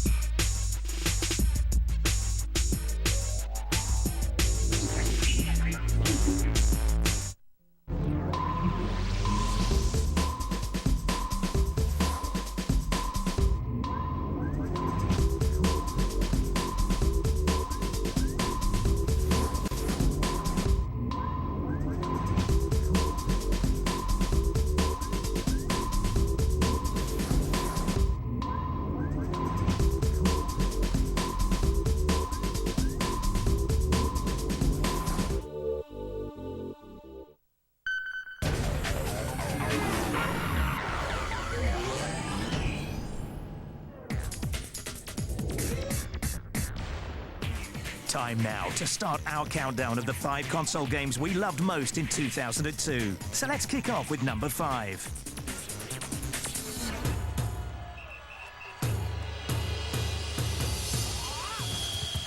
In 5th place, it's Konami's Pro Evolution Soccer 2, or as it's known in Japan, Winning 11-6. Okay, so it's a sequel, and there weren't massive changes from the first Pro Evolution game, but we think this title is still one of the best, maybe the best sports title around. All the international teams are available, and the respective players are modelled so well, you can recognise them from a distance. And the other nod to realism in this game is how difficult it is. Don't expect to get a dozen goals per match. You'll need to carefully build your plays and wait for the right moment to break, just like in the real thing. Plus, you'll find that if you try and sprint all the time, you get tired. Or if you play too many long balls, you'll get caught offside more. So yes, all that means you have to work at it. But when you do, we recommend doing it with a friend. As 2-player games go, this is one of the best on the planet. The fight for survival has begun. In at number 4 is, wait for it, another sequel, the magnificent Time Splitters 2. Okay, move out! As a general rule, we're a bit suspicious of sequels, but in this case, bring it on. TS2 is from some of the team that brought us GoldenEye, and the occasional level looks like it was designed to be a tribute to the Bond game.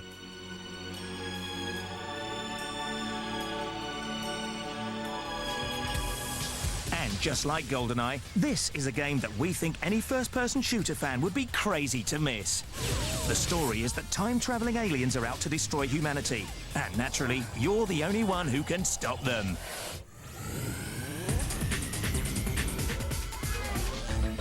In the UK, 2002 was also the year of the Mad Ad campaign, and saw this man become a very minor celebrity when he agreed to change his name to promote a video game. Hi, my name is Andy, but my friends call me Turok.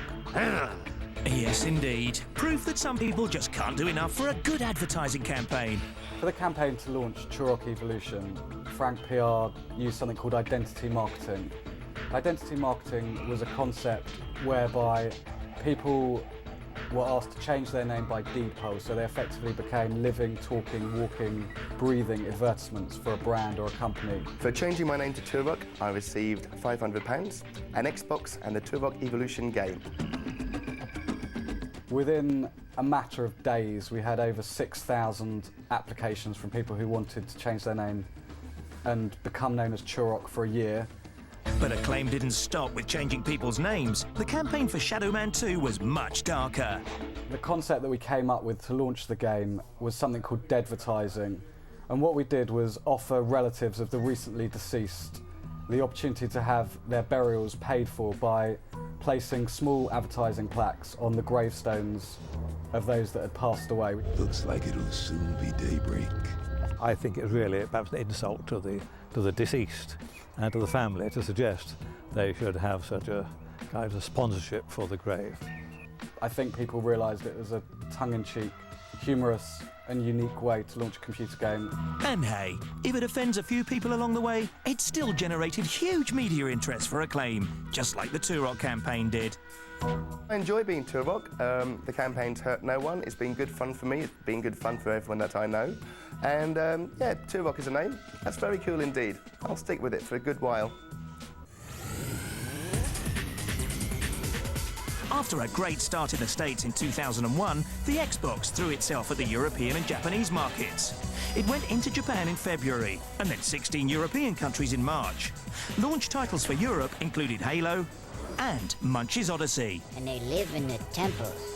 Not to be outdone, Nintendo brought its GameCube to Europe in May, with a clubbing night that was clearly aiming its cube at a more mature audience. All the major console makers found themselves fighting court battles over copyright in 2002. Firstly, Sony lost out in Australia.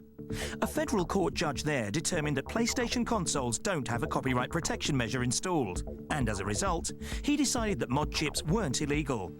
Naturally, Sony wasn't too pleased, and neither was Microsoft, which made some noises about maybe not selling the box there. But the big console boys had much more luck with Liksang, the Hong Kong-based retailer which used to sell mod chips. The company went offline as a result, but is now back and not selling chips anymore. And finally, 2002 was a great year for Tomb Raider, Lara Croft. First of all, the gaming star got a new look with 5,000 rather than 500 polygons. Then she became the first video game character to get her own agent when she was signed to Creative Artists Agency in Hollywood.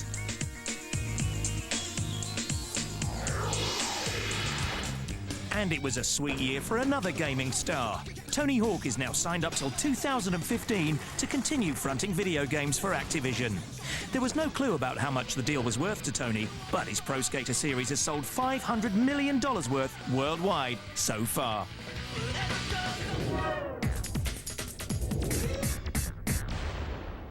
Time to get back to our console gaming countdown now. At 5 it was Pro Evolution Soccer 2 and Time Splitters 2 was in 4th place. It's a mess, sir. We're scattered all over this now. Call the evac letter. Next, we're giving the 3rd spot to a game that put up a hard fight to be higher up our list. Halo Combat Evolved is a beautiful thing. And yes, it's been out in some territories for just over a year, but we love it so much we just had to include it here. A Covenant is making a run for that stationary gun. Take him out. In Microsoft's award-winning title, you battle as a tooled-up cyborg marine to save the human race from alien menace, the Covenant. Don't worry, Sergeant. We'll stay here until evac arrives. There are 10 levels and plenty of good solid story development. Plus, we like the good range of weapons from your pistol to alien needlers. Technically, Halo is a stunner. The graphics are excellent and the sound is great. Bowhammer, we need you to disengage your Warthog. The Master Chief and I are going to see if we can save some soldiers. The only time you'll want to turn it down is in later levels when you meet a character called the Monitor. We can't wait for Halo 2 later in 2003.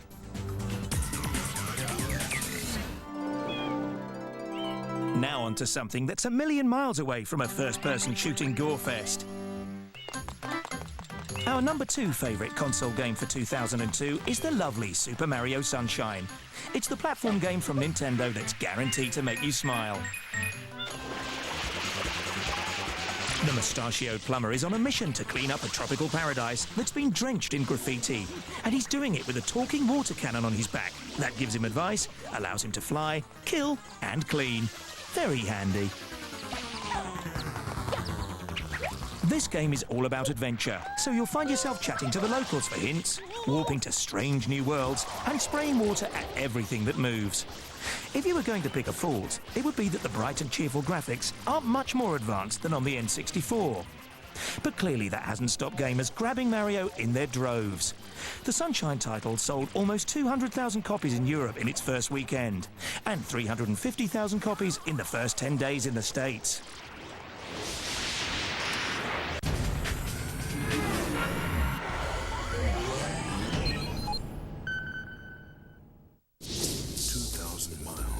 Surface of the Earth. I'm getting a seismic reading. A secret government weapon is out of control. On March 28th, the only way to stop the unthinkable Every volcano on the planet will blow. There'll be earthquakes big enough to rip us to pieces. is to try the impossible. Our mission is to go to the center of the planet, find this weapon, and destroy it. We're going in. The Core, rated PG-13, March 28th, in theaters everywhere. Honey, have you seen my lean pockets? Lean pockets? Really crispy. Now with a tastier, crispier crust. Still only 7 grams of fat. No, dear, I haven't seen your lean pockets anywhere. Really?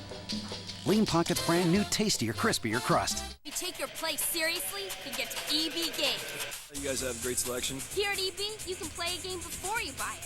Trade in old games or save big with great pre-owned prices. You can trade in your games, you get store credit. Get what you want. Visit us at ebgames.com. Win your choice of game system, 4 free games, and $100 accessories. To enter, call 1-888-321-4474 now. 1-888-321-4474 now.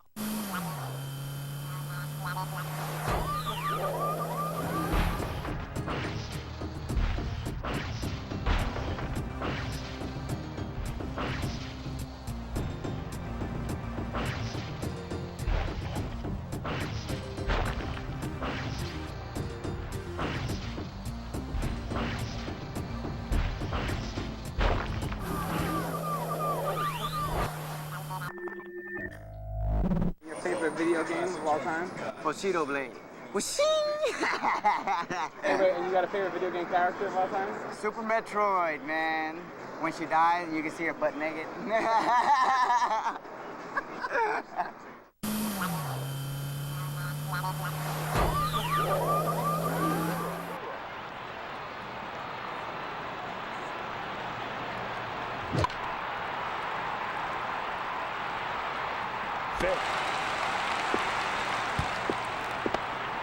The right fielder to third base.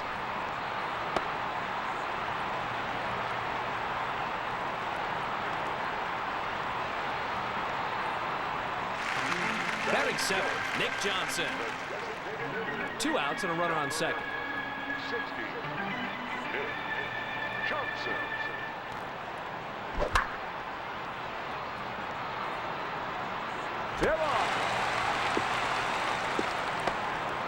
The right fielder throwing home. Yankees add another run. This isn't an easy thing for me to say, so I'm just gonna say it. I've talked it over with Wood Elf and Tiger Woman, and we're going with another cleric. Sorry, Padre. Good luck finding health potions.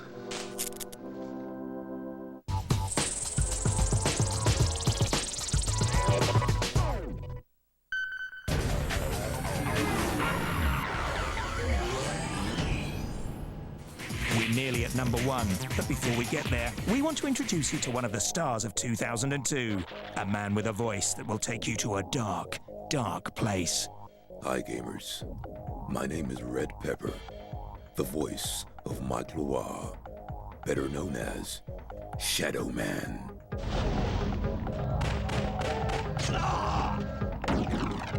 I actually got into doing voiceover work purely by accident.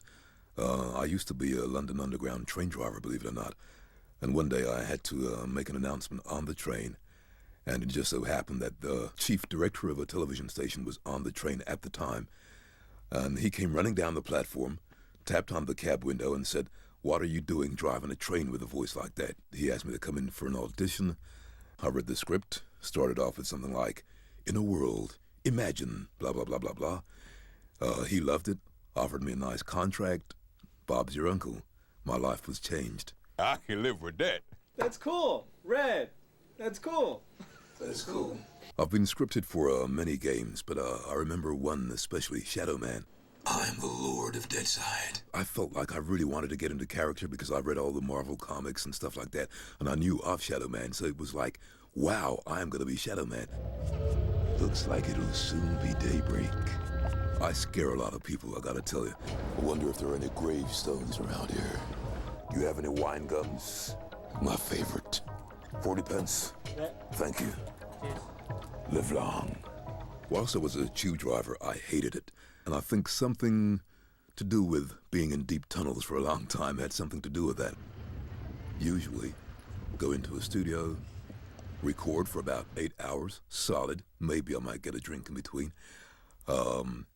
After your voice is totally shot from doing all the big, ballsy characters, then they ask you to do the dying sequences. When it's out on the Xbox or PlayStation or whatever it's on, and you have it in your home playing it, it's like, I did that. I'm looking for a graveyard. I am somewhere in Lifeside. Hello? Hello? Oh. The animation is superb. I mean, you got so many cartoon characters made by computers. You got so many games, all computerized. And it's opened a door for actors like myself to actually get in there and actually really, really act with your voice. Nothing's here. Where's Nettie? Oh, if only I knew my way around this place. Oh, man, I love my job. I love my job. Now, before we look at the console game we like best from 2002, it's time to remember the one we like least. No, it's not Spider-Man the movie, though that deserves a mention for its very annoying camera control. And no, it's not Bloodwake, despite it just being plain bad.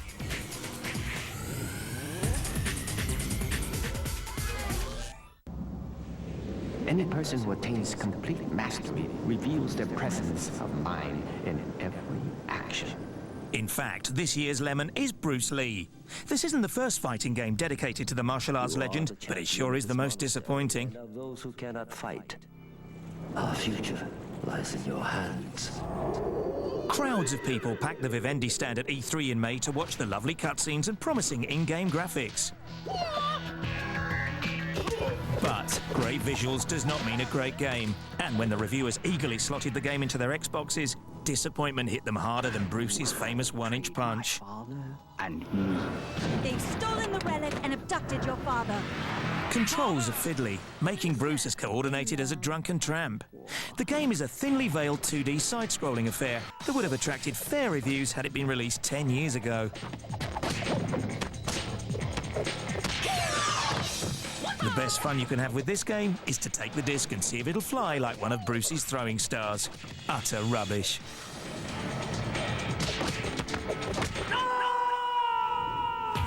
But let's leave the bad behind and reveal our number one, our favourite console game of 2002.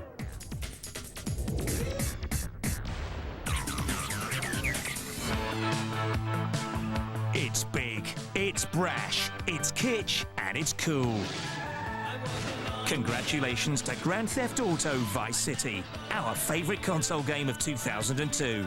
And we know we're not alone. With the game selling out all over the place since its release, you obviously liked it too. Vice City runs a compelling narrative set in the pastel-suited, big-haired, hard-living world of 1986. Plus, for your listening pleasure, there's the truly wicked 80s soundtrack to match.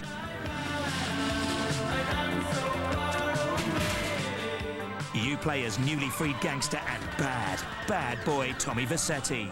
Like the rest of the GTA series, you're required to rip round Vice City, killing, maiming and getting down to your violent business. But this time round, the mission length is longer. There are more cars, more weapons and different vehicles to choose from. The non-linear play is arguably one of the best features. You can choose to forget about the missions and spend your time simply attacking anyone who comes near you. GTA Vice City is the only reason you need to buy a PS2. It well deserves to be our console game of the year. So what a year it was for console gamers. That's it from us with our 2002 special. We'll see you next time with more gaming news, reviews, and everything else.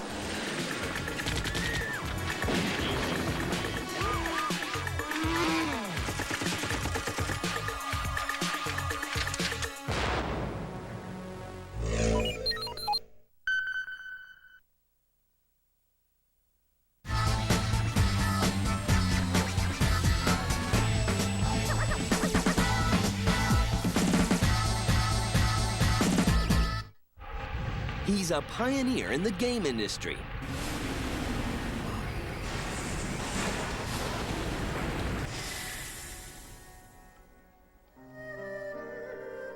I don't play a lot of video games, so I was always interested in things outside of the world of games. Even today, that's where my inspiration comes from. Music, movies, things outside of the game world. He's a philosopher, he's an artist, he's a mathematician, he's a Renaissance man. And he created something immortal. Virtua Fighter was a blueprint for a lot of companies on how to make a 3D game, and that was a huge deal. This was the first game that he created which had actual human characters. But along the way, there were challenges and doubts. I said, I don't know if I'll be successful, but of course I'll give it a try. In the end, he created a new world that inspired others and redefined an industry. This is the story of one of the true leaders in the game industry, Yu Suzuki. He had an incredible, keen vision on what games are going to be in the near future. Yu Suzuki really was kind of like the Michelangelo of the video game industry.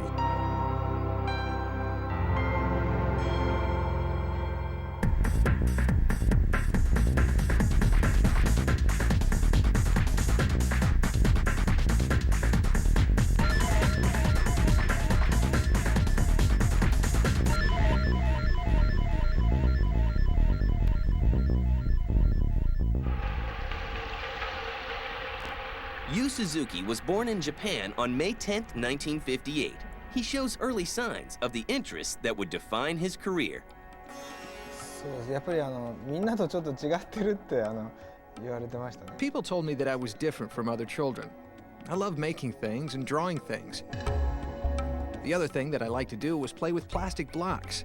I would make cars and houses and robots with these blocks.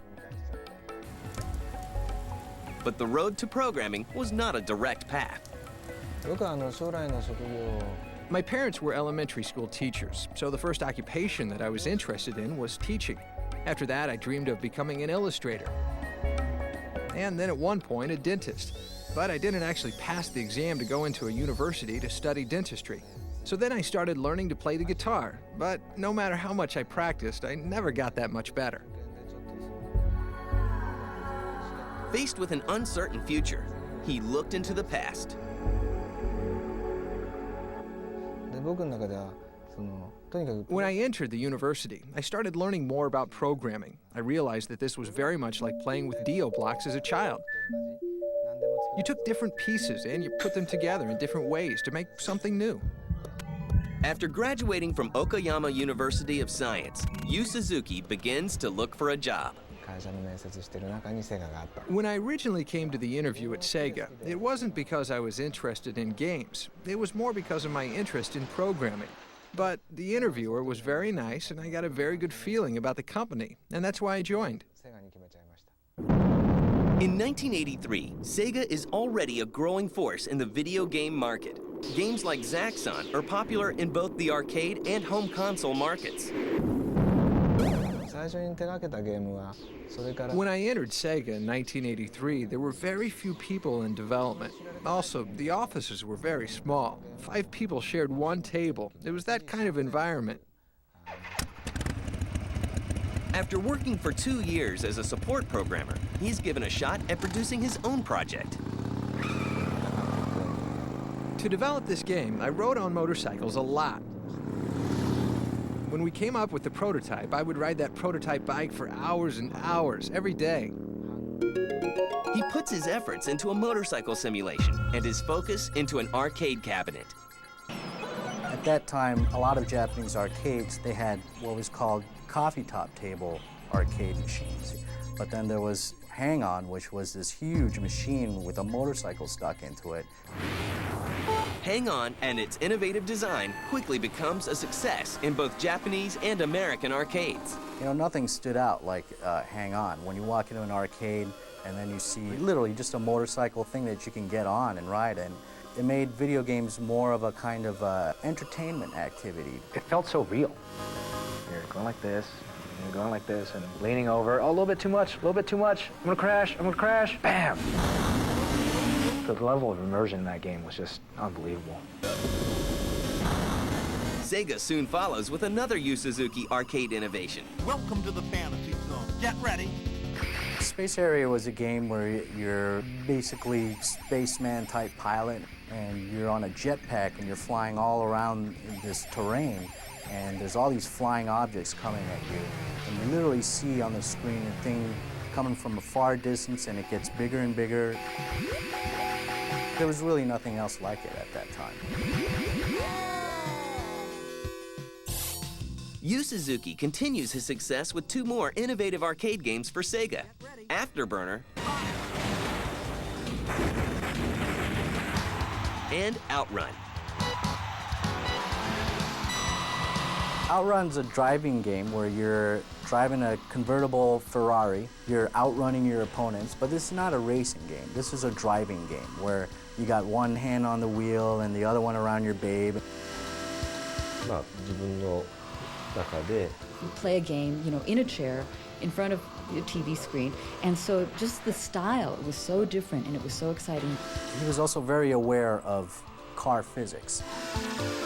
He had little touches in there like suspension, like braking, like skidding out. He was really creating this, like, you know, sensation of driving a car. Yu Suzuki had changed the look of arcades with his innovative controls and cabinets, but there is still more to do. One of the challenges for us was creating something that resembled a gyroscope, where everything would move in that 360-degree way. And if you look at all the Suzuki games, all the cabinets are huge. I mean, they're these monstrous, cockpit for Afterburner, the motorcycle for Hang On. He knew that it was more than just a screen on a little table thing, that this was going to become an immersive experience.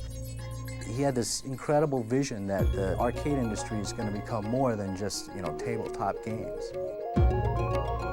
By 1991, Yu Suzuki is already a celebrated game designer, but his next move will put him head-to-head with an undisputed champion of the arcade industry. I don't think people thought that was going to be a big success. So yes, it was very difficult.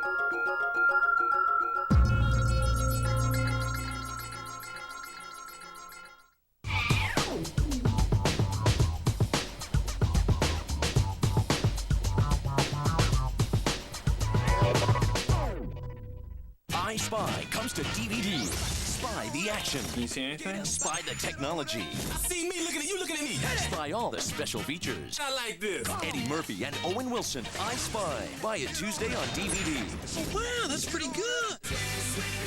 The All-American Rejects. Swing Swing from their self-titled debut album. Now on tour with Homegrown and Ritalin Kids.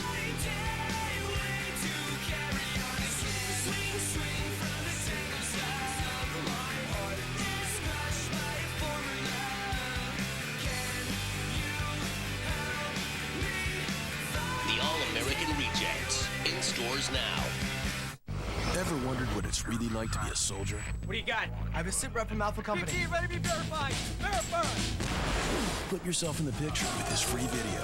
You'll see over 200 great jobs in the Army and over 180 in the Army Reserve.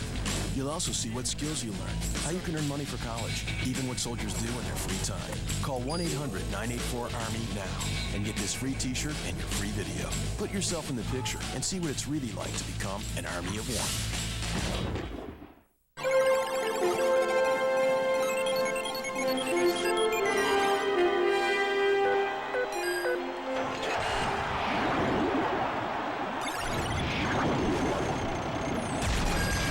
Hi, my name is Laurent Dobas, and I hold the show-off mode record for the Elysium Alps course on SSX. It took me only 9 months to achieve this score. 4 friends of mine, also in their 30s, purchased the system and the game so they could play too.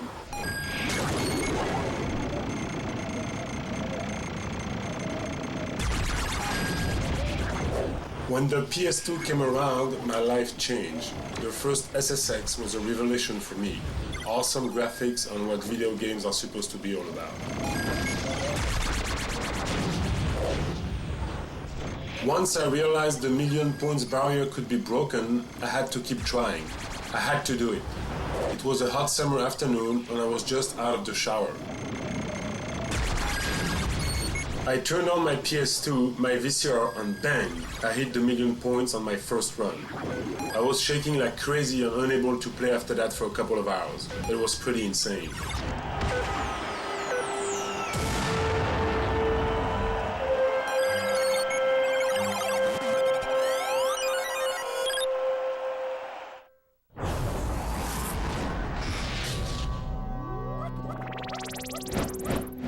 This week on Expansion Pack, 6 episodes of Cheat.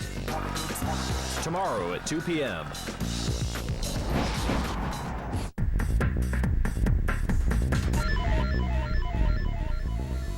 By 1993, Yu Suzuki has radically redrawn the landscape of arcades around the world.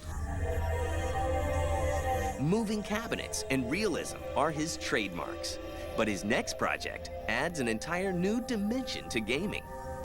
3D was something that I was interested in for my days at university. In fact, my thesis at university was about 3D. I'd always been wondering what I could do with that technology. Around that time, the president of Sega realized that Capcom had a fighting game called Street Fighter II, and that was very popular. And he was very concerned that Sega was always losing to competitors in the fighting game area. So he asked me if I could come up with a game that could be competitive in the field. And I said, I don't know if I'll be successful, but of course, I'll give it a try. Yu Suzuki begins production on his next endeavor, but his lack of martial arts knowledge forces a much-needed trip to China. I didn't know very much about martial arts, especially Chinese Kung Fu. I had no experience at all, so I actually decided to take a trip to China and learn from the martial arts masters. I visited the Shaolin Temple, and all these experts taught me many things about martial arts. In the process, I cracked some ribs and I suffered a bump to the head. At that time, it was very difficult for me, but looking back on it now, of course, they're just fond memories. Even Yu Suzuki, I heard say that people thought he was crazy to go after Street Fighter or to make a competitor, direct competitor Street Fighter. Apparently, one day during testing, Yu Suzuki heard one of the guys say, "ouch," while he was playing the game, and that's when he knew that he had some kind of connection with the player, that this was more than just a fighting game, that this was an actual experience. There has never been another game where we knew it was going to succeed even before we completed making the game. We knew that this was something that really was going to take off. In 1993, Virtua Fighter is released, and audiences are stunned. The number one thing that was huge about Virtua Fighter was that it was in 3D, and that was a big, big deal. And the other thing, too, was that nobody really thought that you can make a better game than Street Fighter as far as fighting was concerned. And they took a bold step in making this 3D fighting game. Yu Suzuki wanted to create a realism out of it. This was a game where they used real fighting techniques, real martial arts. They weren't doing over-the-top flying stuff. They were just punching and kicking, and it was about strategy and tactics. People flocked to the arcades and began to master the complex fighting systems. Ring out! To be able to enjoy that same kind of sensation with only a joystick, only a button, and you're still just as excited, and you're still sweating, and you're so into the fight, something like that has never been around. This is the first game that's allowed people to enjoy that kind of intensity. The gameplay mechanics of Virtua Fighter are just really hardcore and accurate, you know, just like the man himself. You know, it's very meticulous, it's a very studied game. People reacted very favorably to Virtua Fighter. The success of Virtua Fighter leads to inevitable spin-offs. Virtua Fighter created a whole new pantheon of characters for Sega. From that, Sega created all kinds of games based on the Virtua Fighter. Virtua Fighter Kids, Virtua Fighter Master System games that were just like little storybooks, and you know, you had big, fat-headed, you know, Virtua Fighter kid characters and stuff like that, and it really created a whole franchise of characters for Sega. Sega also brings Virtua Fighter to its home console, the Sega Saturn. So this was the first time also where people were able to practice their moves at home and then show up in an arcade with all the stuff that they did at home. You know, they did homework, and then they show their skills at the arcade, and I think that was a huge phenomenon that kind of combined the home and the arcade. In 1995, Sega releases the follow-up to the original. Well, Virtua Fighter 2 was significantly different from Virtua Fighter. And that's when it started to get a little bit of the over-the-topness to it. But that was more for the hardcore fighting fan. Then by the time Virtua Fighter 3 came out, that was a huge, huge leap, both in technology and in looks and everything. He also created Virtua Fighter 3 TB, which was an enhancement of Virtua Fighter 3. Virtua Fighter 3 became the fighting game of choice for the Japanese at that time. If you were an expert at Virtua Fighter 3 or Virtua Fighter 3 TB, then you were the bomb. You were the guy that people looked at you in the arcades. It solidified Virtua Fighter even more as a tournament-type fighting game. The success of Virtua Fighter eventually moves beyond the game industry and Japan. In 1998, the Virtua Fighter series was accepted by the Smithsonian for the Computer World Smithsonian Award. And all of the Virtua Fighter machines, I think up to Virtua Fighter 3, is displayed in Smithsonian for everybody to look at from now until the end of time, and that's a huge accomplishment. I think it was a big deal for Yu Suzuki to have his games shown at the Smithsonian Institute.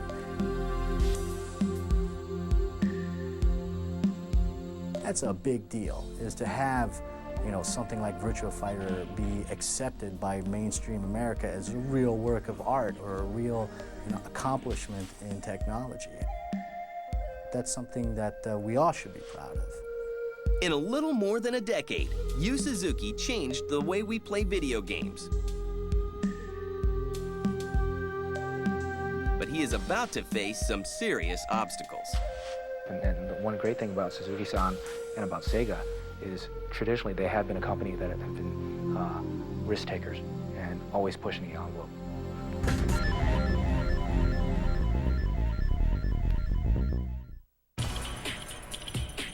I'm David Allen Greer, you're watching G4, the 24-hour gaming channel.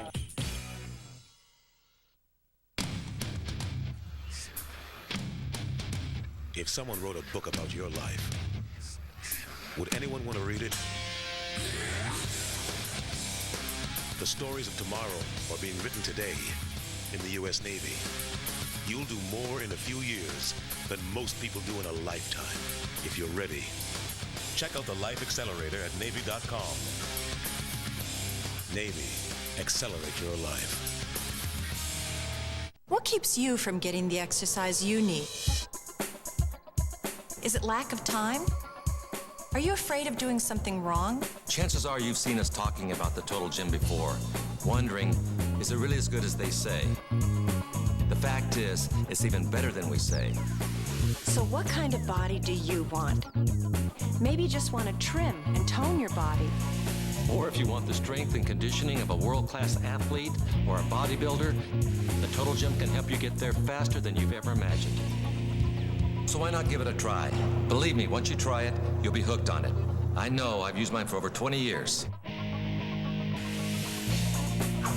Now you can own the Total Gym for as little as $29.95 a month charged on your credit card. And Total Gym won't charge you a penny of interest, our best offer ever.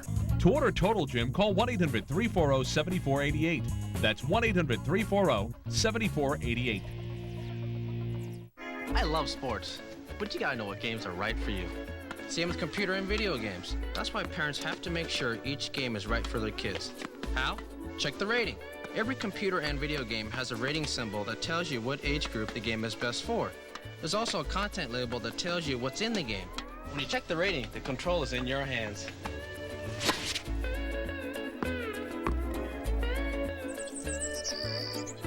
See? You gotta play the game that's right for you. Yeah, my girlfriend gets upset when I play it in the nighttime. He will stay for hours in front of the TV. He will not eat anything. He will not go to the bathroom unless he has to. Yeah. I've seen this guy. He's like 10 hours, man. He's still playing it until like 2 o'clock, and it's like I gotta go to work. I'll save it here, and it would be an hour later until I'd save it, and then I wouldn't eat or anything. 3 o'clock in the morning, this guy's still up, man.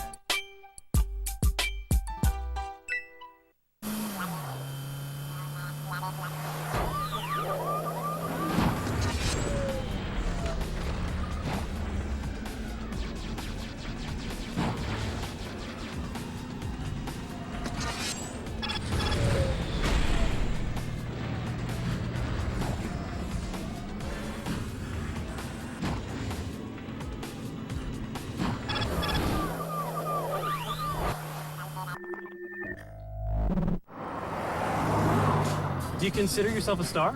I'm the same girl I've always been. You don't sound surprised about your popularity. I've been deeply involved in the gaming community for years. It's where my biscuits buttered, so to speak. If you could describe yourself in 5 words or less, what would you say? I fall, I get back up. That's 6 words, actually. You're a cheeky one, aren't you?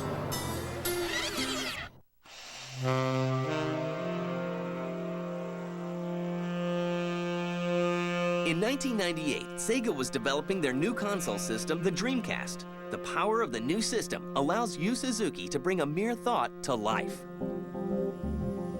Shenmue was probably one of the most expensive endeavors that Sega ever took on. I mean, it was a huge investment, and it did come under some time constraints. It was been developing for a couple of years. So when the Dreamcast came around, he basically started from scratch. I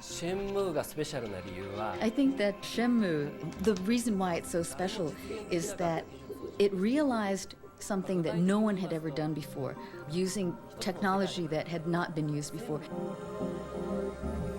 Well, I think Suzuki-san was very brave to take that on. I personally like, stories in games, and games with kind of long story arcs, and I like the whole epicness of it. I like the fact that it aspired to be something so big was, I think, very refreshing.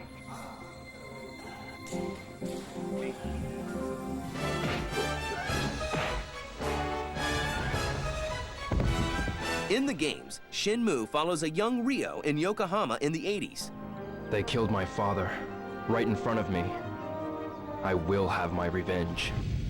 Shenmue is a big departure from the kinetic action games Yu Suzuki has created in the past. The game itself is this incredible wide open world that you can explore, you can buy things, and you get into a fight. Get out of my way. And there's virtual fighter type sequences. Day turned to night, night turns to day, and you're literally living in this world and experiencing this guy's life. Yes. It was more than just an RPG, and Yu Suzuki wanted to separate that game from being an RPG, so he called it FREE, F-R-E-E, which is full reactionized entertainment. Yu Suzuki puts all his efforts into making the game as realistic as possible. He draws on his artistic sensibilities. Shenmue is a very cinematic game, so I had to study a lot about motion pictures and also have people from the motion picture industry in my team. I was able to work with some directors and art directors and scriptwriters from the Japanese movie industry. I learned a lot from these people. I think Shenmue, to Yu Suzuki as well, is a culmination of all his efforts. It's a culmination of everything that he's done. And Yu Suzuki, who's a Renaissance man who enjoys art, music, all the good things in life, he put it all in one game. Shenmue is a success for Sega and the Dreamcast system. Yu Suzuki makes it known that this is only the first chapter of an epic 15-chapter story. The following year, the sequel, Shenmue 2, is released in Japan. Unfortunately, Dreamcast owners in America will never see it. Unfortunately, Dreamcast's fate was ill-fated, and Shenmue kind of went along with it. Wait!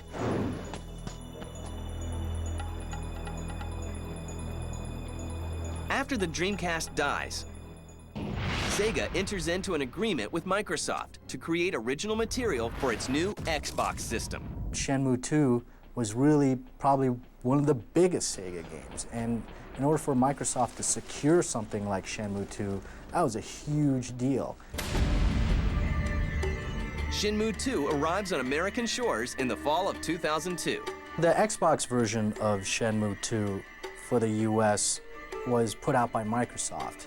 So there wasn't too much Sega or Yu Suzuki involvement in it. And they didn't have voice actors that were American to do the voice acting in the Xbox version of Shenmue 2. It's all subtitled. And I think that kind of demonstrates that maybe Yu Suzuki was a little bit, put off that Shenmue didn't do too well in the United States on the Dreamcast after all the effort he put into it. Despite the ups and downs and the loss of a proprietary console system, Yu Suzuki remains at Sega after 20 years developing games. I think probably Mr. Suzuki has remained loyal to Sega for all these years because he's seen how Sega has grown along with his own career. So they have been growing together. You put on quite a show, boy. And with an innovative company like Sega, it's a match made in heaven. The reason that I am who I am today is because I joined Sega. But I like the place. I think that's why I stayed. And his artistry goes beyond games. Yu Suzuki is also an accomplished painter. I know Yu-san has many projects going on in his head constantly. Yu-san, as an artist, I think draws his inspiration mostly from his favorite things and also his hobbies, whether that's his Ferrari and many other things. He draws his inspiration very naturally from his favorite things.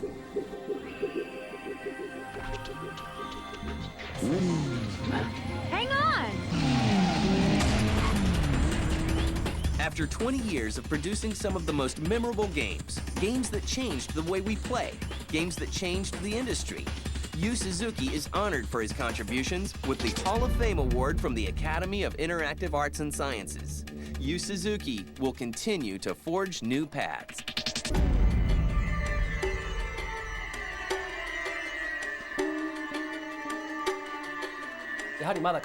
His whole career has been one hit after another, and I know there's another hit just waiting to happen. I can't tell you what it is, but very soon there'll be a new product that will just completely change everything that's come before. You better not be lying.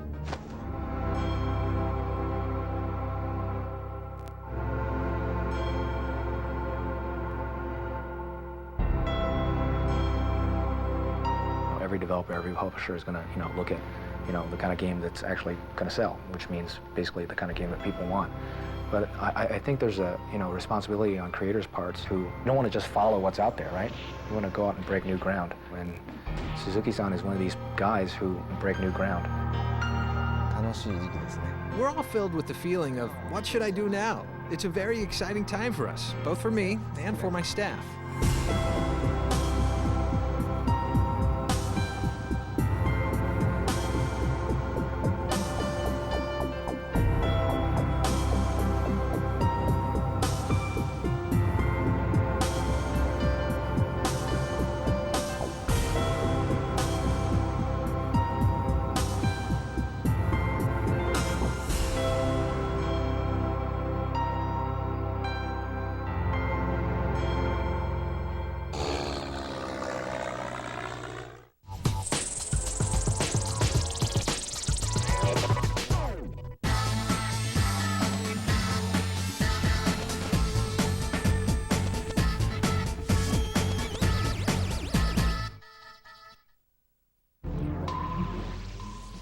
On Pulse. Forget pen and paper. It's all about the controller. We'll take a look at the upcoming D&D heroes. Plus, we'll go behind the scenes for a peek at the next installment in the Zelda universe, The Wind Waker. And we rolled into Sin City for the Dice Summit. We'll bring you the highlights. That's all coming up right now on Pulse.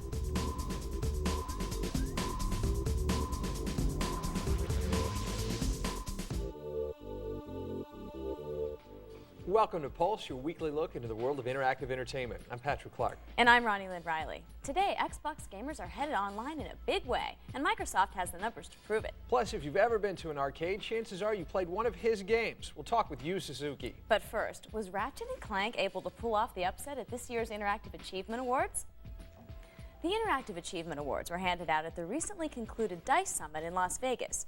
As we previously reported, platformer Ratchet & Clank was among the 5 finalists for the Interactive Achievement Awards Game of the Year. But there would be no Cinderella story at this year's awards, as Battlefield 1942 took home the top honor.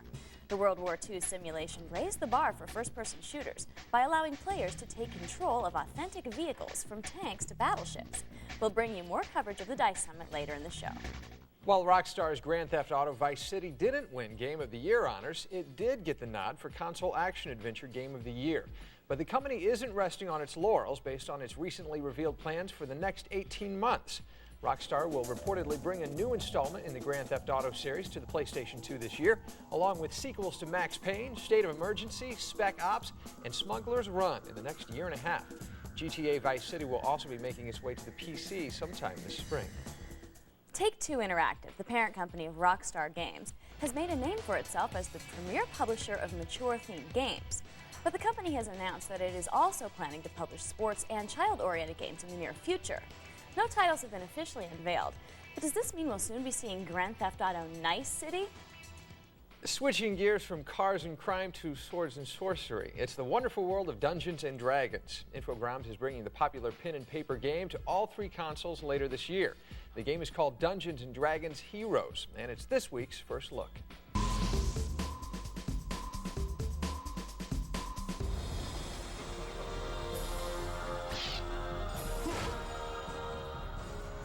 D&D Heroes is an action RPG experience with the emphasis on action. And more than that, it's a cooperative experience. It's taking the origins of D&D, the social interaction aspects of D&D, and kind of bringing that back to where it was. D&D is all about sitting around and playing with your friends, and at least the pen and paper game. So what we've really tried to do is kind of take that full circle and really bring that experience back to the table. The story revolves around Castle Bale, which is once this great castle of this kingdom that was destroyed by this evil dude, Caden. So basically, these 4 heroes were summoned to defeat this great evil. So they end up defeating him, but they die in the process. And what ends up happening is a cleric discovers where Caden is buried. Like any good bumbling cleric, tries to raise him from the dead to take his powers. It all backfires. Caden's back to life now, so the 4 heroes are resurrected once again, and that's where you start the game out. There are four characters that you play as, that you can play as in D&D Heroes. I like to call them the 4 basic food groups of D&D. You have the fighter, you have a wizard, you have a rogue, and you have a cleric. And those are really the first 4 characters that were born out of D&D, pretty much, when, you know, Gary Gygax released the old D&D pen and paper brown box game ages, you know, 1974, I think, 73. Long time ago. You can play a game with 2 clerics and 2 wizards, or 4 fighters, or 1 of each, however you want to play. If you've ever played in Gauntlet, Baldur's Gate Dark Alliance, very similar style of gameplay. It's a third-person isometric view. It's fully 3D with a fully rotatable and zoomable camera system, so you can get really in close on your characters. The game was built around multiplayer, but it was not built around online multiplayer. What we have is what we call the couch drift. Plug a controller into your port, hit start, everyone joins in and plays. We're all sitting together in the same room playing together. Just because it's D&D doesn't mean you need to wear a big G on your forehead for geek. It can be cool.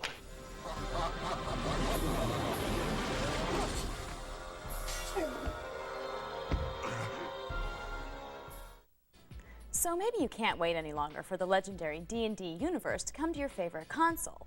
Or maybe you prefer taking part in massively multiplayer online games. In either case, EB Games is making it easier than ever to get the best of both worlds. The online retailer is offering a free copy of the just-released EverQuest Online Adventures to consumers who buy a PS2 network adapter. For $39.99, gamers can get the game and adapter, although EB Games emphatically points out that the purchase of an adapter does not include the necessary PlayStation 2 console. EB Games does more than give away free stuff and point out obvious facts, though. They also sell games, and they keep a record of how many they sell. So let's put those numbers to good use and look at this week's EB Games overall top 10. It's an MMORPG disguised as a single-player game contained in an anime world. This week's number 10 is .hack for the PS2. At number 9, the Boys of Summer arrive a few months early with High Heat Baseball 2004 on the PS2. Nuclear War comes to the PC in the form of Command & Conquer Generals, which claims the number 8 slot. Bench-clearing brawls, racist umpires, and players threatening to strike. The national pastime. It's All-Star Baseball 04 for the Xbox at number 7. Bored with Blackjack over Uno? Then you need the newest card game to hit the PS2. Yu-Gi-Oh!, which deals itself into the number 6 spot. Coming in at number 5 is the marriage of robotics and sorcery in the form of Dark Cloud 2 for the PS2. If your lifelong dream is to be a British gangster, but you could never master the Cockney accent, you need this week's number 4, The Getaway for the PS2. This week's number 3 is the fedora-sporting, snake-hating professor who lives for danger, Indiana Jones and the Emperor's Tomb for Xbox. You got your real-time strategy in my turn-based strategy. You got your turn-based strategy in my real-time strategy. It's Master of Orion 3 for the PC at number 2. And topping the charts is this week's number 1, the only game that starts with X and has a soundtrack featuring the London Philharmonic, Xenosaga for the PS2. There's much more to come on this edition of Pulse. After the break, he's responsible for some of the most innovative games in the industry. We'll discuss Shenmue with Yu Suzuki. Plus, the Legend of Zelda series is about to get more legendary. We'll get a closer look at the Wind Waker. All that and more, only on Pulse.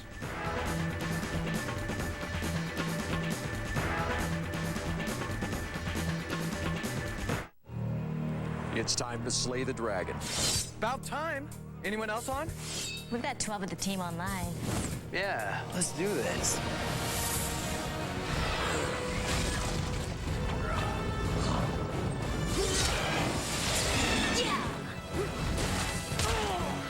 You can become a hero and join thousands online in an epic adventure. EverQuest Online Adventures, now online for PlayStation 2, rated T for teen.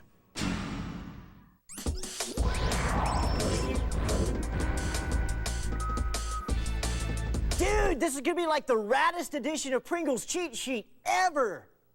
Take a flashback to the 80s and the games of the arcades with the help of Konami Collector Series Arcade Advanced on the Game Boy Advance. You can play Frogger, Scramble, Time Pilot, Gyrus, Ye Are Kung Fu, and Russian Attack in the palm of your hand. 6 games in one handy cartridge, and we've got codes for them all. Totally!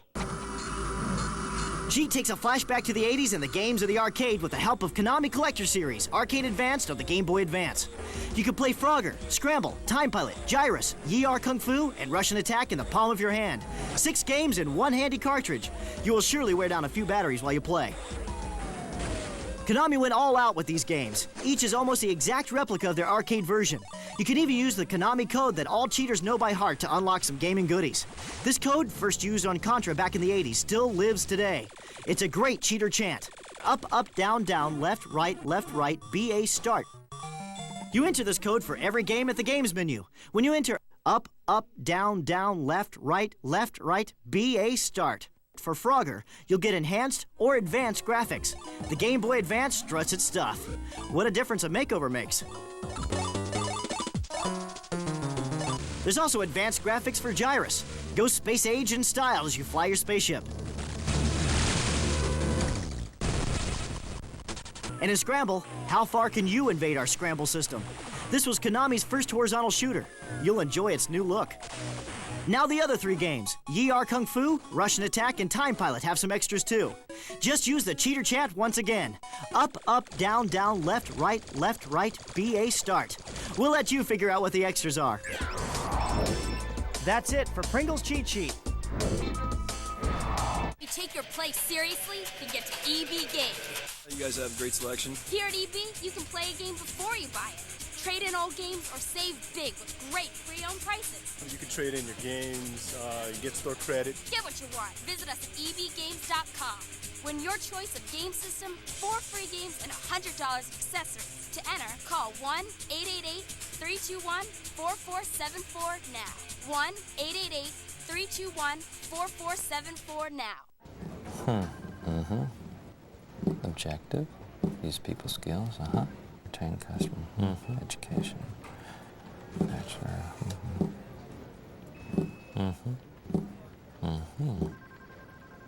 It says you have experience with Excel and Word, but what do you exactly mean by 38th level Beast Lord?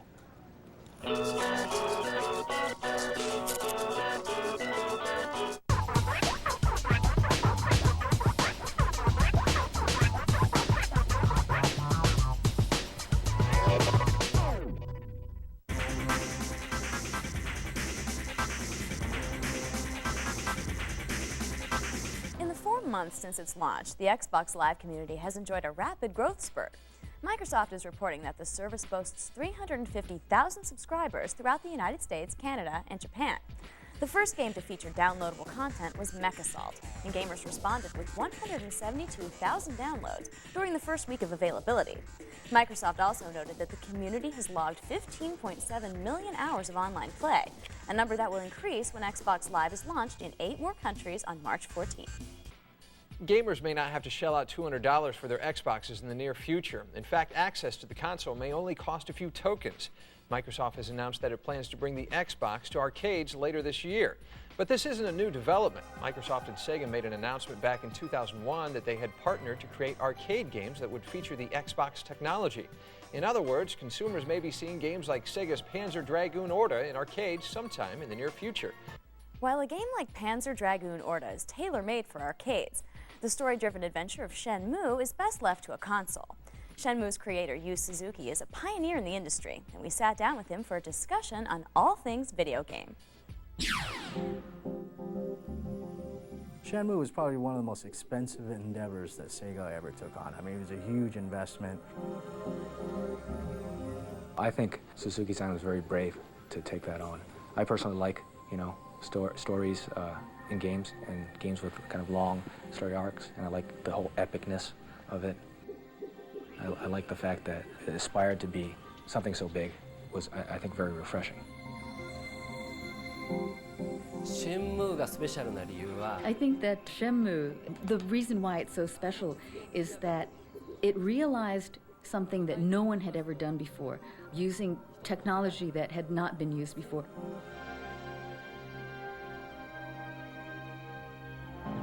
They killed my father, right in front of me. I will have my revenge. The game itself is this incredible wide open world that you can explore, you can buy things, and you get into a fight. Get out of my way. And there's virtual fighter type sequences.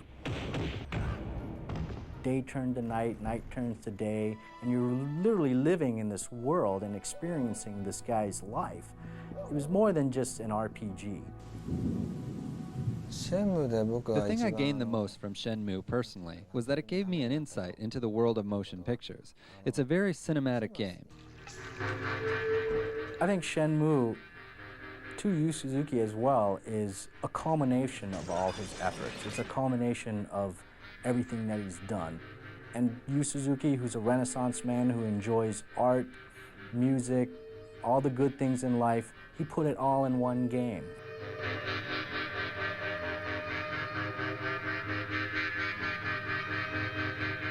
Unfortunately, Dreamcast's fate was ill-fated, and Shenmue kind of went along with it.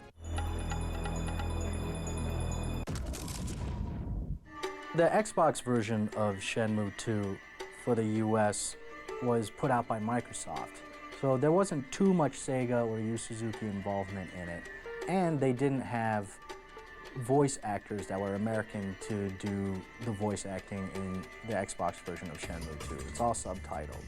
And I think that kind of demonstrates that maybe Yu Suzuki was a little bit, you know, put off that Shenmue didn't do too well in the United States on the Dreamcast after all the effort he put into it.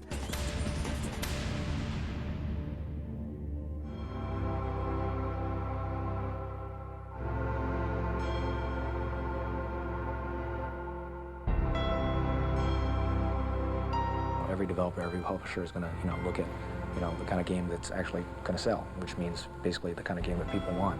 But I think there's a, you know, responsibility on creators' parts who don't want to just follow what's out there, right? You want to go out and break new ground. And Suzuki-san is one of these guys who break new ground. For a more in-depth look at Yu Suzuki and his contributions to the industry, be sure to tune in to the Yu Suzuki Icons episode, which premieres on Sunday, March 9th at 10 p.m. Shigeru Miyamoto brought The Legend of Zelda to the NES in 1986. The series has enjoyed a loyal following since then, and the anticipation is high for the next installment, The Wind Waker. We sat down with Miyamoto-san and Wind Waker director Eiji Aonuma for a discussion about the unique visual stylings of the game.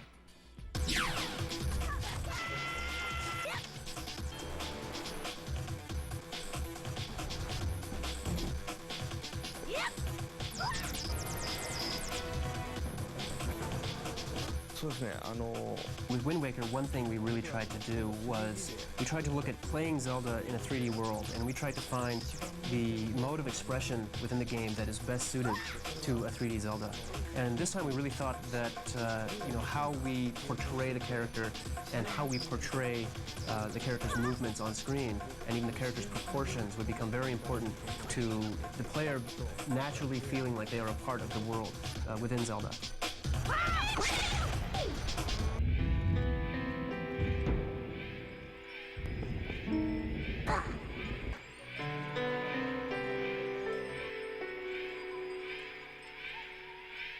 A lot of people look at the graphic style that we've chosen and they say, oh, it's a, you know, it's a cartoon graphic style.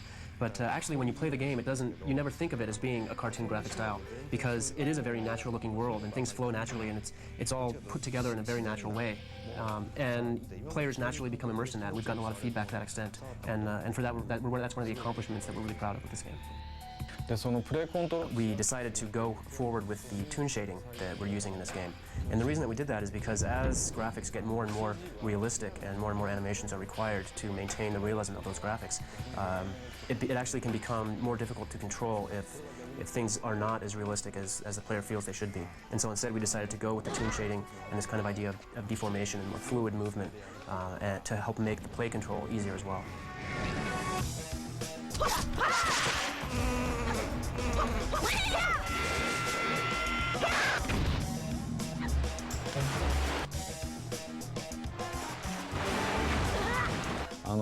As soon as we'd released the game in Japan, people immediately, once they played the game, understood why we had chosen this graphical style for the game. And they just immediately loved it, and we've gotten a lot of positive response on that. And so I think that once the game comes out in America and American gamers get their hands on it, they're immediately going to understand and come to love this graphical style that we've chosen.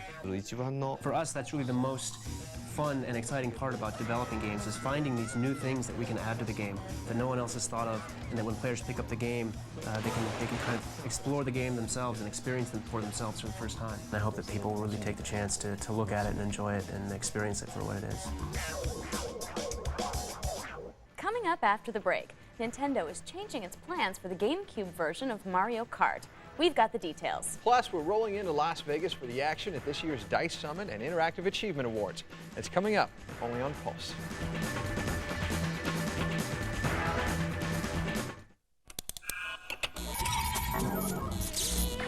When does fantasy begin? When does reality end? .hack. Is it just a game, or something far more dangerous?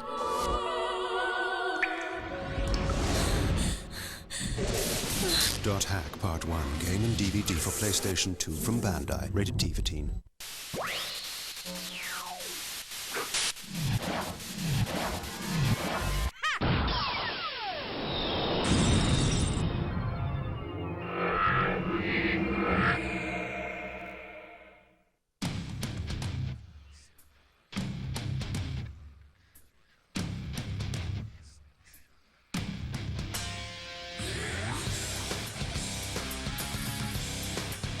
Life. Liberty. And the pursuit of all who threaten it. Navy. Accelerate your life. Call 1-800-USA-NAVY. Ben Cronin never imagined one moment It's okay, I want you to. could change everything. Tell me you love me. I know what you're doing. No emails, no visits, nothing. I have a girlfriend. You love me! I know it! Swim Fan. Buy the DVD Tuesday or rent a video.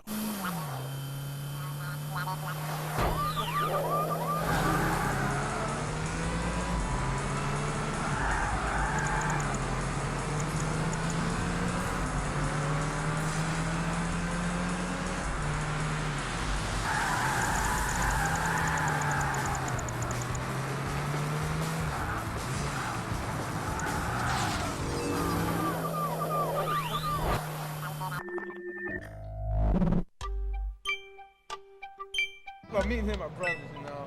I was 6, he was 5. We were playing our old at school NES. We got into big fights whenever one of us would lose.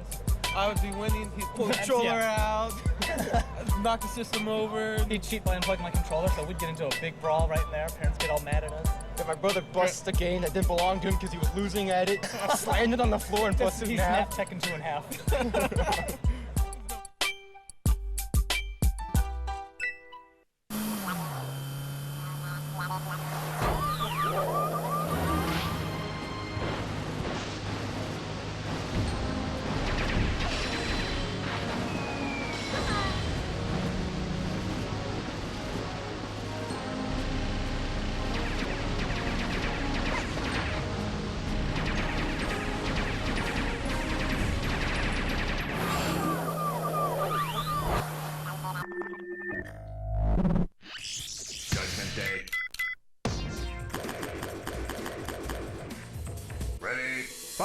got a bunch of great games to review today. There's room for 2D scrollers. I think you're totally off when you say that. If you do them with nice graphics. You can't really deny this is a great playing game. No, I'm denying it. It's not a great Yes, it is. You're just like, ah!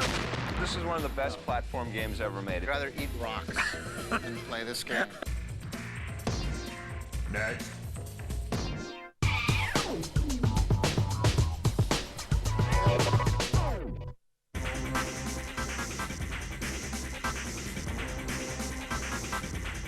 If you've been waiting to get your GameCube Online adapter in anticipation of Mario Kart, the wait is over. That's because Nintendo General Manager Shigeru Miyamoto recently confirmed that the racing game won't be headed online. Despite recent reports that the game would be online, Miyamoto said, quote, "We've looked at it, and I still feel that online play would be very difficult to pull off. So it looks like your high-speed hijinks with Mario, Yoshi, and the rest of the Nintendo gang will be limited to 4-player split-screen action." If you prefer winning wars to winning races, Electronic Arts has some good news. The company has announced plans for 2 new sequels to the World War II-inspired Medal of Honor series. The first title, Rising Sun, is coming to all next-generation consoles by Christmas. It will follow American soldier Joseph Griffin through the battles of the Pacific Theater, from Pearl Harbor to Guadalcanal. The second title, Pacific Assault for the PC, will give players a chance to experience war from the perspective of a different soldier, Joseph's brother, Donald. For the past 6 years, game developers have gotten together to discuss the state of the industry at the DICE Summit. DICE, which stands for Design, Innovate, Communicate, Entertain, has also been host to the Interactive Achievement Awards for the past 2 years. We made the trek to Las Vegas for the festivities.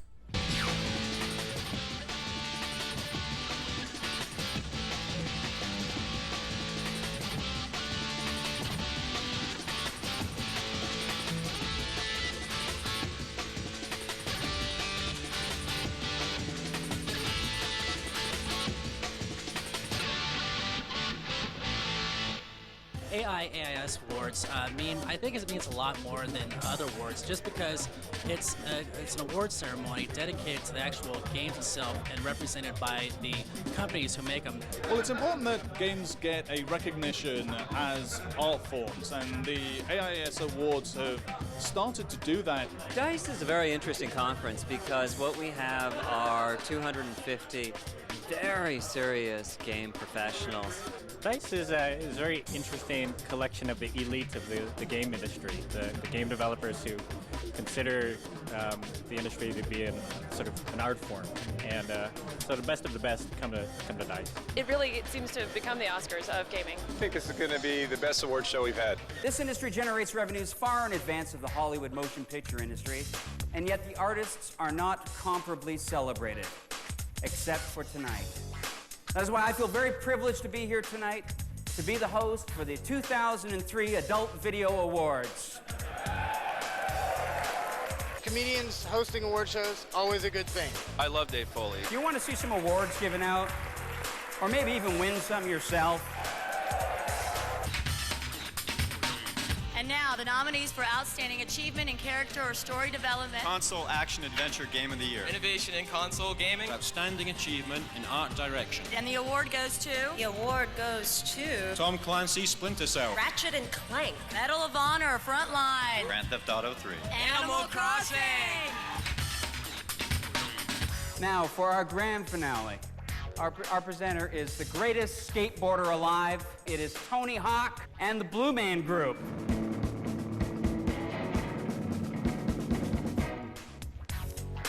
The next award, Game of the Year, goes to the game that can make grown men call in sick to work. A game that can make Blue Man Group itself get into a loud swearing match. Here are the nominees. Animal Crossing, Battlefield 1942, Ratchet and Clank, Metroid Prime, Grand Theft Auto, Vice City. And the award goes to Blue Man Group. The 6th Annual Achievement Award, Game of the Year, is Battlefield 1942. Thank you.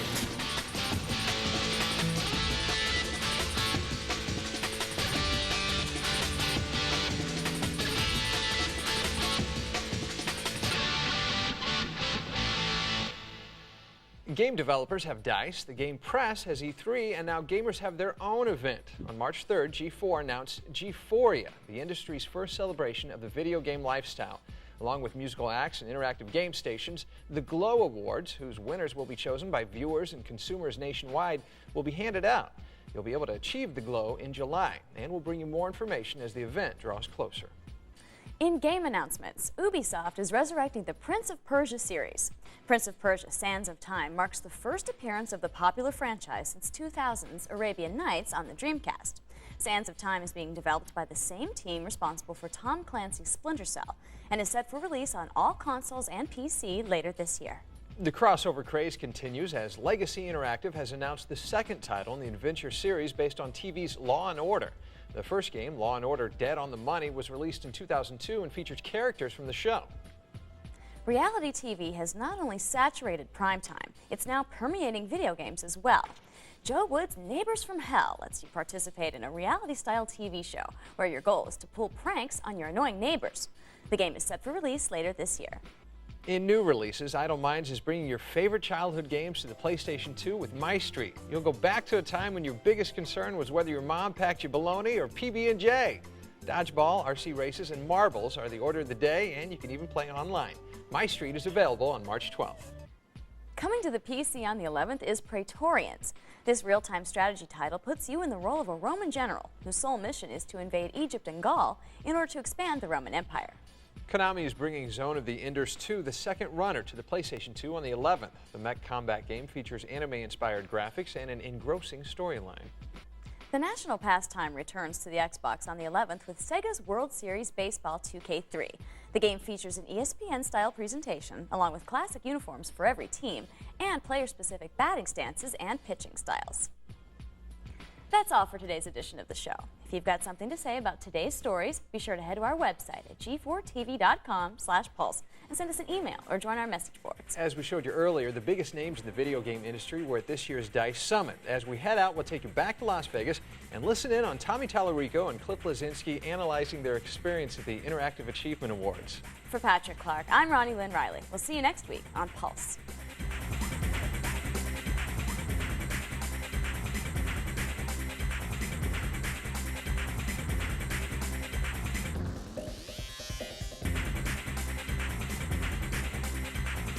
And here's the guy who created The Sims, and he's peeing right next to me. And he had his whole thing was all pixely bits, just like in the game. Dude, that's probably where he got the idea. That's where he got the idea. The girl in the red dress you presented with. Yeah, my wife's not gonna like that. She's gonna give me some. I get Vince Neil, you get the girl in the red dress. How did that happen? Is it just me or is Vince Neil starting to look a little bit like John Lovitz?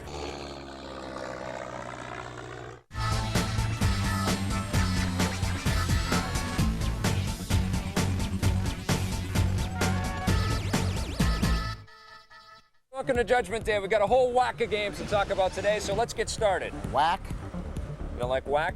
No. Today on Judgment Day, we take a look at Star Fox Adventures for the GameCube, Lord of the Rings: The Fellowship of the Rings for the Xbox, Robot Alchemic Drive for the PlayStation 2, and Tommy and I take a look at some 3D glasses for the PC.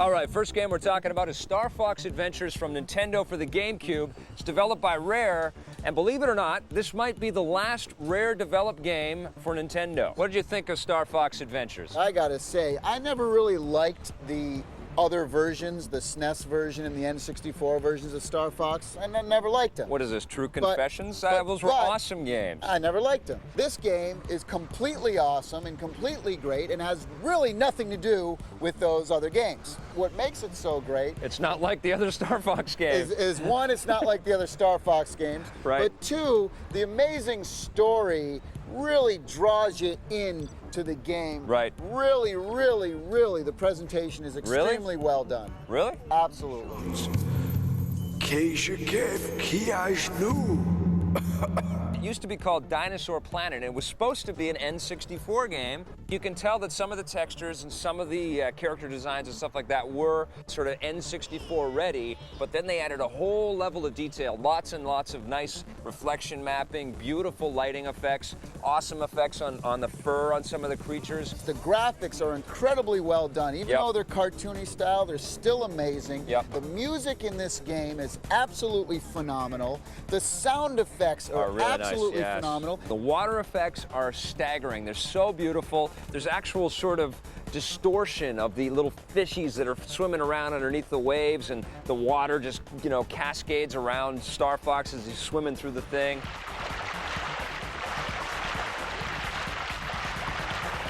Here's what I really had some problems with. The game feels like it was so far along sort of being its own thing, and then they decided, well, listen, we got to get Star Fox back in this game, stick Star Fox in there, and it feels like they sort of crammed the Star Fox experience into this game, and sometimes it works, and sometimes it doesn't. And I will say that the ship flying stuff that's in the game, I had a great time playing those levels, but they're not as fleshed out and as fun as Star Fox 64 was. I wish they would have included a jump button, although it is very intuitive as far as when you walk up to a ladder, you know, it knows, you know, it'll automatically climb up things. And that's the thing, Rare's been making these kinds of games for so long. They've done a really great job at making this intuitive, easy to get into, and immediately fun. I don't know what it is, but the way they action-oriented. Introduce it to you is very well done. The only knock I have against this game is Slippy the Toad. They really got to squash him,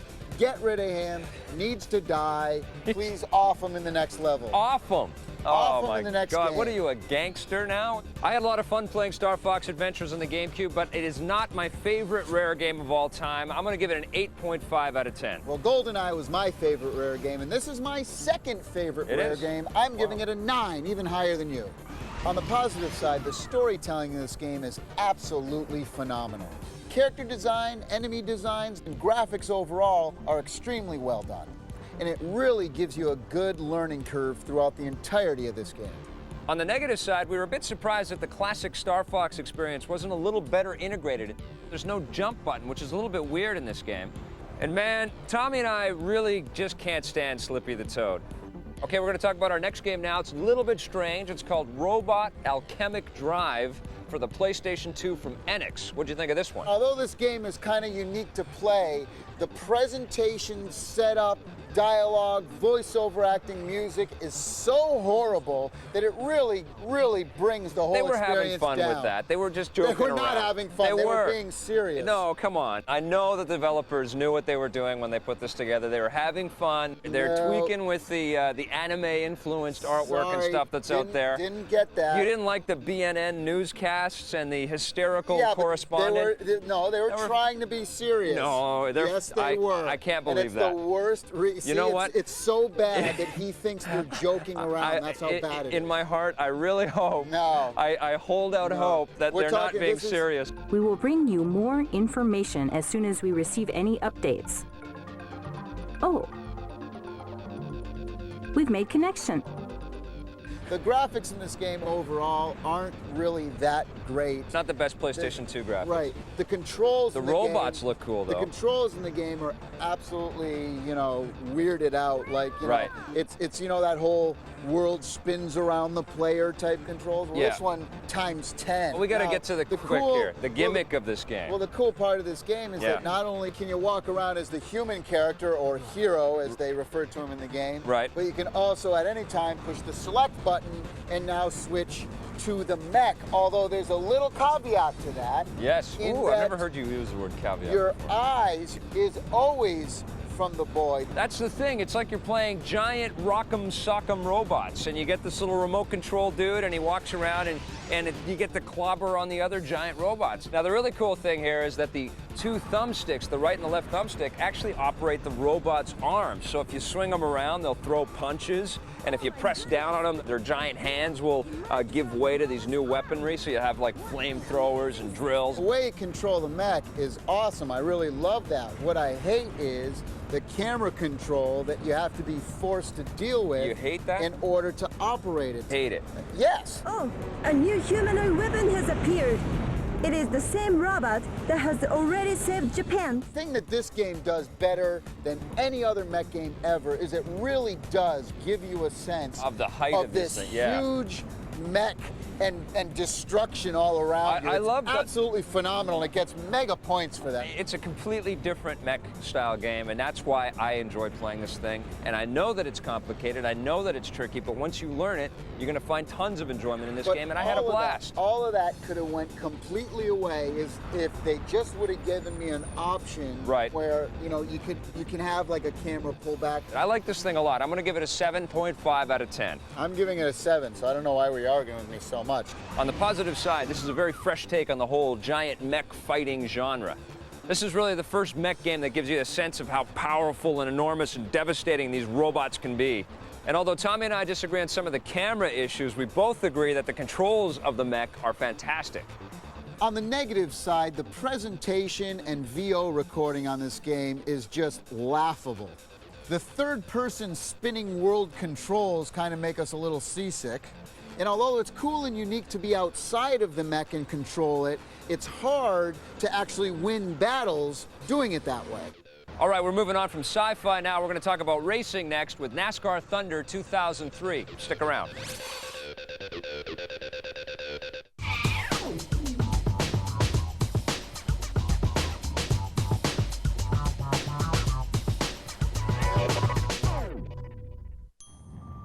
In the land of Hyrule, the wind echoes a legend that tells of a boy who became a man. He traveled to the ends of the earth, challenging the forces of nature, testing the limits of his will, all to fulfill his destiny, which is, above all else, to save me. The Legend of Zelda, The Wind Waker. Rated E for everyone. Ever wondered what it's really like to be a soldier? What do you got? I have a sit rep from Alpha Company. PT, ready to be verified. Verify. Put yourself in the picture with this free video. You'll see over 200 great jobs in the Army and over 180 in the Army Reserve. You'll also see what skills you learn, how you can earn money for college, even what soldiers do in their free time. Call 1-800-984-ARMY now and get this free t-shirt and your free video. Put yourself in the picture and see what it's really like to become an Army of One. Attention all smokers. Now you can kick the habit in just 7 days. That's right, you can quit smoking in only 7 days guaranteed. Introducing the all-natural Smoke Away system, the herbal stop smoking program that works to completely stamp out your nicotine cravings in just 1 week. Smoke Away is easy, safe, and 100% effective or your money back.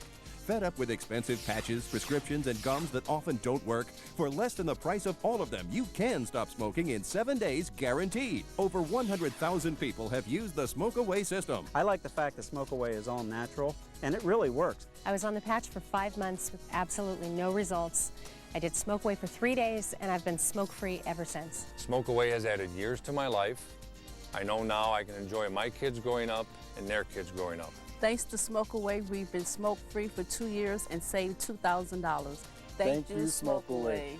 The secret is the unique combination of all natural herbal ingredients that work to completely and naturally eliminate your body's craving for nicotine with no side effects like insomnia, tension, or weight gain. So now you can quit quickly and effortlessly without the agony of withdrawal. It's safe.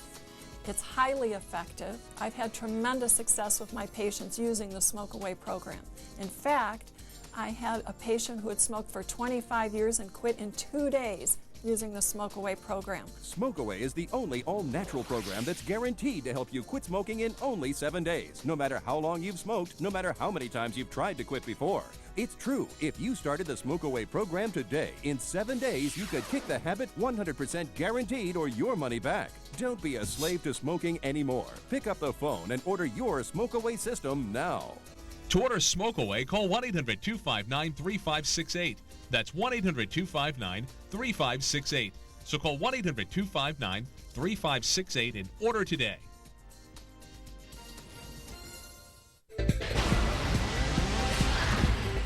The Troll and I have been playing Lord of the Rings Fellowship of the Rings for the Game Boy Advance from Universal Interactive. Now, this game actually plays a little bit differently than the Xbox version of Fellowship of the Rings. In that game, it was sort of more of an action RPG. This game is more like a turn-based role-playing game, sort of like the old Final Fantasy games for the Super Nintendo. I think the graphics are pretty good. They're nicely detailed. There's lots of little fine little pieces of art along the walls, and all the shelves have lots of books on them. Only problem is all the screens are very dark, so it's very difficult to see where all the detail is.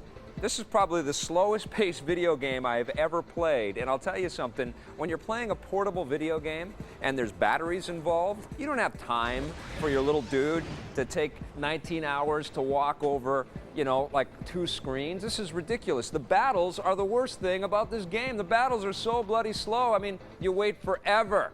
It's way too slow. I don't know what they were thinking. The other thing I had a problem with, too, is that the characters sort of move around in this sort of weird, you can never get them in a straight line. So they're always walking around like this, and, you know, it feels so clumsy. It's nice and all that you get to play everybody. There's some nice music in here, very soothing, which goes along with the slow pace of the game. But basically, this is like the perfect game to put you to sleep. I have to give it a 4.5 out of 10. Love the story, but it's snooze time, folks. We're back. We're going to talk about NASCAR Thunder 2003 from EA Sports for the Xbox. What did you think of this game? For all you NASCAR freaks out there, you're really going to love this one because, I mean, they have every single license for every single car. I think we have to do a first here on Judgment Day. I think we have to applaud Electronic Arts' legal department for clearing all of the licenses in this game. And there is every single decal, every single logo. Now, I know there's Sony has a NASCAR. Except for Sony on the Xbox. Now, did they show that car on the Xbox version? No, I didn't see it. I think there's been some careful editing. Starting the race from row 3 are the Square D Chevrolet and the UAW. There are tons and tons and tons of tracks in this. Yes. One of the fun things I liked was you could actually go in, they've done interviews with all of the race car drivers. Yes. And in certain situations that happened in NASCAR, right. And they let you replay those instances after they've set it up for you. Okay, guys, you knew this one was coming.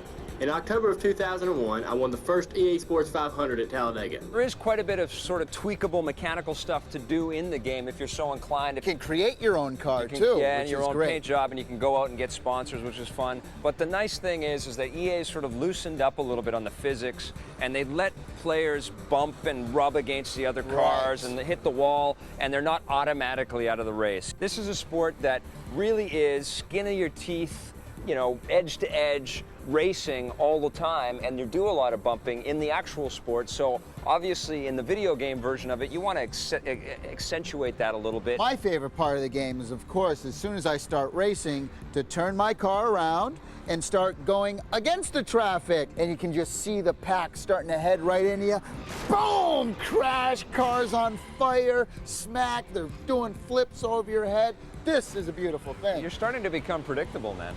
I was surprised to see, though, visually, that it just isn't as good as some of the stuff we've already seen. There's nice reflection mapping, and all the decals are there, and all the logos. Lots of jagged edges, though, and aliasing. I was surprised to see that there wasn't any online play. And NASCAR racing really would be awesome online. It's the perfect community-building racing game. Remember that game Pit Stop for ColecoVision? Love that game. The pit crew was part of the game. Yep. Why didn't they do that in this? I know. Pits are a huge important element of the NASCAR experience. Yes, they are. I would have loved to have been able to control the different pit members. What's even more heinous than that is when you play in multiplayer, you don't even see the animated pit crews. Why is that?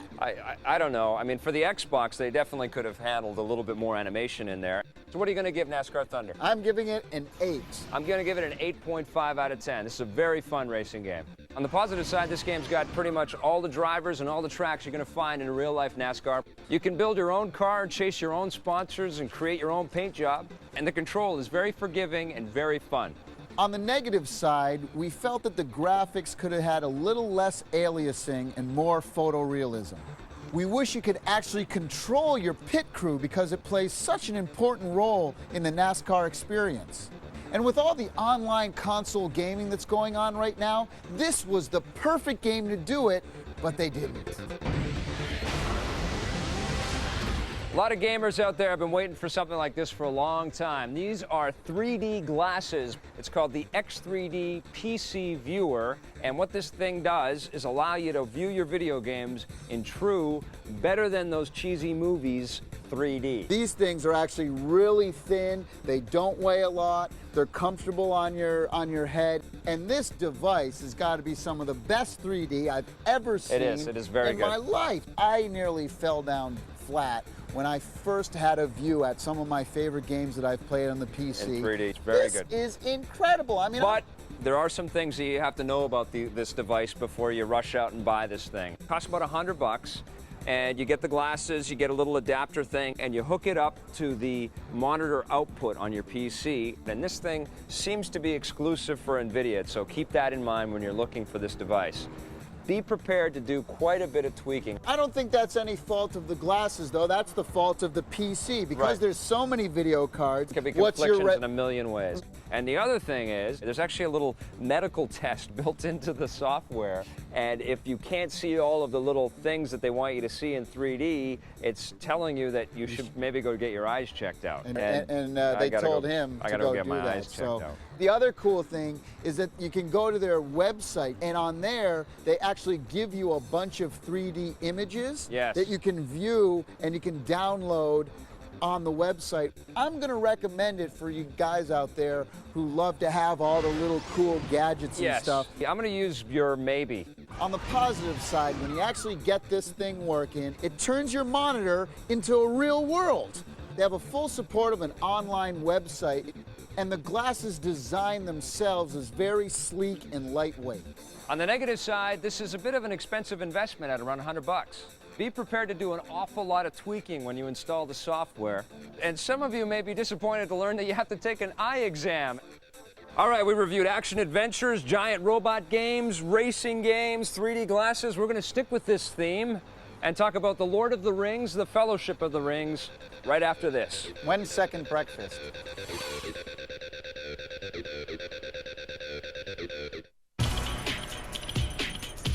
Hey, I'm Aisha Tyler. You're watching G4. Cool.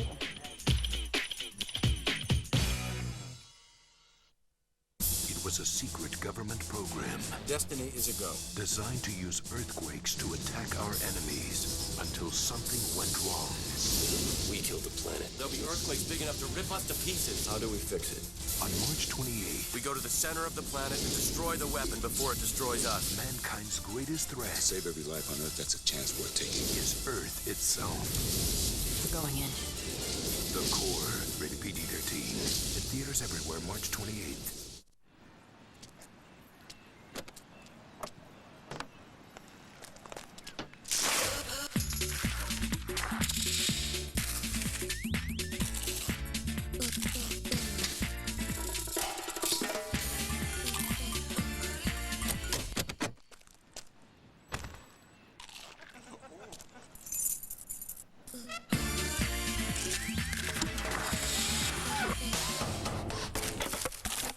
The All-American Rejects. Swing Swing from their self-titled debut album. Now on tour with Homegrown and Ritalin Kids.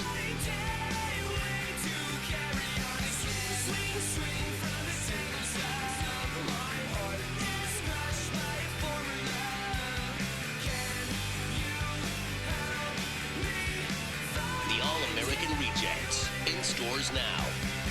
I Spy comes to DVD. Spy the action. Can you see anything? Spy the technology. See me looking at you, looking at me. Spy all the special features. I like this. Eddie Murphy and Owen Wilson. I Spy. Buy it Tuesday on DVD. Oh, wow, that's pretty good.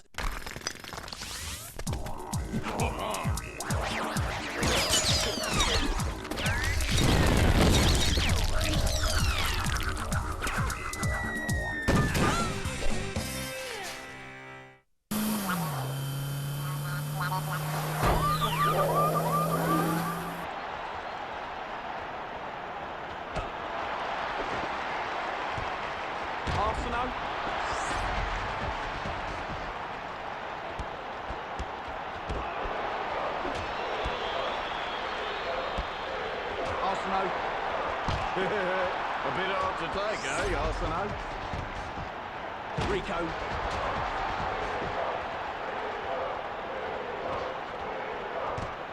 Madeira.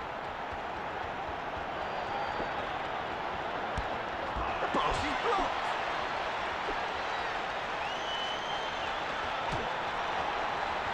Oh, look at that! Look at that! My dream, my destiny, it is all becoming a reality!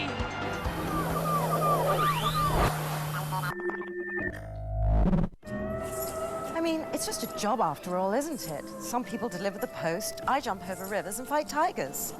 People think that's easy. They don't see all the bloody time I spent coaching these lads through training mode. Once this little bugger from Cleveland couldn't get me out of an alley, then left me on pause for 12 hours. I mean, how hard is it to press reset before you turn me off? Good point.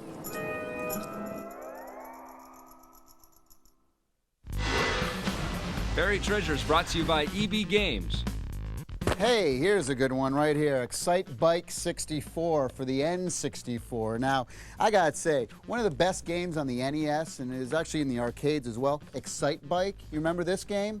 Unbelievable, right? Well, Excite Bike 64, still to this date, it's probably one of my favorite motocross games of all time. Not only do they have an amazing track editor where you can go in, edit, and build your own track, but I tell you, the fun about this game is that it has all these great mini games as well. You can do tons and tons of tricks, of course. There's lots of different levels, but I like some of the other modes in the game, not just the racing around the stadium levels, but there's some really cool, fun outside levels where you go up in the desert and you're trying to capture flags, and the AI on this is really amazing. The sound effects are incredible too. You really feel the growling of the engine of the bike and everything. I gotta say, Excite Bike 64 was one of those games where it's literally gets a 9 or a 10 on the scale, but didn't really get all of the hype that this game deserved. I tell you, one of the best parts of this game is the controls. From the second you put this cartridge in, it just feels right. Everything about it, with the N64 controller, the analog stick going.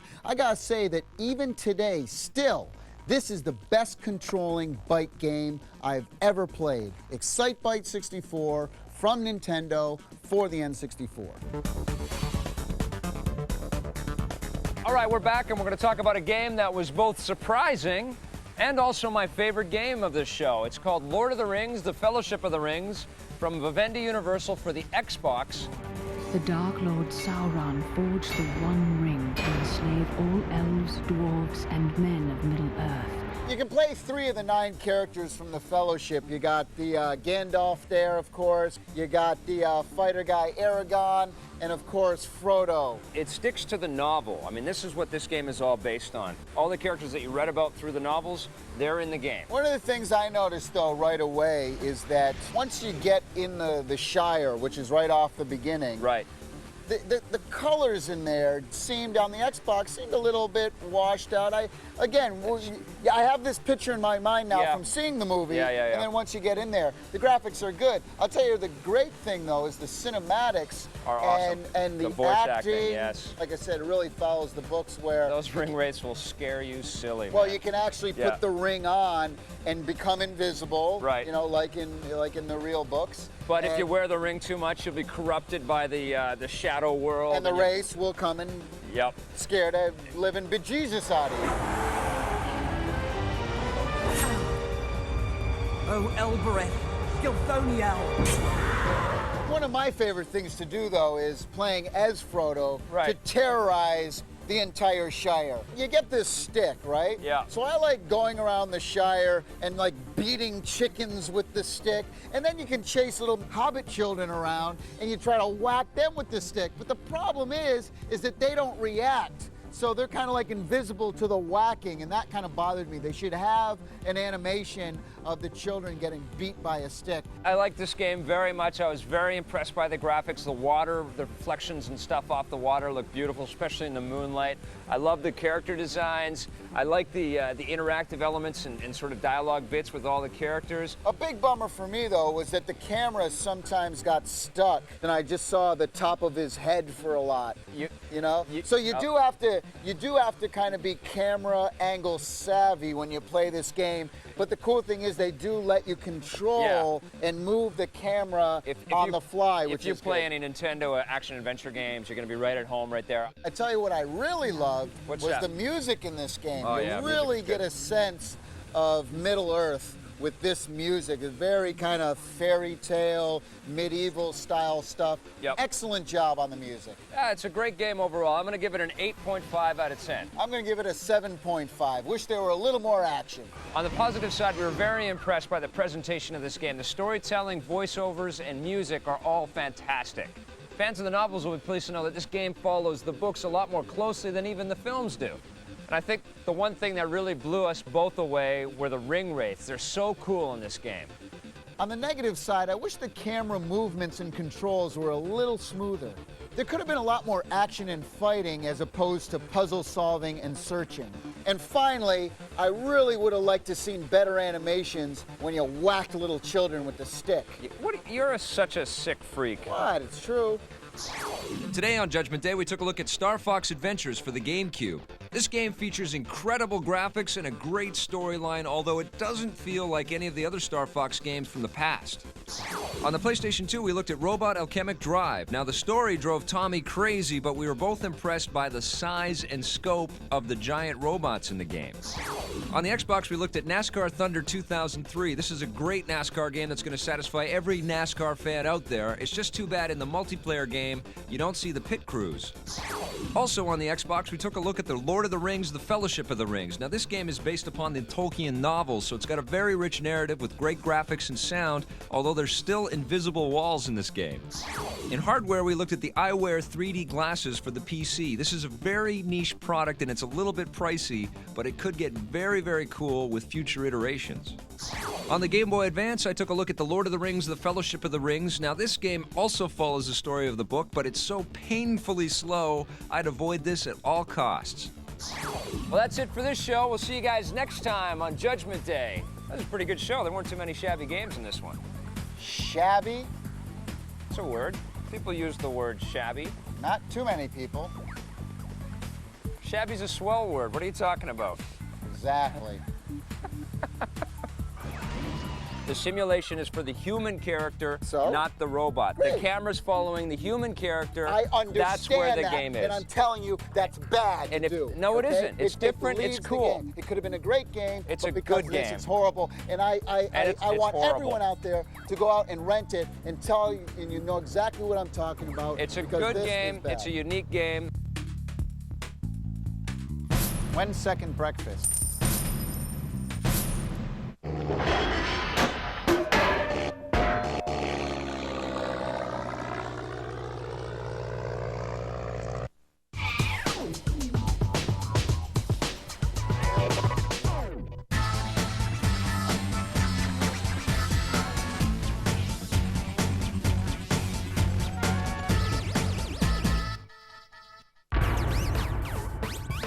Humanoid, your moves are so fresh. Your presence is requested for the ultimate quest. On board, enter my key.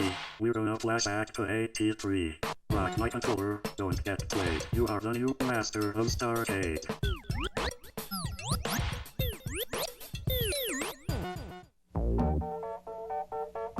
This is Starcade, TV's first video arcade game show, starring your favorite video games, and some brand new ones being introduced to the public for the first time anywhere. And now, here's your host for Starcade, Jeff Edwards. Thank you very much. Welcome to Starcade. We're backstage. Our players are warming up for today's big match because today, one of them's going to have the opportunity to win a very special prize. And if you players are ready, are you? Yeah. Let's go play Starcade.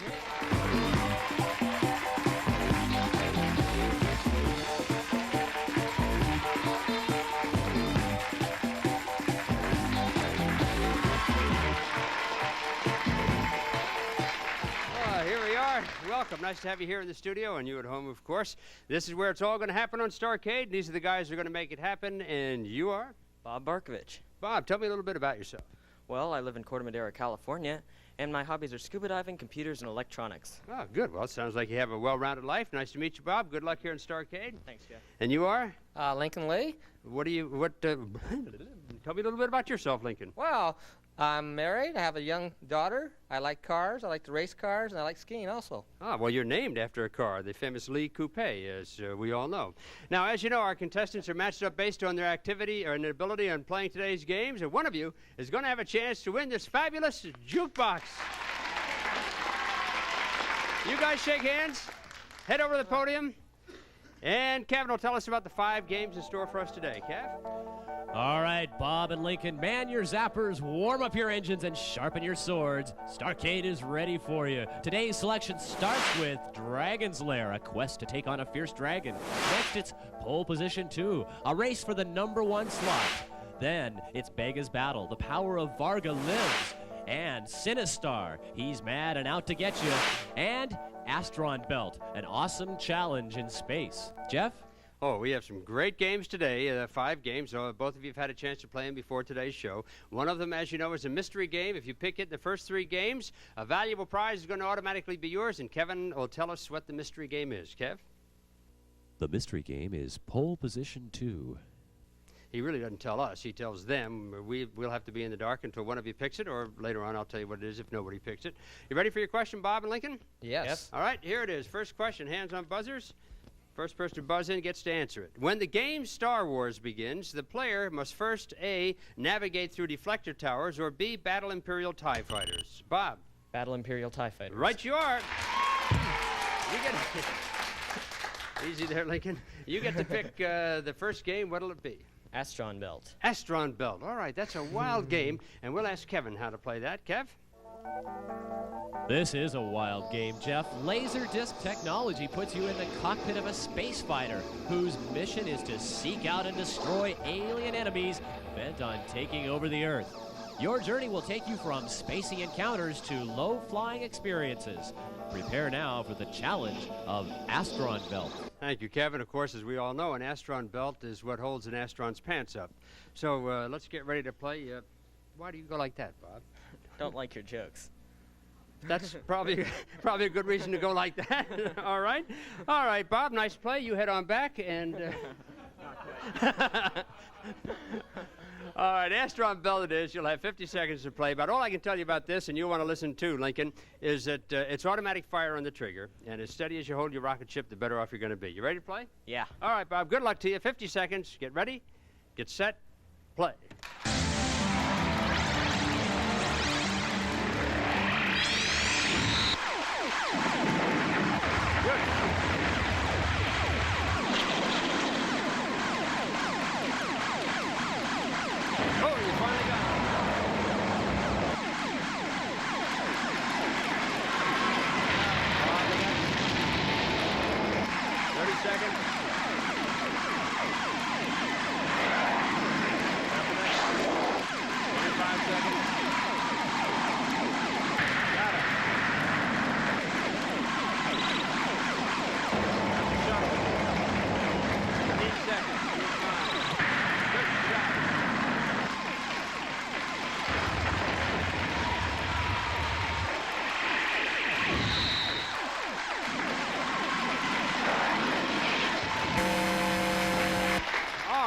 Very nice. 5,460. It looks like maybe 480. I can't quite see the score up there, but that's very good. And the official scorekeeper has the score. We'll check that out in a little bit. Lincoln, how are you at Astron Belt? I think I'm in trouble, maybe. Do you? Well, he left you a little bit of room there. He got destroyed once. If you can get through without getting destroyed, you might beat him. We'll see, okay? Okay. All right, we have 50 seconds. If you're set, get ready, get set, play.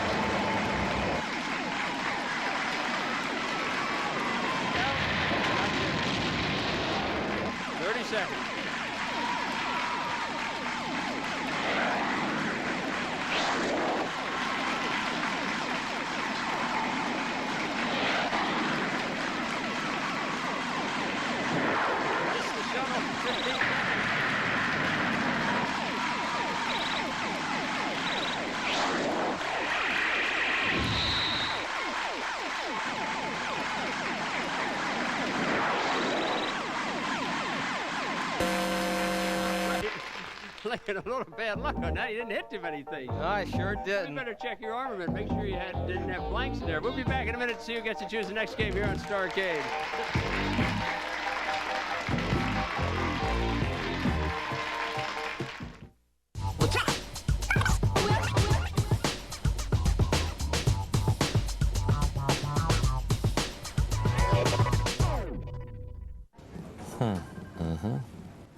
Objective.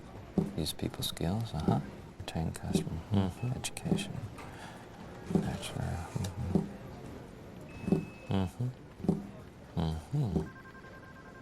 It says you have experience with Excel and Word, but what do you exactly mean by 38th level Beast Lord?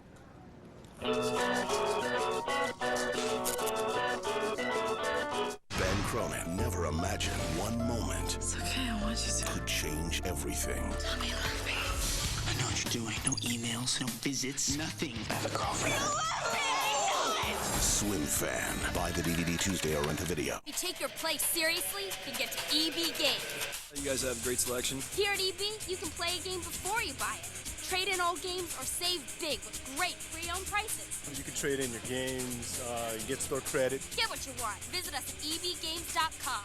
Win your choice of game system, 4 free games, and $100 accessories. To enter, call 1-888-321-4474 now. 1-888-321-4474 now.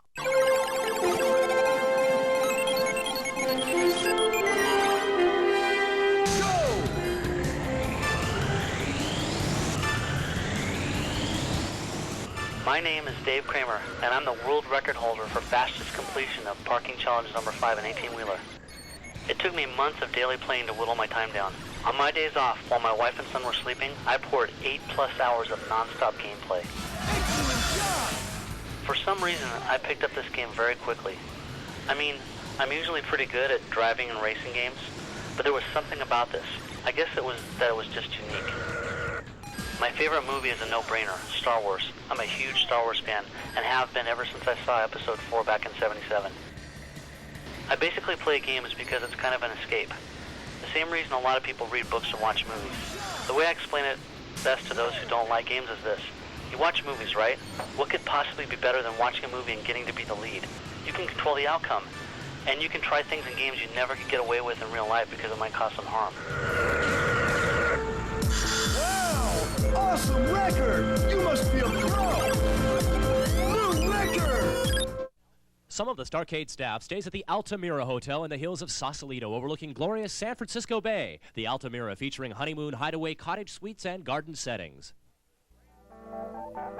The grand prize today on Starcade is the 2001 Jukebox. It's microcomputer controlled with room for over 200 of your favorite records and a digital readout of the 10 most played tunes. The 2001 microcomputer controlled music entertainment center furnished by Centuri.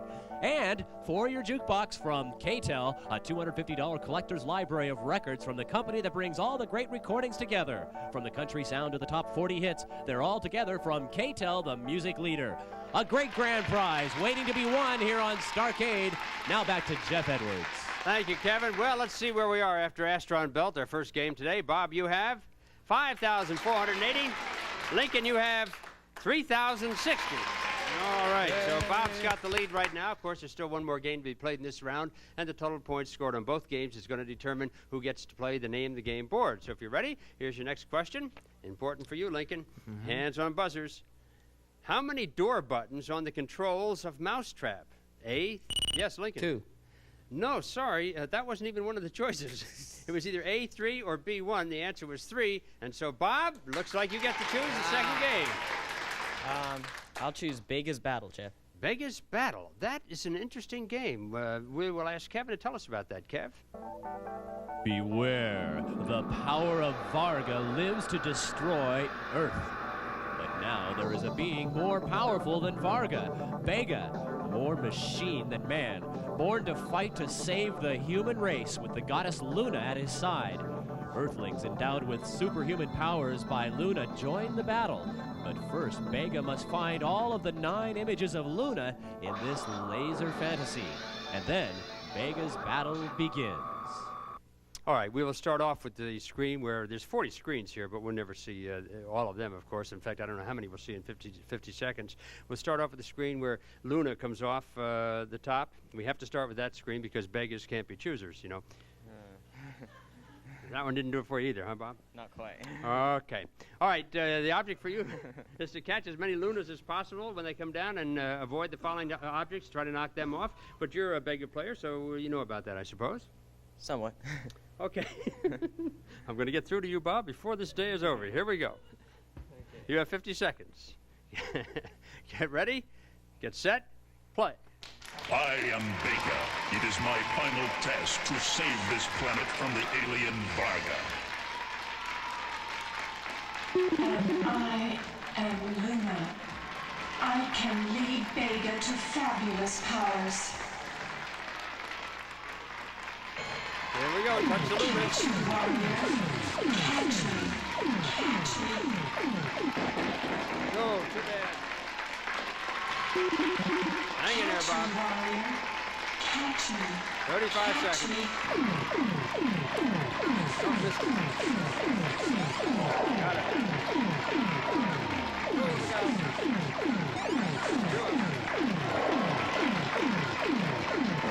Oh, no, 20 seconds.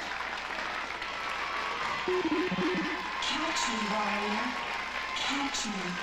Catch me. 10 seconds.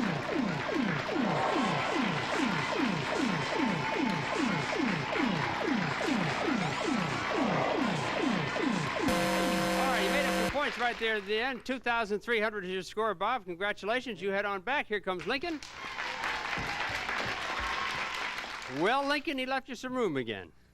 Well, I don't know about that. Yeah? He's still ahead. Yeah, he still is ahead, but you have a chance to get some points now. Touch as many Lunas as possible and shoot the things coming at you. You ready to go? Yeah, I'm ready. All right, good luck to you. Get ready, get set, play. I am Baker. It is my final task to save this planet from the alien Varga.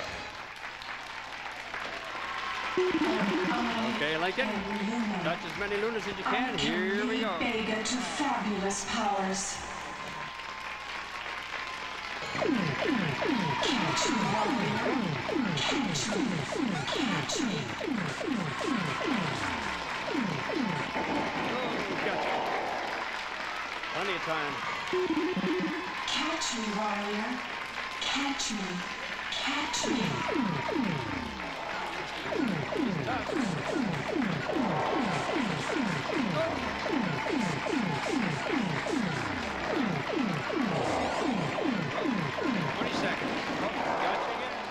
Hang in there. 15 seconds. Catch me, warrior. Catch me. Catch me.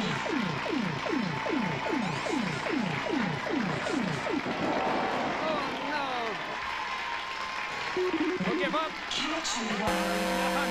I thought you might have a chance for one more. Okay, head on back, Lincoln. Oh, that Luna is tough to catch there. Yeah. Both of you had a chance to play Astron Belt and Bega Battle, and now one of you is going to go for a very special prize. We'll total up the scores in both games and see who gets to play the Name the Game board. Bob, you have a total of 7,780. Lincoln, you have 5,460. Bob, it's you. Come on down here. And we'll play the Name the Game board and see how you are at the video games. If you turn your back to the board just for a second there, we're going to show you 4 video games. And if you guess them correctly, Kevin will give you a nice prize. So let's find out what it is. Kev? Bob, for 3 out of 4, you'll win Lasonics portable AM/FM radio cassette recorder with LED display, separate bass and treble control, and a 3-speaker system. A great companion at parties from Lasonic. And if you get all 4 right, it's a white metal detector featuring ground exclusion balance to help you locate coins, jewelry, and precious metals while excluding mineralized soil from White's Electronics. Okay, Bob, wish you good luck. Turn around, if you will, in the upper left-hand corner. Take a look. Is that Guzzler or Pop Flamer? Guzzler. Guzzler's right. Good for you. Number 2, Super Pac-Man or Pac-Man Plus? Super Pac-Man. Yes. Okay, in the center. Donkey Kong 3 or Donkey Kong? Donkey Kong. Donkey Kong is right. And number 4, is that Berserk or Frenzy? Berserk. No, sorry, it's Frenzy. Sorry, but you do get 3 right, and of course you know we had a prize for that, and you'll get that party companion. Take around, listen to your favorite music, okay? We're going to take a break. break, and we'll be back in just a few moments and see if Bob can keep the lead over Lincoln and who's going to have a shot at their own jukebox. We'll be right back.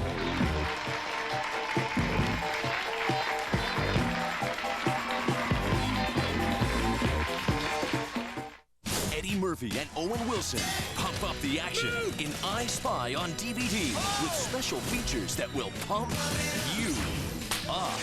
Ow! I Spy. Buy it Tuesday on DVD. He's still a bad guy, right? I can't keep it straight. Embark on an epic voyage with Link to find his kidnapped sister. Sail the ocean and explore each uncharted island. Face unheard-of dangers and battle the most devastating foes. Set sail. This is one adventure you won't want to miss. The Legend of Zelda: The Wind Waker, only for the Nintendo GameCube.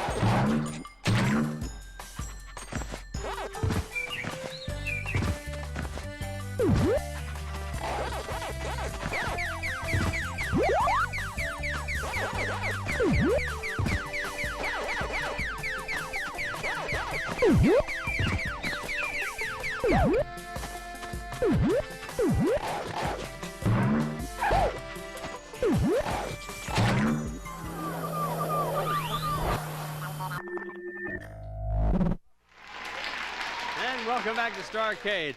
All right, Bob and Lincoln, this is round two. There's only one game left to play. This time only 40 seconds to play it. After that, we'll total up all the scores, and the top scorer on all games is going to get a chance to win that fabulous jukebox. So if you're ready, I have a question for you. And Lincoln, good luck. You need some points here. Sure do. Hands on buzzers. In Kangaroo, who wears boxing gloves? A. Yes, Bob. Mother kangaroo. No, sorry. Baby. The mother kangaroo is one of the choices. The other one was mother and baby kangaroo. They both wear the boxing gloves. And that means Lincoln, it's the chance you've been waiting for. Which game will we play? Pole position 2. Pole position 2 is the mystery game. Well, that's nice. You get a prize just for picking that, and let's find out what it is. Kev? It's Explore Computerized Chess by Sisys, a challenge for the serious chess player. It can solve mate in 4 problems, has a sensory board, it's easy to use and portable. Explore Chess by Sisys. All right. The game is pole position 2, and let's ask Kevin about that. Gentlemen, to your racing machines. The race of a lifetime is about to begin. The challenge has been made. 4 tracks await: the Fuji, the Suzuki, the Seaside, and a special test track. Gentlemen, start your engines. Prepare to race for the pole position. Okay, Lincoln, it's pole position 2. Now you can choose whatever track you want, okay? Okay. Fuji track is probably the one you're most familiar with. The test track or practice track is probably the easiest one. So you figure out where you want to go. Anything else I can tell you about this? No, I got to make it or break it. Oh, wait a minute, you're a race driver. Oh, only fair. Well, you should be able to do great on this. All right, the pressure's on the race driver now. Yeah. All right, you have 40 seconds. Here we go. Get ready. Get set. Drive.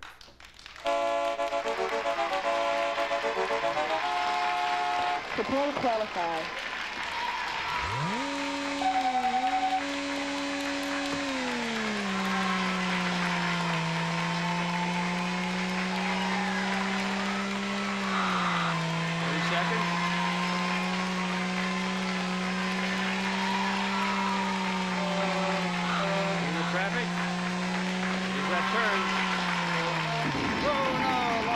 turn. 15 seconds coming up.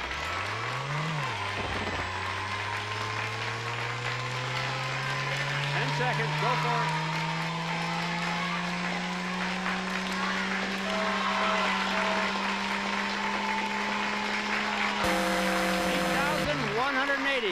$8,180. All right, that one crash did you in there, Lincoln. Yeah. But who knows what's going to happen when Bob comes down. Lincoln heads on back. Okay, Bob, just like I told Lincoln, you have a choice of tracks. The Fuji is the one you're probably more familiar with. The practice track or test track is a little easier than all of them. So if you're ready to go. Okay. You can go. Here we go. Get ready. Get set. Drive.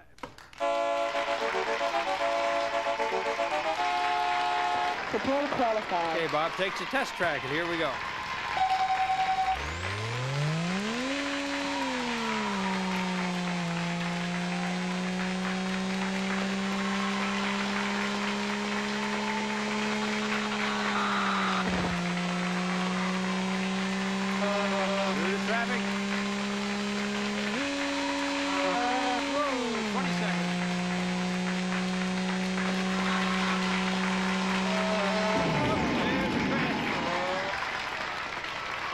Seconds.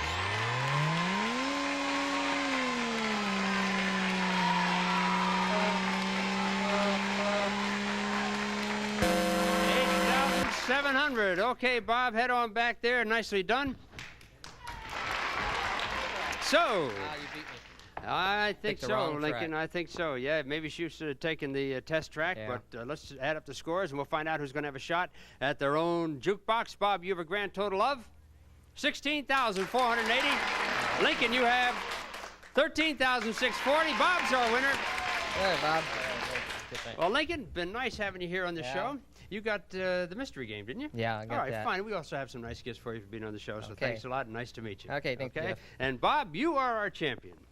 How was that, Bob? Great. I thought so. All right, Kevin will tell you what you won. It's RB5X, the intelligent robot. It's the perfect multi-purpose programmable home appliance. It learns from its experiences, moves under its own power, and can even talk. From RB Robot Corporation, Golden, Colorado. Not only that, Bob, but more exciting than the RB5 robot is the fact that I have computed all my jokes into it just for you. We'll be back to see if Bob can go for his own jukebox right after this.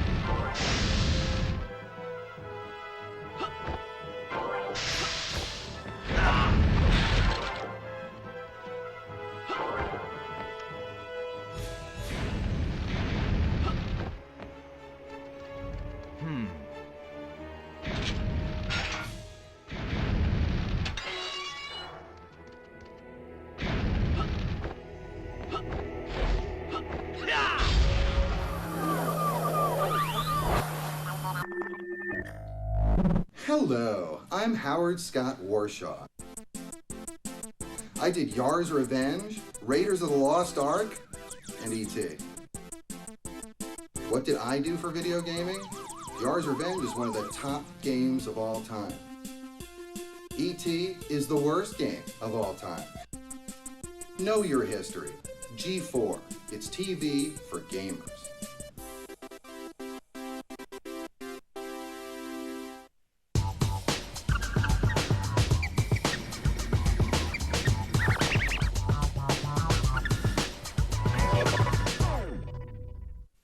Some of our contestants and some members of the studio audience will receive Datasoft. Turns your Commodore 64, Atari, Apple, or IBM into the hottest arcade game in town. Nibbler and Genesis are just two of the many popular arcade games available now from Datasoft, the leader in home computer software.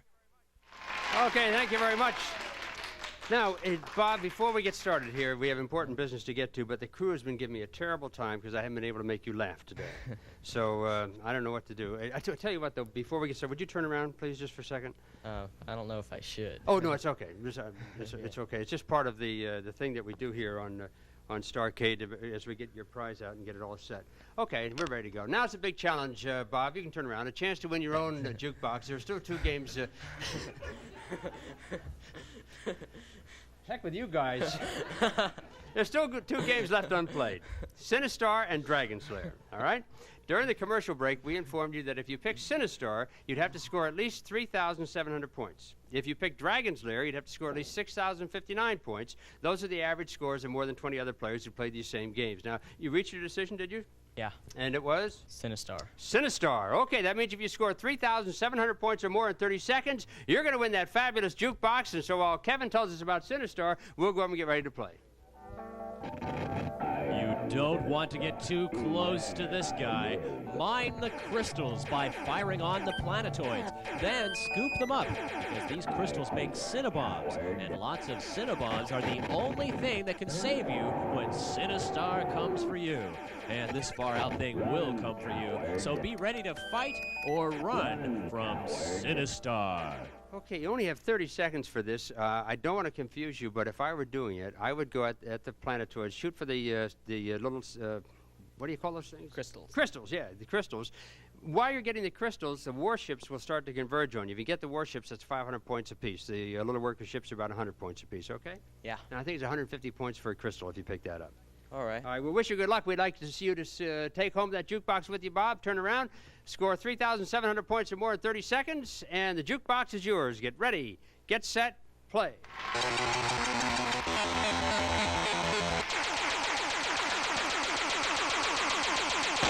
All right.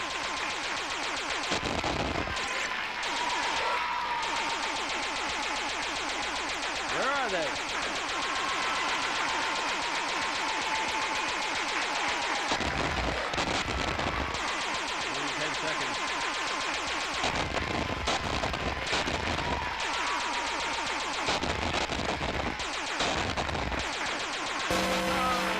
Too bad, 2,855. A nice run, but not nice enough to get the prize. But you've been a great champion, Bob. You're a good player here at Starcade.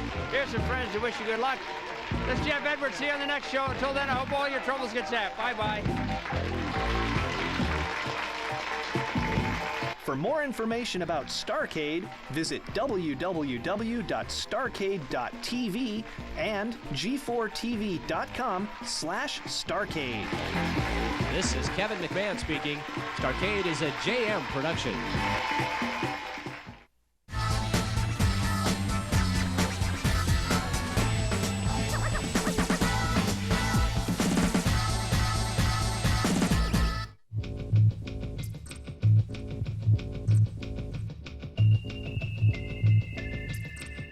Hello, I'm Diane Mazzotta, and welcome to Filter. A hand-picked top 10 video game countdown is voted on by you, the viewer, at g4tv.dave.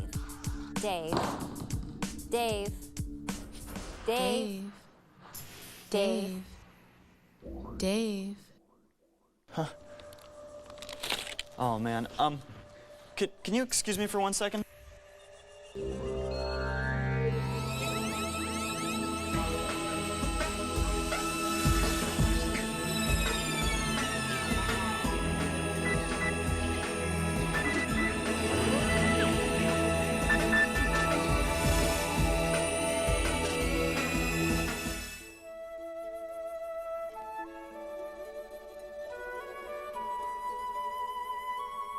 Hey, man, I got a problem, man. A big problem. See, this ain't my natural body. This used to be me, man. But I went on some crazy adventures for Portal, and now my soul's stuck in this old dead guy, Anvil.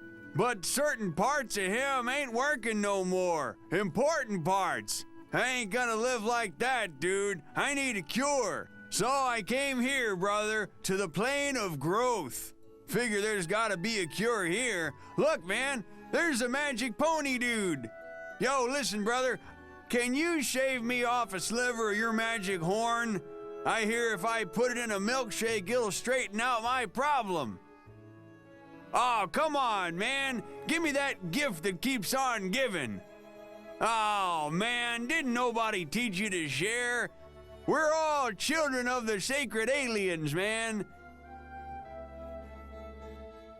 Yo, hardwood dude, I gotta ask you a question, man.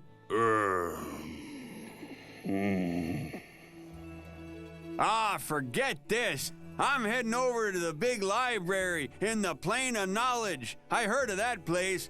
I bet you I can find a smart dude to help me out there, man.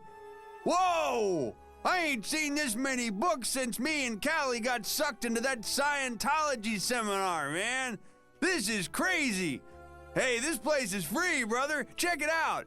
They even let otters in, man. Equal rights headquarters. Yo, library dude, you guys got any books on broken equipment? I'm sorry, sir, no, but you do realize there are prescription drugs which can help you, such as... Drugs? Hey, man, I ain't taking no drugs, man. That ain't natural. What kind of wastoid freako do you think I am, dude? Drugs are for losers, man. Of course, sir, but prescription drugs... Forget it, man. I'm out of here. I'm calling Dave. Hello, and welcome to Portal. I'm Dave. Now, Val and I were just taking a look at our email. Let's see if we have anything interesting. Here's one. Well, looks like it's anonymous. I have a question that has been on my mind since the introduction of Gruder. What's his last name? Does he even have a last name? Actually, that's a really good question. I'm embarrassed to admit this. I don't know. Val? Dave, I have no record of a last name for Gruder. Well, there's only one way to find out. Yes, Dave, but you have just received a high-priority conference request from Rick. Patch him in. Hey, Dave, brother, I need your help. You gotta get me a new body, man. This dude is too old. He's broken where it counts, man. I need functionality. Rick, I'm sorry. Of course I'm willing to help you. You've done so much for me. I'm unclear on the problem. I sent you a pic of the problem. Check it out. Okay. All right. Just give me some time to find you something, okay?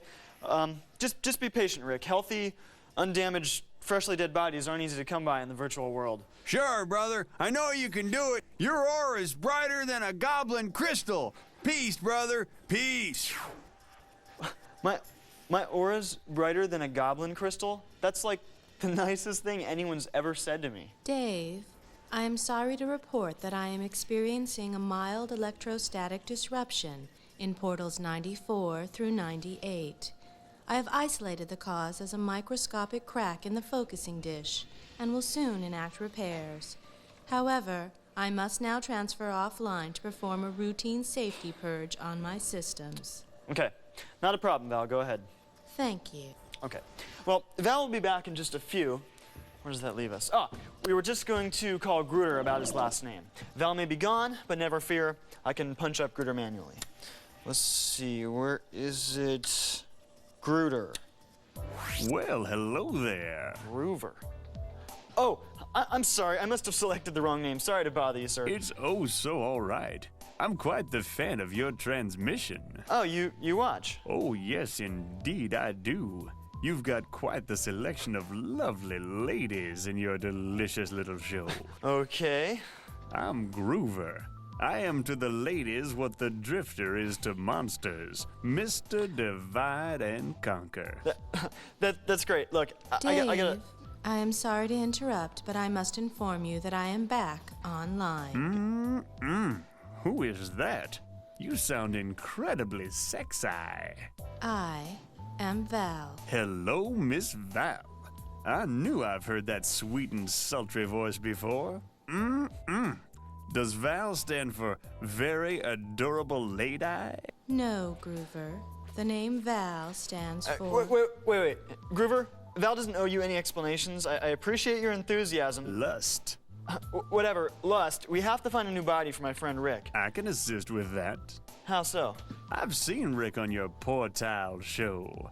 I know just what he needs. I can get him a body that would be a dream come true. Guaranteed. but I need something for myself. And what's that? I've already dated most of the ladies here in Anarchy. I'm ready to get acquainted with one of those feisty fantasy felines from the dark age of Camelot. But I don't have magic portals like the Dave. I need you to open the party lines and make an introduction. You find a fresh young body for me, and I'll find a fresh young body for Rick. 15 minutes. I don't have time to mess around, Groover. You better come through on this. 15 minutes. Mission under control. We'll be right back.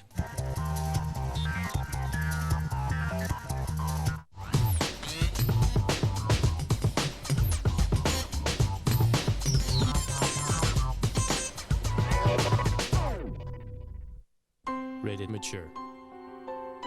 Pride Fighting Championships is as simple as you versus one man whose only purpose is to paint the canvas with your soul. Pride Fighting Championships. The fight is on PlayStation 2. Ben Cronin never imagined one moment It's okay, I want you to. could change everything. Tell me you love me. I know what you're doing. No emails, no visits, nothing. I have a girlfriend. You love me! I know it! Swim Fan. Buy the DVD Tuesday or rent a video. The All-American Rejects. Swing Swing from their self-titled debut album. Now on tour with Homegrown and Ritalin Kids.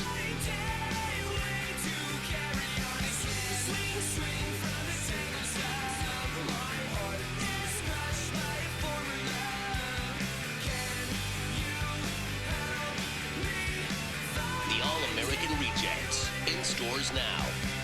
What keeps you from getting the exercise you need? Is it lack of time? Are you afraid of doing something wrong? Chances are you've seen us talking about the Total Gym before, wondering, is it really as good as they say? The fact is, it's even better than we say. So what kind of body do you want? Maybe you just want to trim and tone your body. Or if you want the strength and conditioning of a world-class athlete or a bodybuilder, the Total Gym can help you get there faster than you've ever imagined. So why not give it a try? Believe me, once you try it, you'll be hooked on it. I know, I've used mine for over 20 years. Now you can own the Total Gym for as little as $29.95 a month charged on your credit card. And Total Gym won't charge you a penny of interest, our best offer ever.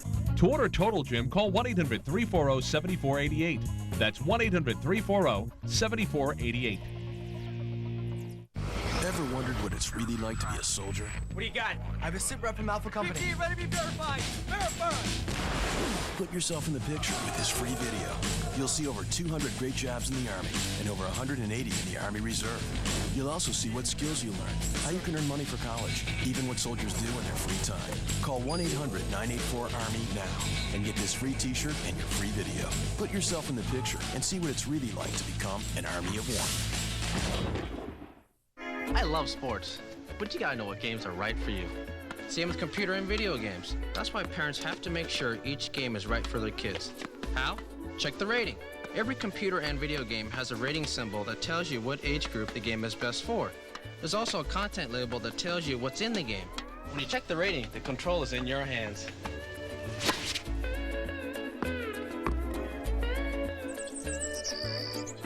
See? You gotta play the game that's right for you.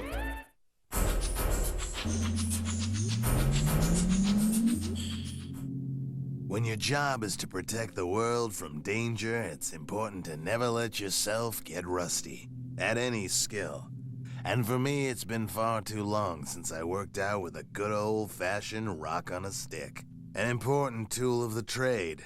I was waiting for an old blacksmith buddy to forge me a new one, and I'd be off to batting practice. Unfortunately, it looked like this one would get tested in the field. You the drifter? That depends. What do you want? Please, come with me. It's important, I promise you. It better be, or you'll be in for a world of hurt. Here, down there, I dropped my ring. And you want me to get it? Yes. Congratulations. Why? That's the closest I've come to laughing in 10 years. Guess that means I won't break your jaw. Wait! You don't understand. It's not a regular ring. The Ultimate made it. That stopped me in my tracks. The last time the Ultimate made a weapon, it turned out to be Darwin's club. Darwin wreaked havoc with it, until I finally put him down a few weeks back. As far as I knew, the Ultimate himself was out of commission now as well. But if he had already trained another henchman here in Dareth before he was defeated, it could spell big trouble. Wait here. It took me 6 hours before I found the ring washed up on shore, half a mile downstream. It carried an inscription. Ta. Let the bleeding begin. Signed, the Ultimate. I slipped the ring on and knew right away that the Ultimate was indeed its creator. The power was incredible. I dropped every monster I could find in a single blow. My new mace was nice, but not that nice. Where'd you get this? My ring, thank you, my ring. Where'd you get it? Please, give it back. It slipped off your bony finger because it didn't fit. Where did you get it? I just found it. Wrong. You stole it. Show me, now. Then I destroy it. It's ruined. It wasn't like this when I robbed them, I swear. It wasn't me. I didn't do this. The house. Destroyed. Papa Bear, dead. Baby Bear, dead. Mama Bear, unaccounted for. But an old love letter told me her name. Ta. Before Rick stopped him, the Ultimate was working on creating another monster. And whoever she was, it looked like she was well on her way to picking up where Darwin left off. Well, she can rest assured that the Drifter and Justice won't be far behind. Dave, the transmission has resumed. Great. Hi, welcome back. Okay, Val and I are a little busy right now looking for a date for Groover. So while we attend to that, I'm going to let you guys spend some time with Sergeant Mo Tuesday. Now, as a detective, Mo spends most of his time looking for people. In fact, last time we saw the sergeant, he was trying to find the Drifter, who was missing at the time. Let's see what case Mo's moved on to since.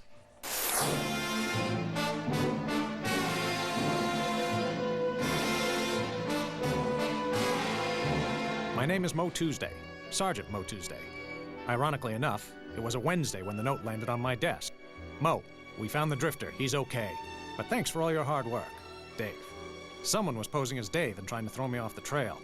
It might have worked if the trail wasn't already hot. I told you, Tuesday, the Drifter case was closed. They found him already. The chief was in on the cover-up too. Whoever had the Drifter had enough resources to shut down the case. Maybe it was magic, maybe it was money. I wasn't sure. But right now I had another crime to deal with.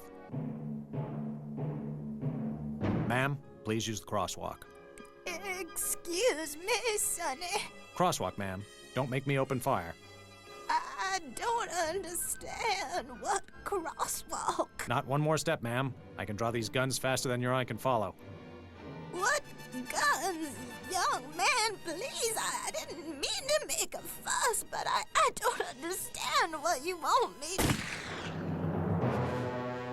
40 million in counterfeits in her purse. No surprise. The old lady routine was the oldest trick in the book. Aw, man, he wasted the boss. You idiot. I told you it wouldn't work. Tuesday, you're a loon. A loon, I tell ya. I had enough. I'm sticking you with a partner. Meet Shorty. You have my axe. I didn't work well with a partner, but I had no choice. Here's the case. We're looking for one missing person. Name, the Drifter. You have my axe. We don't use axes on the force, Deputy. You have my gun. Good. Let's go. Get in. It's the department's new boat. She's fast, but not fast enough to find the Drifter. Don't worry, Deputy. I have another plan. Get in the chopper. Caution, fuel. Deputy, we might have a problem. We're out of gas.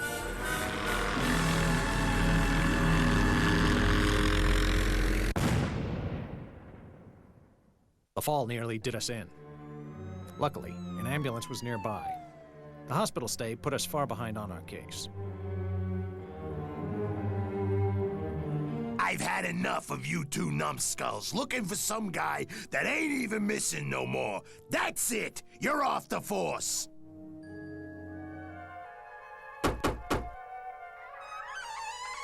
Yes? Hello, ma'am. Sergeant Mo Tuesday. I'm following up on a lead. We're looking for the Drifter. Ah, yes, the Drifter. He has departed for a faraway world. Another world, eh? Deputy, warm up the rocket. All set? Hit it.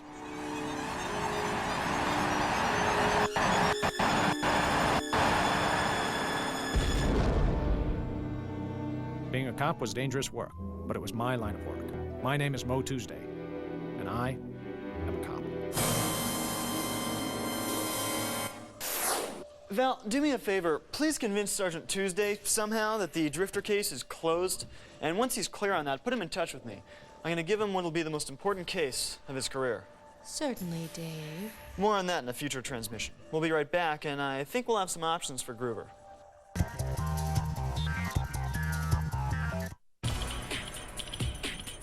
Hi, this is Luis Gonzalez of the Arizona Diamondbacks. You're watching G4, TV for Gamers.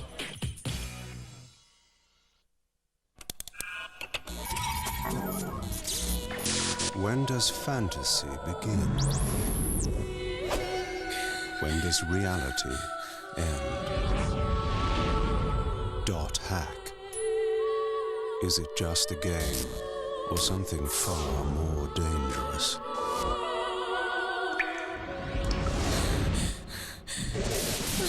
.hack Part 1, game and DVD for PlayStation 2 from Bandai, rated T for teen.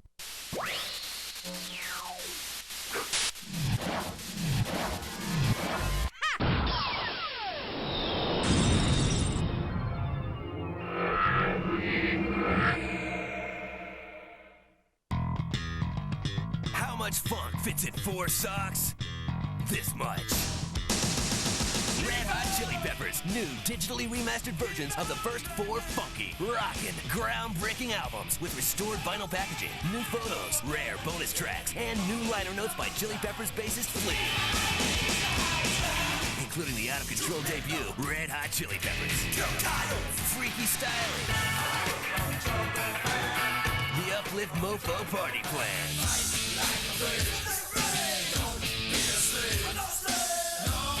Mother's Milk.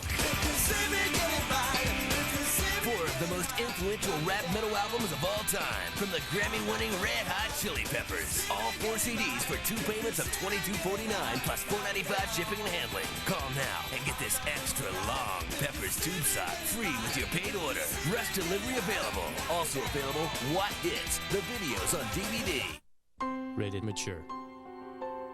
Pride Fighting Championships is as simple as you versus one man whose only purpose is to paint the canvas with your soul.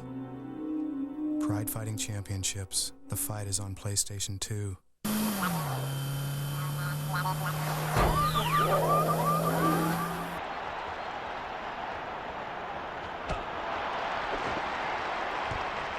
Arsenal.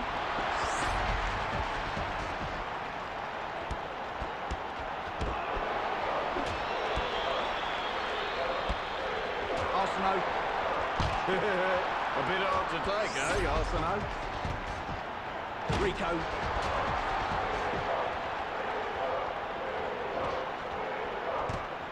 Madeira. The pass is blocked.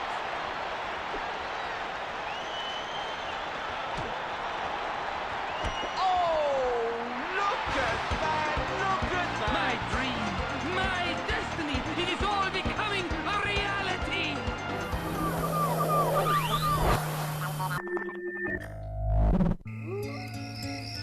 Clive Gallagher. He used to call me Lara Beanstalk. I'd run home crying and he'd just laugh. Sure he's not laughing now. No. No, now he'd just follow me around and look at my bottom. Are men only interested in you because of your body? No. I'm rich too, darling.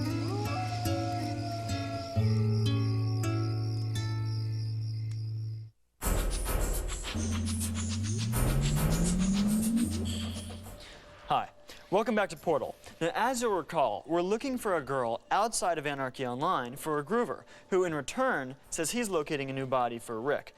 Now, I think we have everything all sorted out, but rather than explain things myself, I'm going to turn it over to world-famous color commentator Howell Cosard. Good evening, ladies and gentlemen. We are here this evening in the dark age of Camelot to witness an incredible sporting event, a battle royale between two fierce and beautiful combatants. Weighing in at 512 pounds, standing 7'11", a Furbolg Blade Master. It's the Harpy from Hibernia. It's Man Splitter.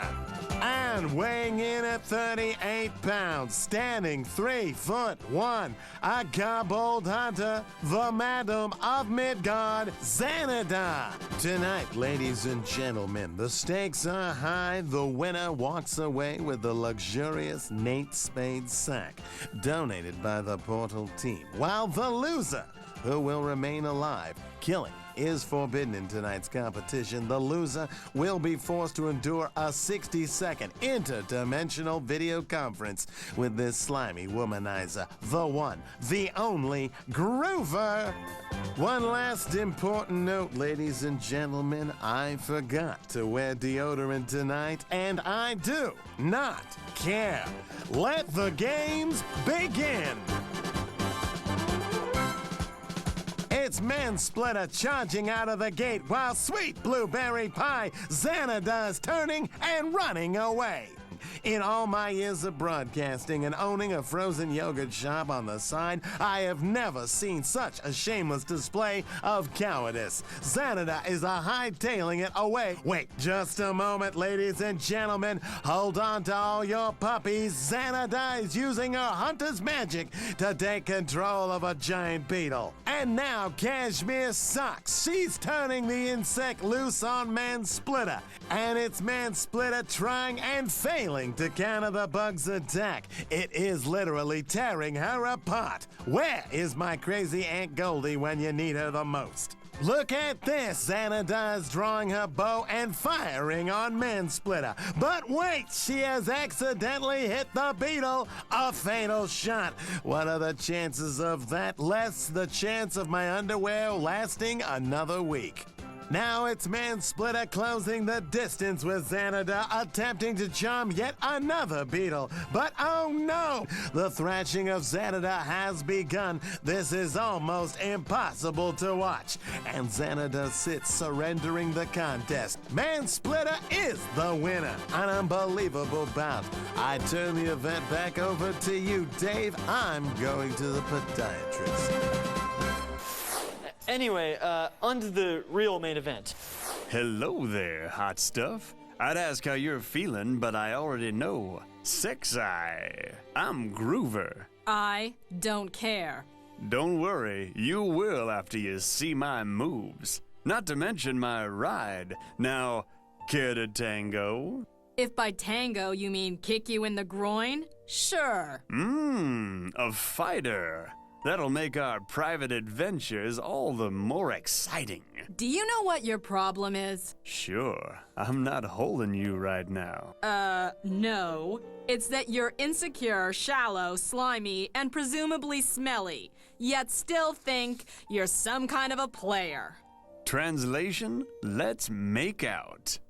Oh, okay, Groover, time's up. I'm sorry to cut you off, but I did my part, and I'm sorry if it didn't work out the way you wanted. But you have a deal. The way I wanted? She'll be calling me back for a sweet talk in an hour. Whatever you say. But now it's time to uphold your end of our bargain. You said you'd have a new body for Rick? Promise fulfilled. Good. Let's take a look. Okay. All right. I'm impressed. This will really work. How'd you pull this off, Groover? I just moved in after the lightning. I see. Well, thanks. This is seriously excellent. We'll talk to you later. Probably much later. It's gonna be a long and wonderful night. Okay. Val, get Rick on the line, please. Already patched, Dave. Oh, hey, man. I was just trying to do some exercises to fix my problem. It ain't working, dude. I'm depressed. Don't be. We have a new body for you, Rick. Oh, yeah! You guys are the greatest, man! Let's make it happen. Chant on, brother. Aum. Aum. Aum. Val, sister, you gotta make with the spirit song. Certainly, Rick. Aum. Aum. Aum. Ah, it ain't enough, man. This old dude's life force is too weak. We need another ethereal harmonizer, man. Okay, Val, can you get Bernie on the line or something? Patching. Hi, Davy. Are we going to the circus now? No, Bernie. Listen, I just need your help for a minute. Can you chant with us, please? Yay! I like to chant. It makes me smile. Okay, good. Let's go. Aum. Aum. Aum. Whoa! Okay, it's enough, Bernie. Val? Dave, the soul transfer was successful. Great. Bernie, enough? But I want to chant more. I'm sorry, Bernie. Maybe later. I have to go, okay? Okay. Hey, Davy! Guess what? Val, let's take a look at the new Rick. Whoa-ho! This rules, man! You guys are like the closest thing to the Crystal King, man! Time out. Wait, Val? Dave, I am still completing repairs on portals 94 through 98, which include Rick's new location. Stability will return within the next 2 hours. Great. All right, well Rick, you're happy? Good. Then we'll show you the new Rick next time. Val, let me help you move those repairs along. I will prep your safety suit, Dave. Great. So log on to g4tv.com/portal for more information about this transmission. We'll see you soon. Dave, do you still wish for me to obtain Gruder's last name? Oh my gosh. Yeah, I almost forgot. Please, and show our viewers too. Certainly, Dave.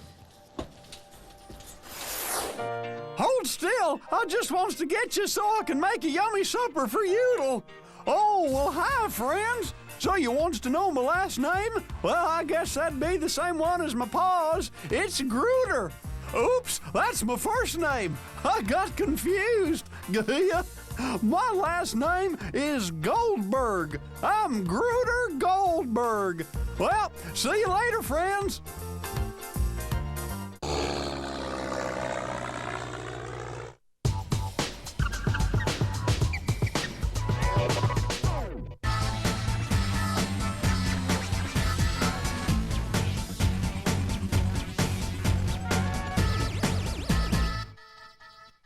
They're the games you chose to shun, but damn it, boys, these games are fun.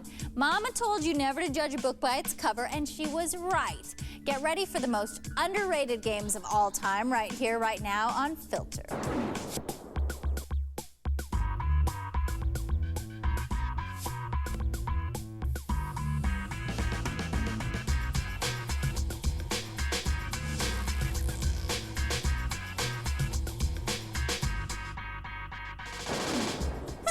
I'm Diane Mizota, and welcome to Filter, a hand-picked top 10 video game countdown as voted on by you, the viewer, at g4tv.com.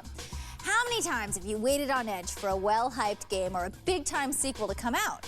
You'll wait for months, perhaps even years, racked with anticipation until release day. But how about those games that slip under the radar, doomed to live out their days on a store shelf instead of a cozy living room? Well, the truth is, you may not wait in line to buy them, but at the end of the day, they're some of the best games around. That's why today's show is dedicated to covering the most underrated games of all time. So what exactly qualifies a game as being underrated, and what are a few that have fallen through the cracks? Here's what you guys think.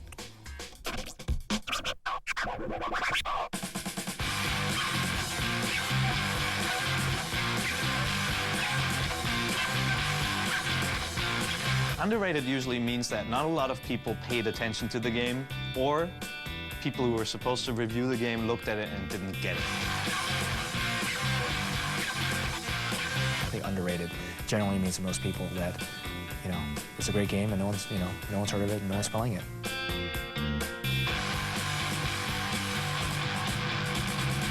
underrated means a game that's not very popular, a hidden gem, basically, that only you and maybe a couple of your friends know about.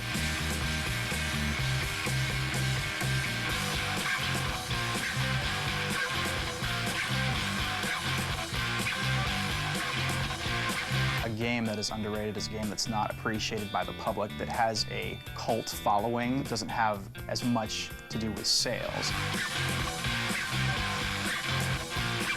I would say marketing. I mean, a lot of times it comes down to how big the marketing budget is for these games. I don't know if that's what you want to hear, but that's the reality of it. Because then, when no one responds to it, then the people who made the game think, well, that type of game making, that brand of game making doesn't work. So back to the drawing board. It's unfortunate because now we don't see a sequel for the game coming. On the heels of that, it's time to rate the underrated. We start the countdown at number 10 with a rhythm game that grooves to a very different beat. In Guitaru Man, you were a social reject with a jelly bean-headed dog for a best friend. Your job was to defend the universe from the forces of evil by using your Guitaru. But in a world where chain-fed machine guns and proton cannons are the standard, gamers just weren't having any of this Guitaru business. Too bad, it was their loss. It's over,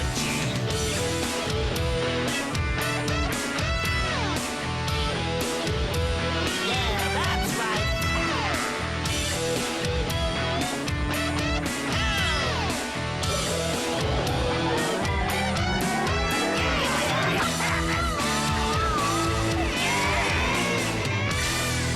It's my room now. That's right. I won't be bad anymore. Okay, so if a guitar is not your weapon of choice, perhaps you'd prefer something in a yo-yo. That's what you got in Rygar, the game at number 9. Rygar initially appeared in arcades and wasn't exactly what you'd call a smash hit. By the time it was released for the NES, people just assumed it was going to be more of the same stuff that you got for 25 cents per play. But you know what they say about assuming, right?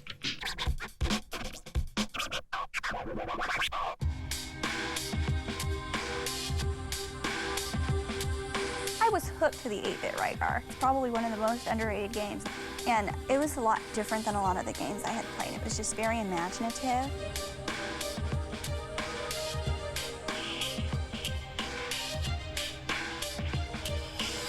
Back then, there were no memory cards, right? So you couldn't save it. It was a long game. So you had to leave the Nintendo on. And the thing became so hot, I can't believe I almost risked burning down my parents' house to play a video game.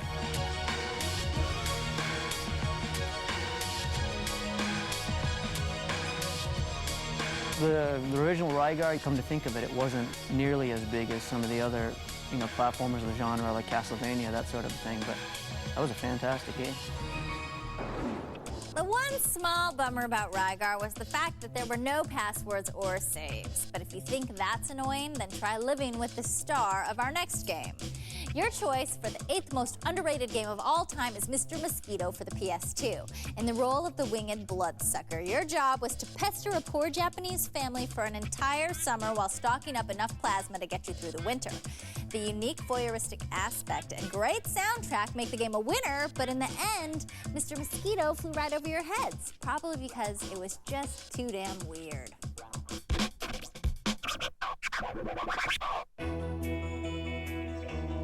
Mr. Mosquito, and when this game came out, I actually felt what it would be like to be a mosquito. The game was just so novel and so charismatic, and from that moment on, I have a new respect for mosquitoes. I think the problem with Mr. Mosquito is that it was way too Japanese. But if it took place in like a trailer park or something like that, I think it would have gone over very well.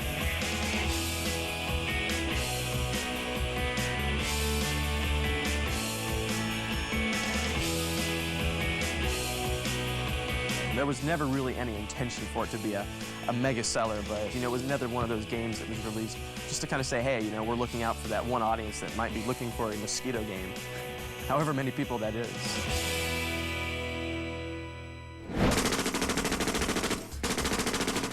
It's easy to see how a game about a mosquito could be overlooked. But how about some of those can't-miss games that did miss? We've got to take a quick break, but when we come back, we'll take a look at some of the more overrated games around, and we'll leave no stone unturned on our quest to crown the most underrated game of all time. Does a Dreamcast fighter have the power to grab the title, or does a bionic soldier reach out and snag it for himself? Find out shortly when Filter returns.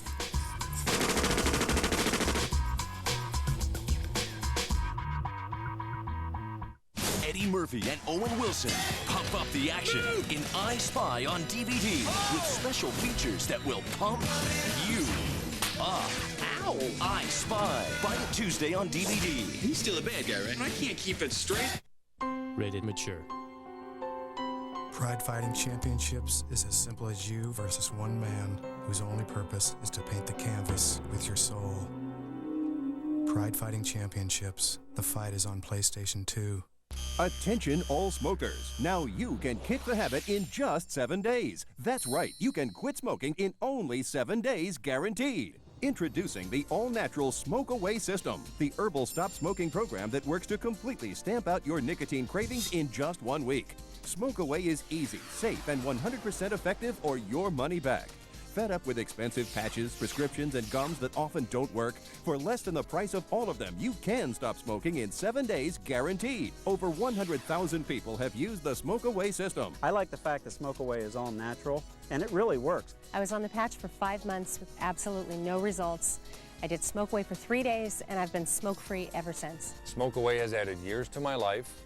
I know now I can enjoy my kids growing up and their kids growing up. Thanks to Smoke Away, we've been smoke-free for 2 years and saved $2,000. Thank you, Smoke Away. The secret is the unique combination of all natural herbal ingredients that work to completely and naturally eliminate your body's craving for nicotine with no side effects like insomnia, tension, or weight gain. So now you can quit quickly and effortlessly without the agony of withdrawal. It's safe. It's highly effective. I've had tremendous success with my patients using the Smoke Away program. In fact, I had a patient who had smoked for 25 years and quit in 2 days using the Smoke Away program. Smoke Away is the only all-natural program that's guaranteed to help you quit smoking in only 7 days, no matter how long you've smoked, no matter how many times you've tried to quit before.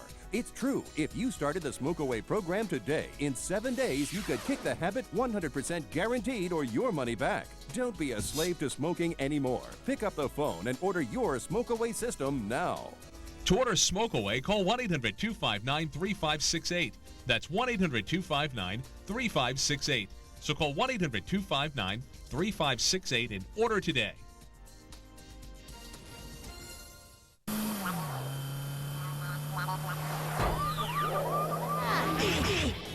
Yeah! Yeah!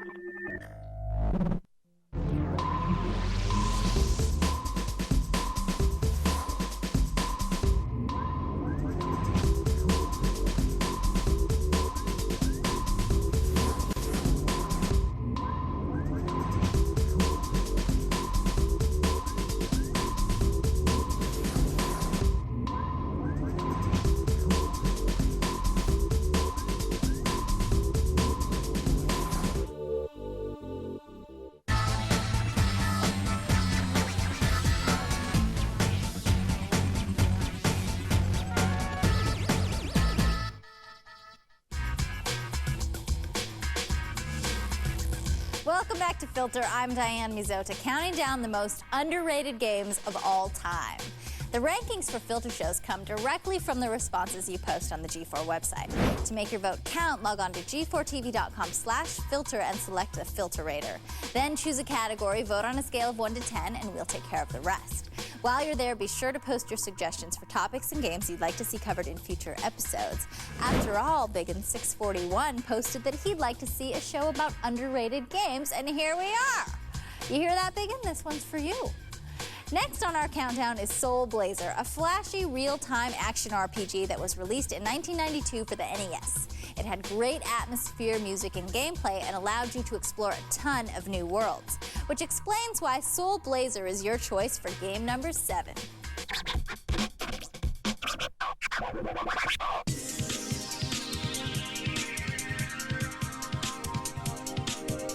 Soul Blazer was awesome. Soul Blazer was that was an Enix game.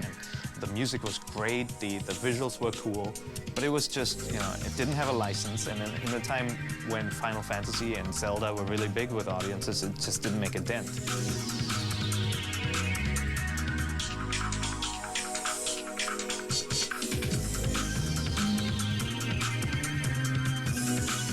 But if they had given it a chance and played it further, they would have totally fallen in love with it.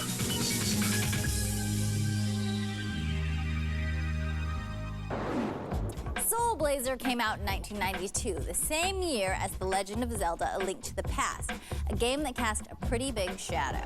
And keeping with the theme of darkness, let's move on to another game that seems destined to remain in the shadows. Coming in at number 6 is Shadow of Destiny, a mystery game that required you to prevent your death by traveling in time to track down your killer. The ultra-cool premise played out with 5 different endings, but most of you never got that far. In fact, most of you never got to the beginning because you passed on this dialogue-heavy title in favor of some faster-paced games. Well, if you never played it, some of our viewers have a little dialogue of their own to offer up.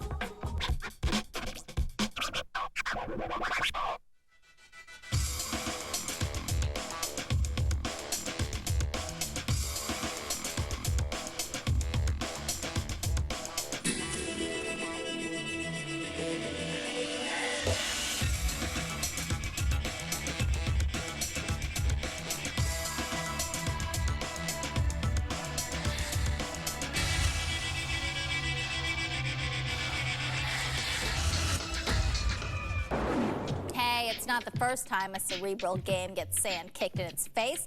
And on that note, why don't we take a look at some of the bullies? Here are a few of the more overrated games around. The most overrated game, that's easy. See, the Dead or Alive Extreme Volleyball, I think it's completely overrated. I mean, if people want to see stuff bouncing around, they can go buy a video for way less than $50.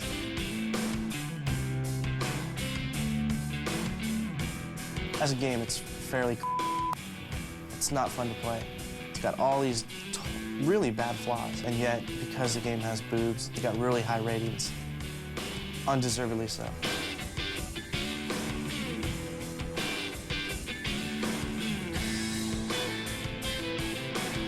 For me, Metal Gear Solid was really, really hyped out for the PlayStation. When I played it, I just thought it was kind of slow and boring. Everyone's like, ooh, Metal Gear Solid, ooh, Metal Gear Solid 2. You just shoot your guys, and everyone's like, this is the greatest game in the world, but it's just another game. Another overrated game, I think, simply because, again, a lot of reviewers fell victim to hype, BMX XXX. I was so turned off by the whole, let's make an adult game. It was a gimmick, women riding bikes without tops on, and I felt that they skimped a little bit. I think they held back a little bit. Okay, enough about the overhyped. God knows they've already got their fair share of ink, so let's get back to the world of the underrated. Though our next game was tall on items and weapons, it came up short on props. Bionic Commando was not only a complete departure from the original Commando, but from any type of game around at the time. And you weren't expecting that, were you? Bionic Commando snags its grappling hook into the 5 spot.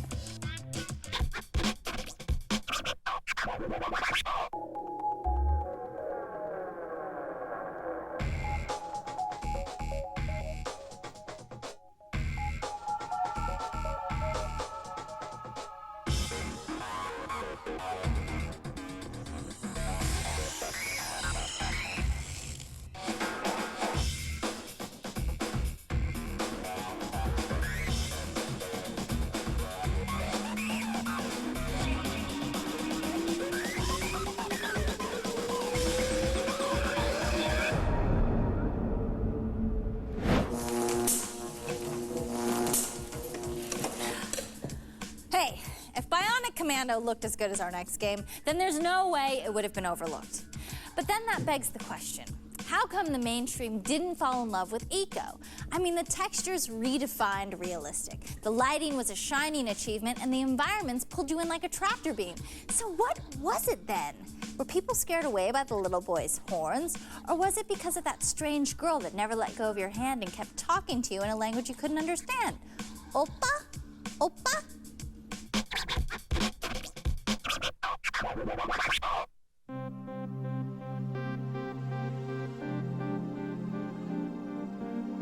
Eco was really original in the setting, in the visuals, and in the gameplay mechanics. It didn't get the recognition it should have because not many people tried it. A lot of people started the game, couldn't fall in love with the characters, and stopped there.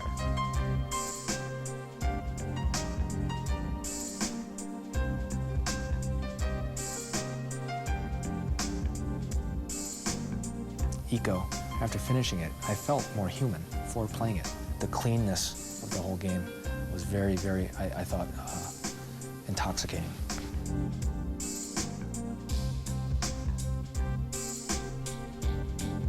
Eco is a very whimsical game. Some people just need a lot of flash bang and, you know, bells and whistles, and this game definitely doesn't have that.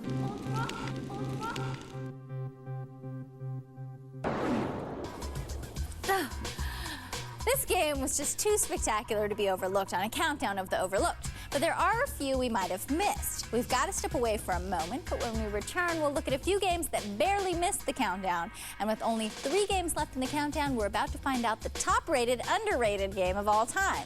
Is it really possible for a Final Fantasy game to make the countdown? Stick around and find out when Filter returns.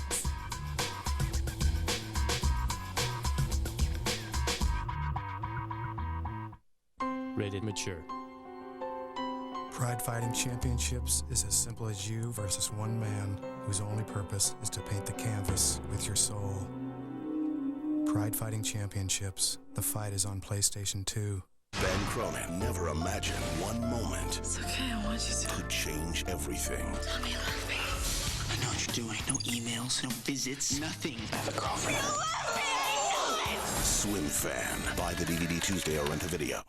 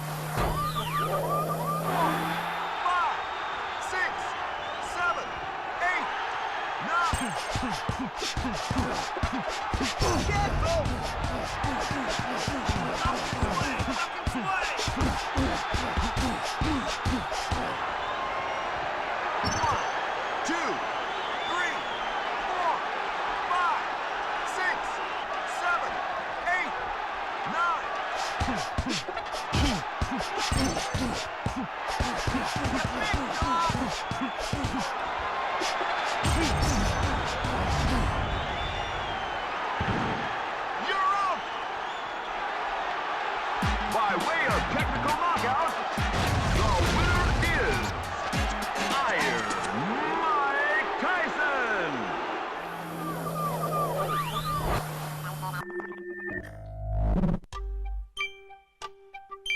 It was me and my brother. We were playing like to see who was better. So we like stayed up all night until 3 o'clock to see who's better. Then my little nephew came, he disconnected everything. We started screaming like, God, no, we didn't even save the game. Then my nephew just went running to his mom, and I got mad because we spent all day. Oh my God, no, you little bastard.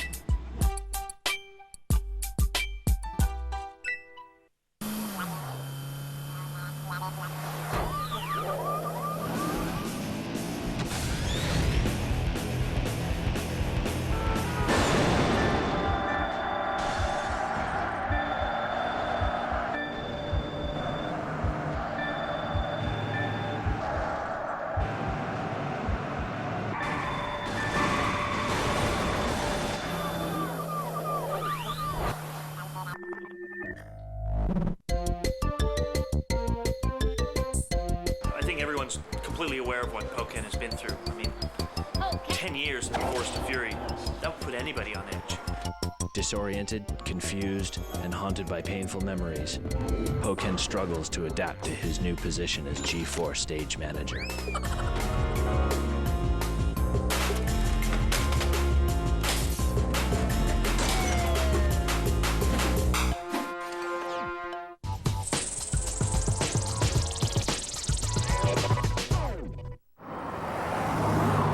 Do you consider yourself a star?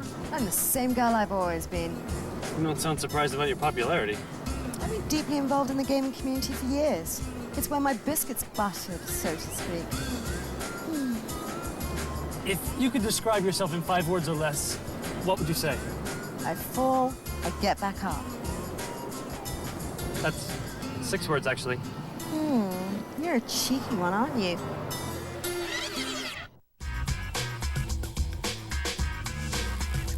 Welcome back to Filter. I'm Diane Mizota. We're down to the last 3 spots on our countdown of the most underrated games of all time. But before we move forward, let's take a quick look back for a recap of what we've seen so far. Guitar Man killed us softly with his song at number 10. Yo Yo, check it out, Rygar spins up a 9th place finish. If you thought Mr. Mosquito blew, you're wrong. He sucks, and he's number 8. How You Like Me Now, Zelda? Soul Blazer lights up the 7th spot. Shadow of Destiny steps out of the shadows to make an appearance in 6th place. Bionic Commando drops the long arm of justice on evening the score. It latches onto the 5 spot. And Eco proves that it pays to be good-looking, salvaging some respect by finishing in 4th. Calling a Final Fantasy game underrated on this show is like saying that my pants are tight. But believe it or not, the Final Fantasy Legend winds up in the number 3 spot. Sound crazy? Well, think about this. Legend came out in 1990 when the franchise was about as popular as Corey Feldman. Plus, it rocked the pea green hues of a Game Boy. Truth is, though, this bite-sized serving of portable RPG action really kicked butt.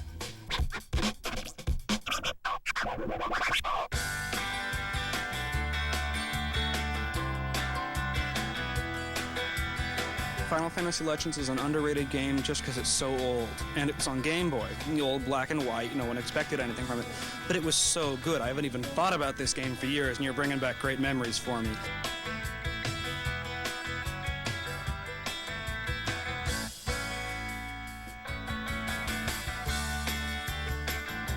Like any other Final Fantasy game, you get a small party, and you wander around through a humongous, amazingly difficult story, and you get to develop your characters. There's a neat plot going on which you don't totally understand, and the graphics are even good for its age, so that's just a terrific game. Go play that one.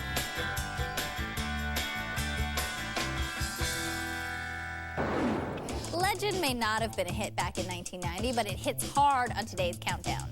The games you're about to see, however, just missed. Here's a look at a few titles that were filtered out.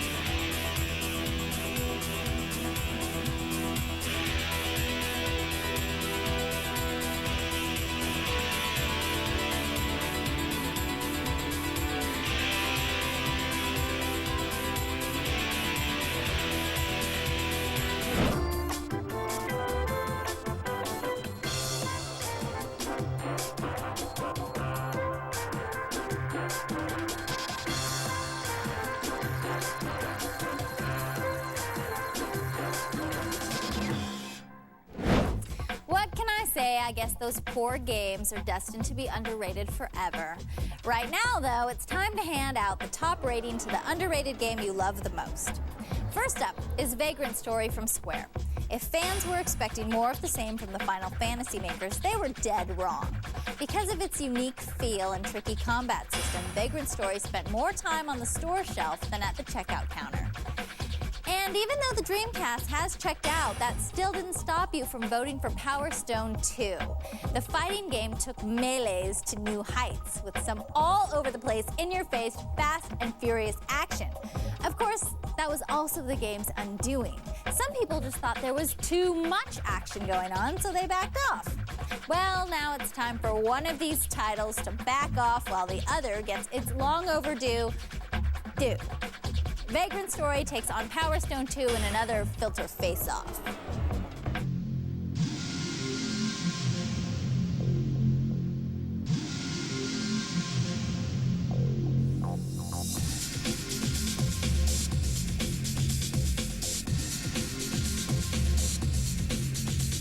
Power Stone 2, especially Power Stone, I love Power Stone. It was a Dreamcast game. You could move anywhere, and you could jump on buildings, and it had, it was very vibrant, very colorful, just full of energy, and it was cool that it was a multiplayer game.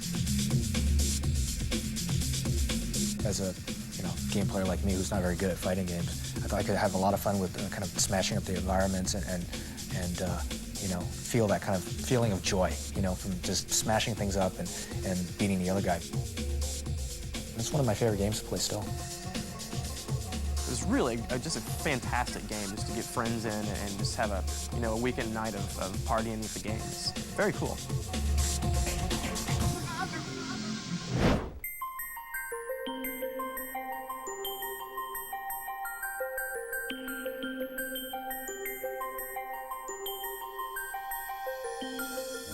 Vagrant Story was really underrated. It was such a deep gameplay. Graphics were pretty good on it too, even for, just PlayStation 1, and it was released in between all these other really big games, so it just got completely forgotten about. It's a great looking game, and it offers hours and hours of entertainment.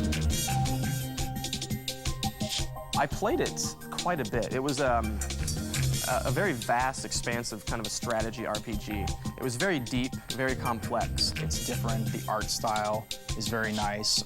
It's a very dark Gothic type game. I enjoyed it very much. I'm actually surprised that there's no sequel in the works. I wish there would be. It's a wonderful game. So, what was more overlooked? An RPG with a unique control system or a fighting game that was out of control? Both games have reason enough to be the #1 choice. However, the polls are closed, your votes were counted, and your choice for the most underrated game of all time is Vagrant Story.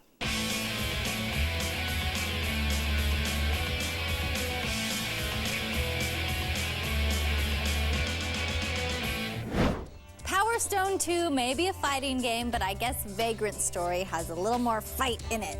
Well, that wraps up this episode of Filter. Remember, the opinions expressed on this show are yours, not mine. So make your vote count on future episodes by logging on to the Filter show page at g4tv.com/filter.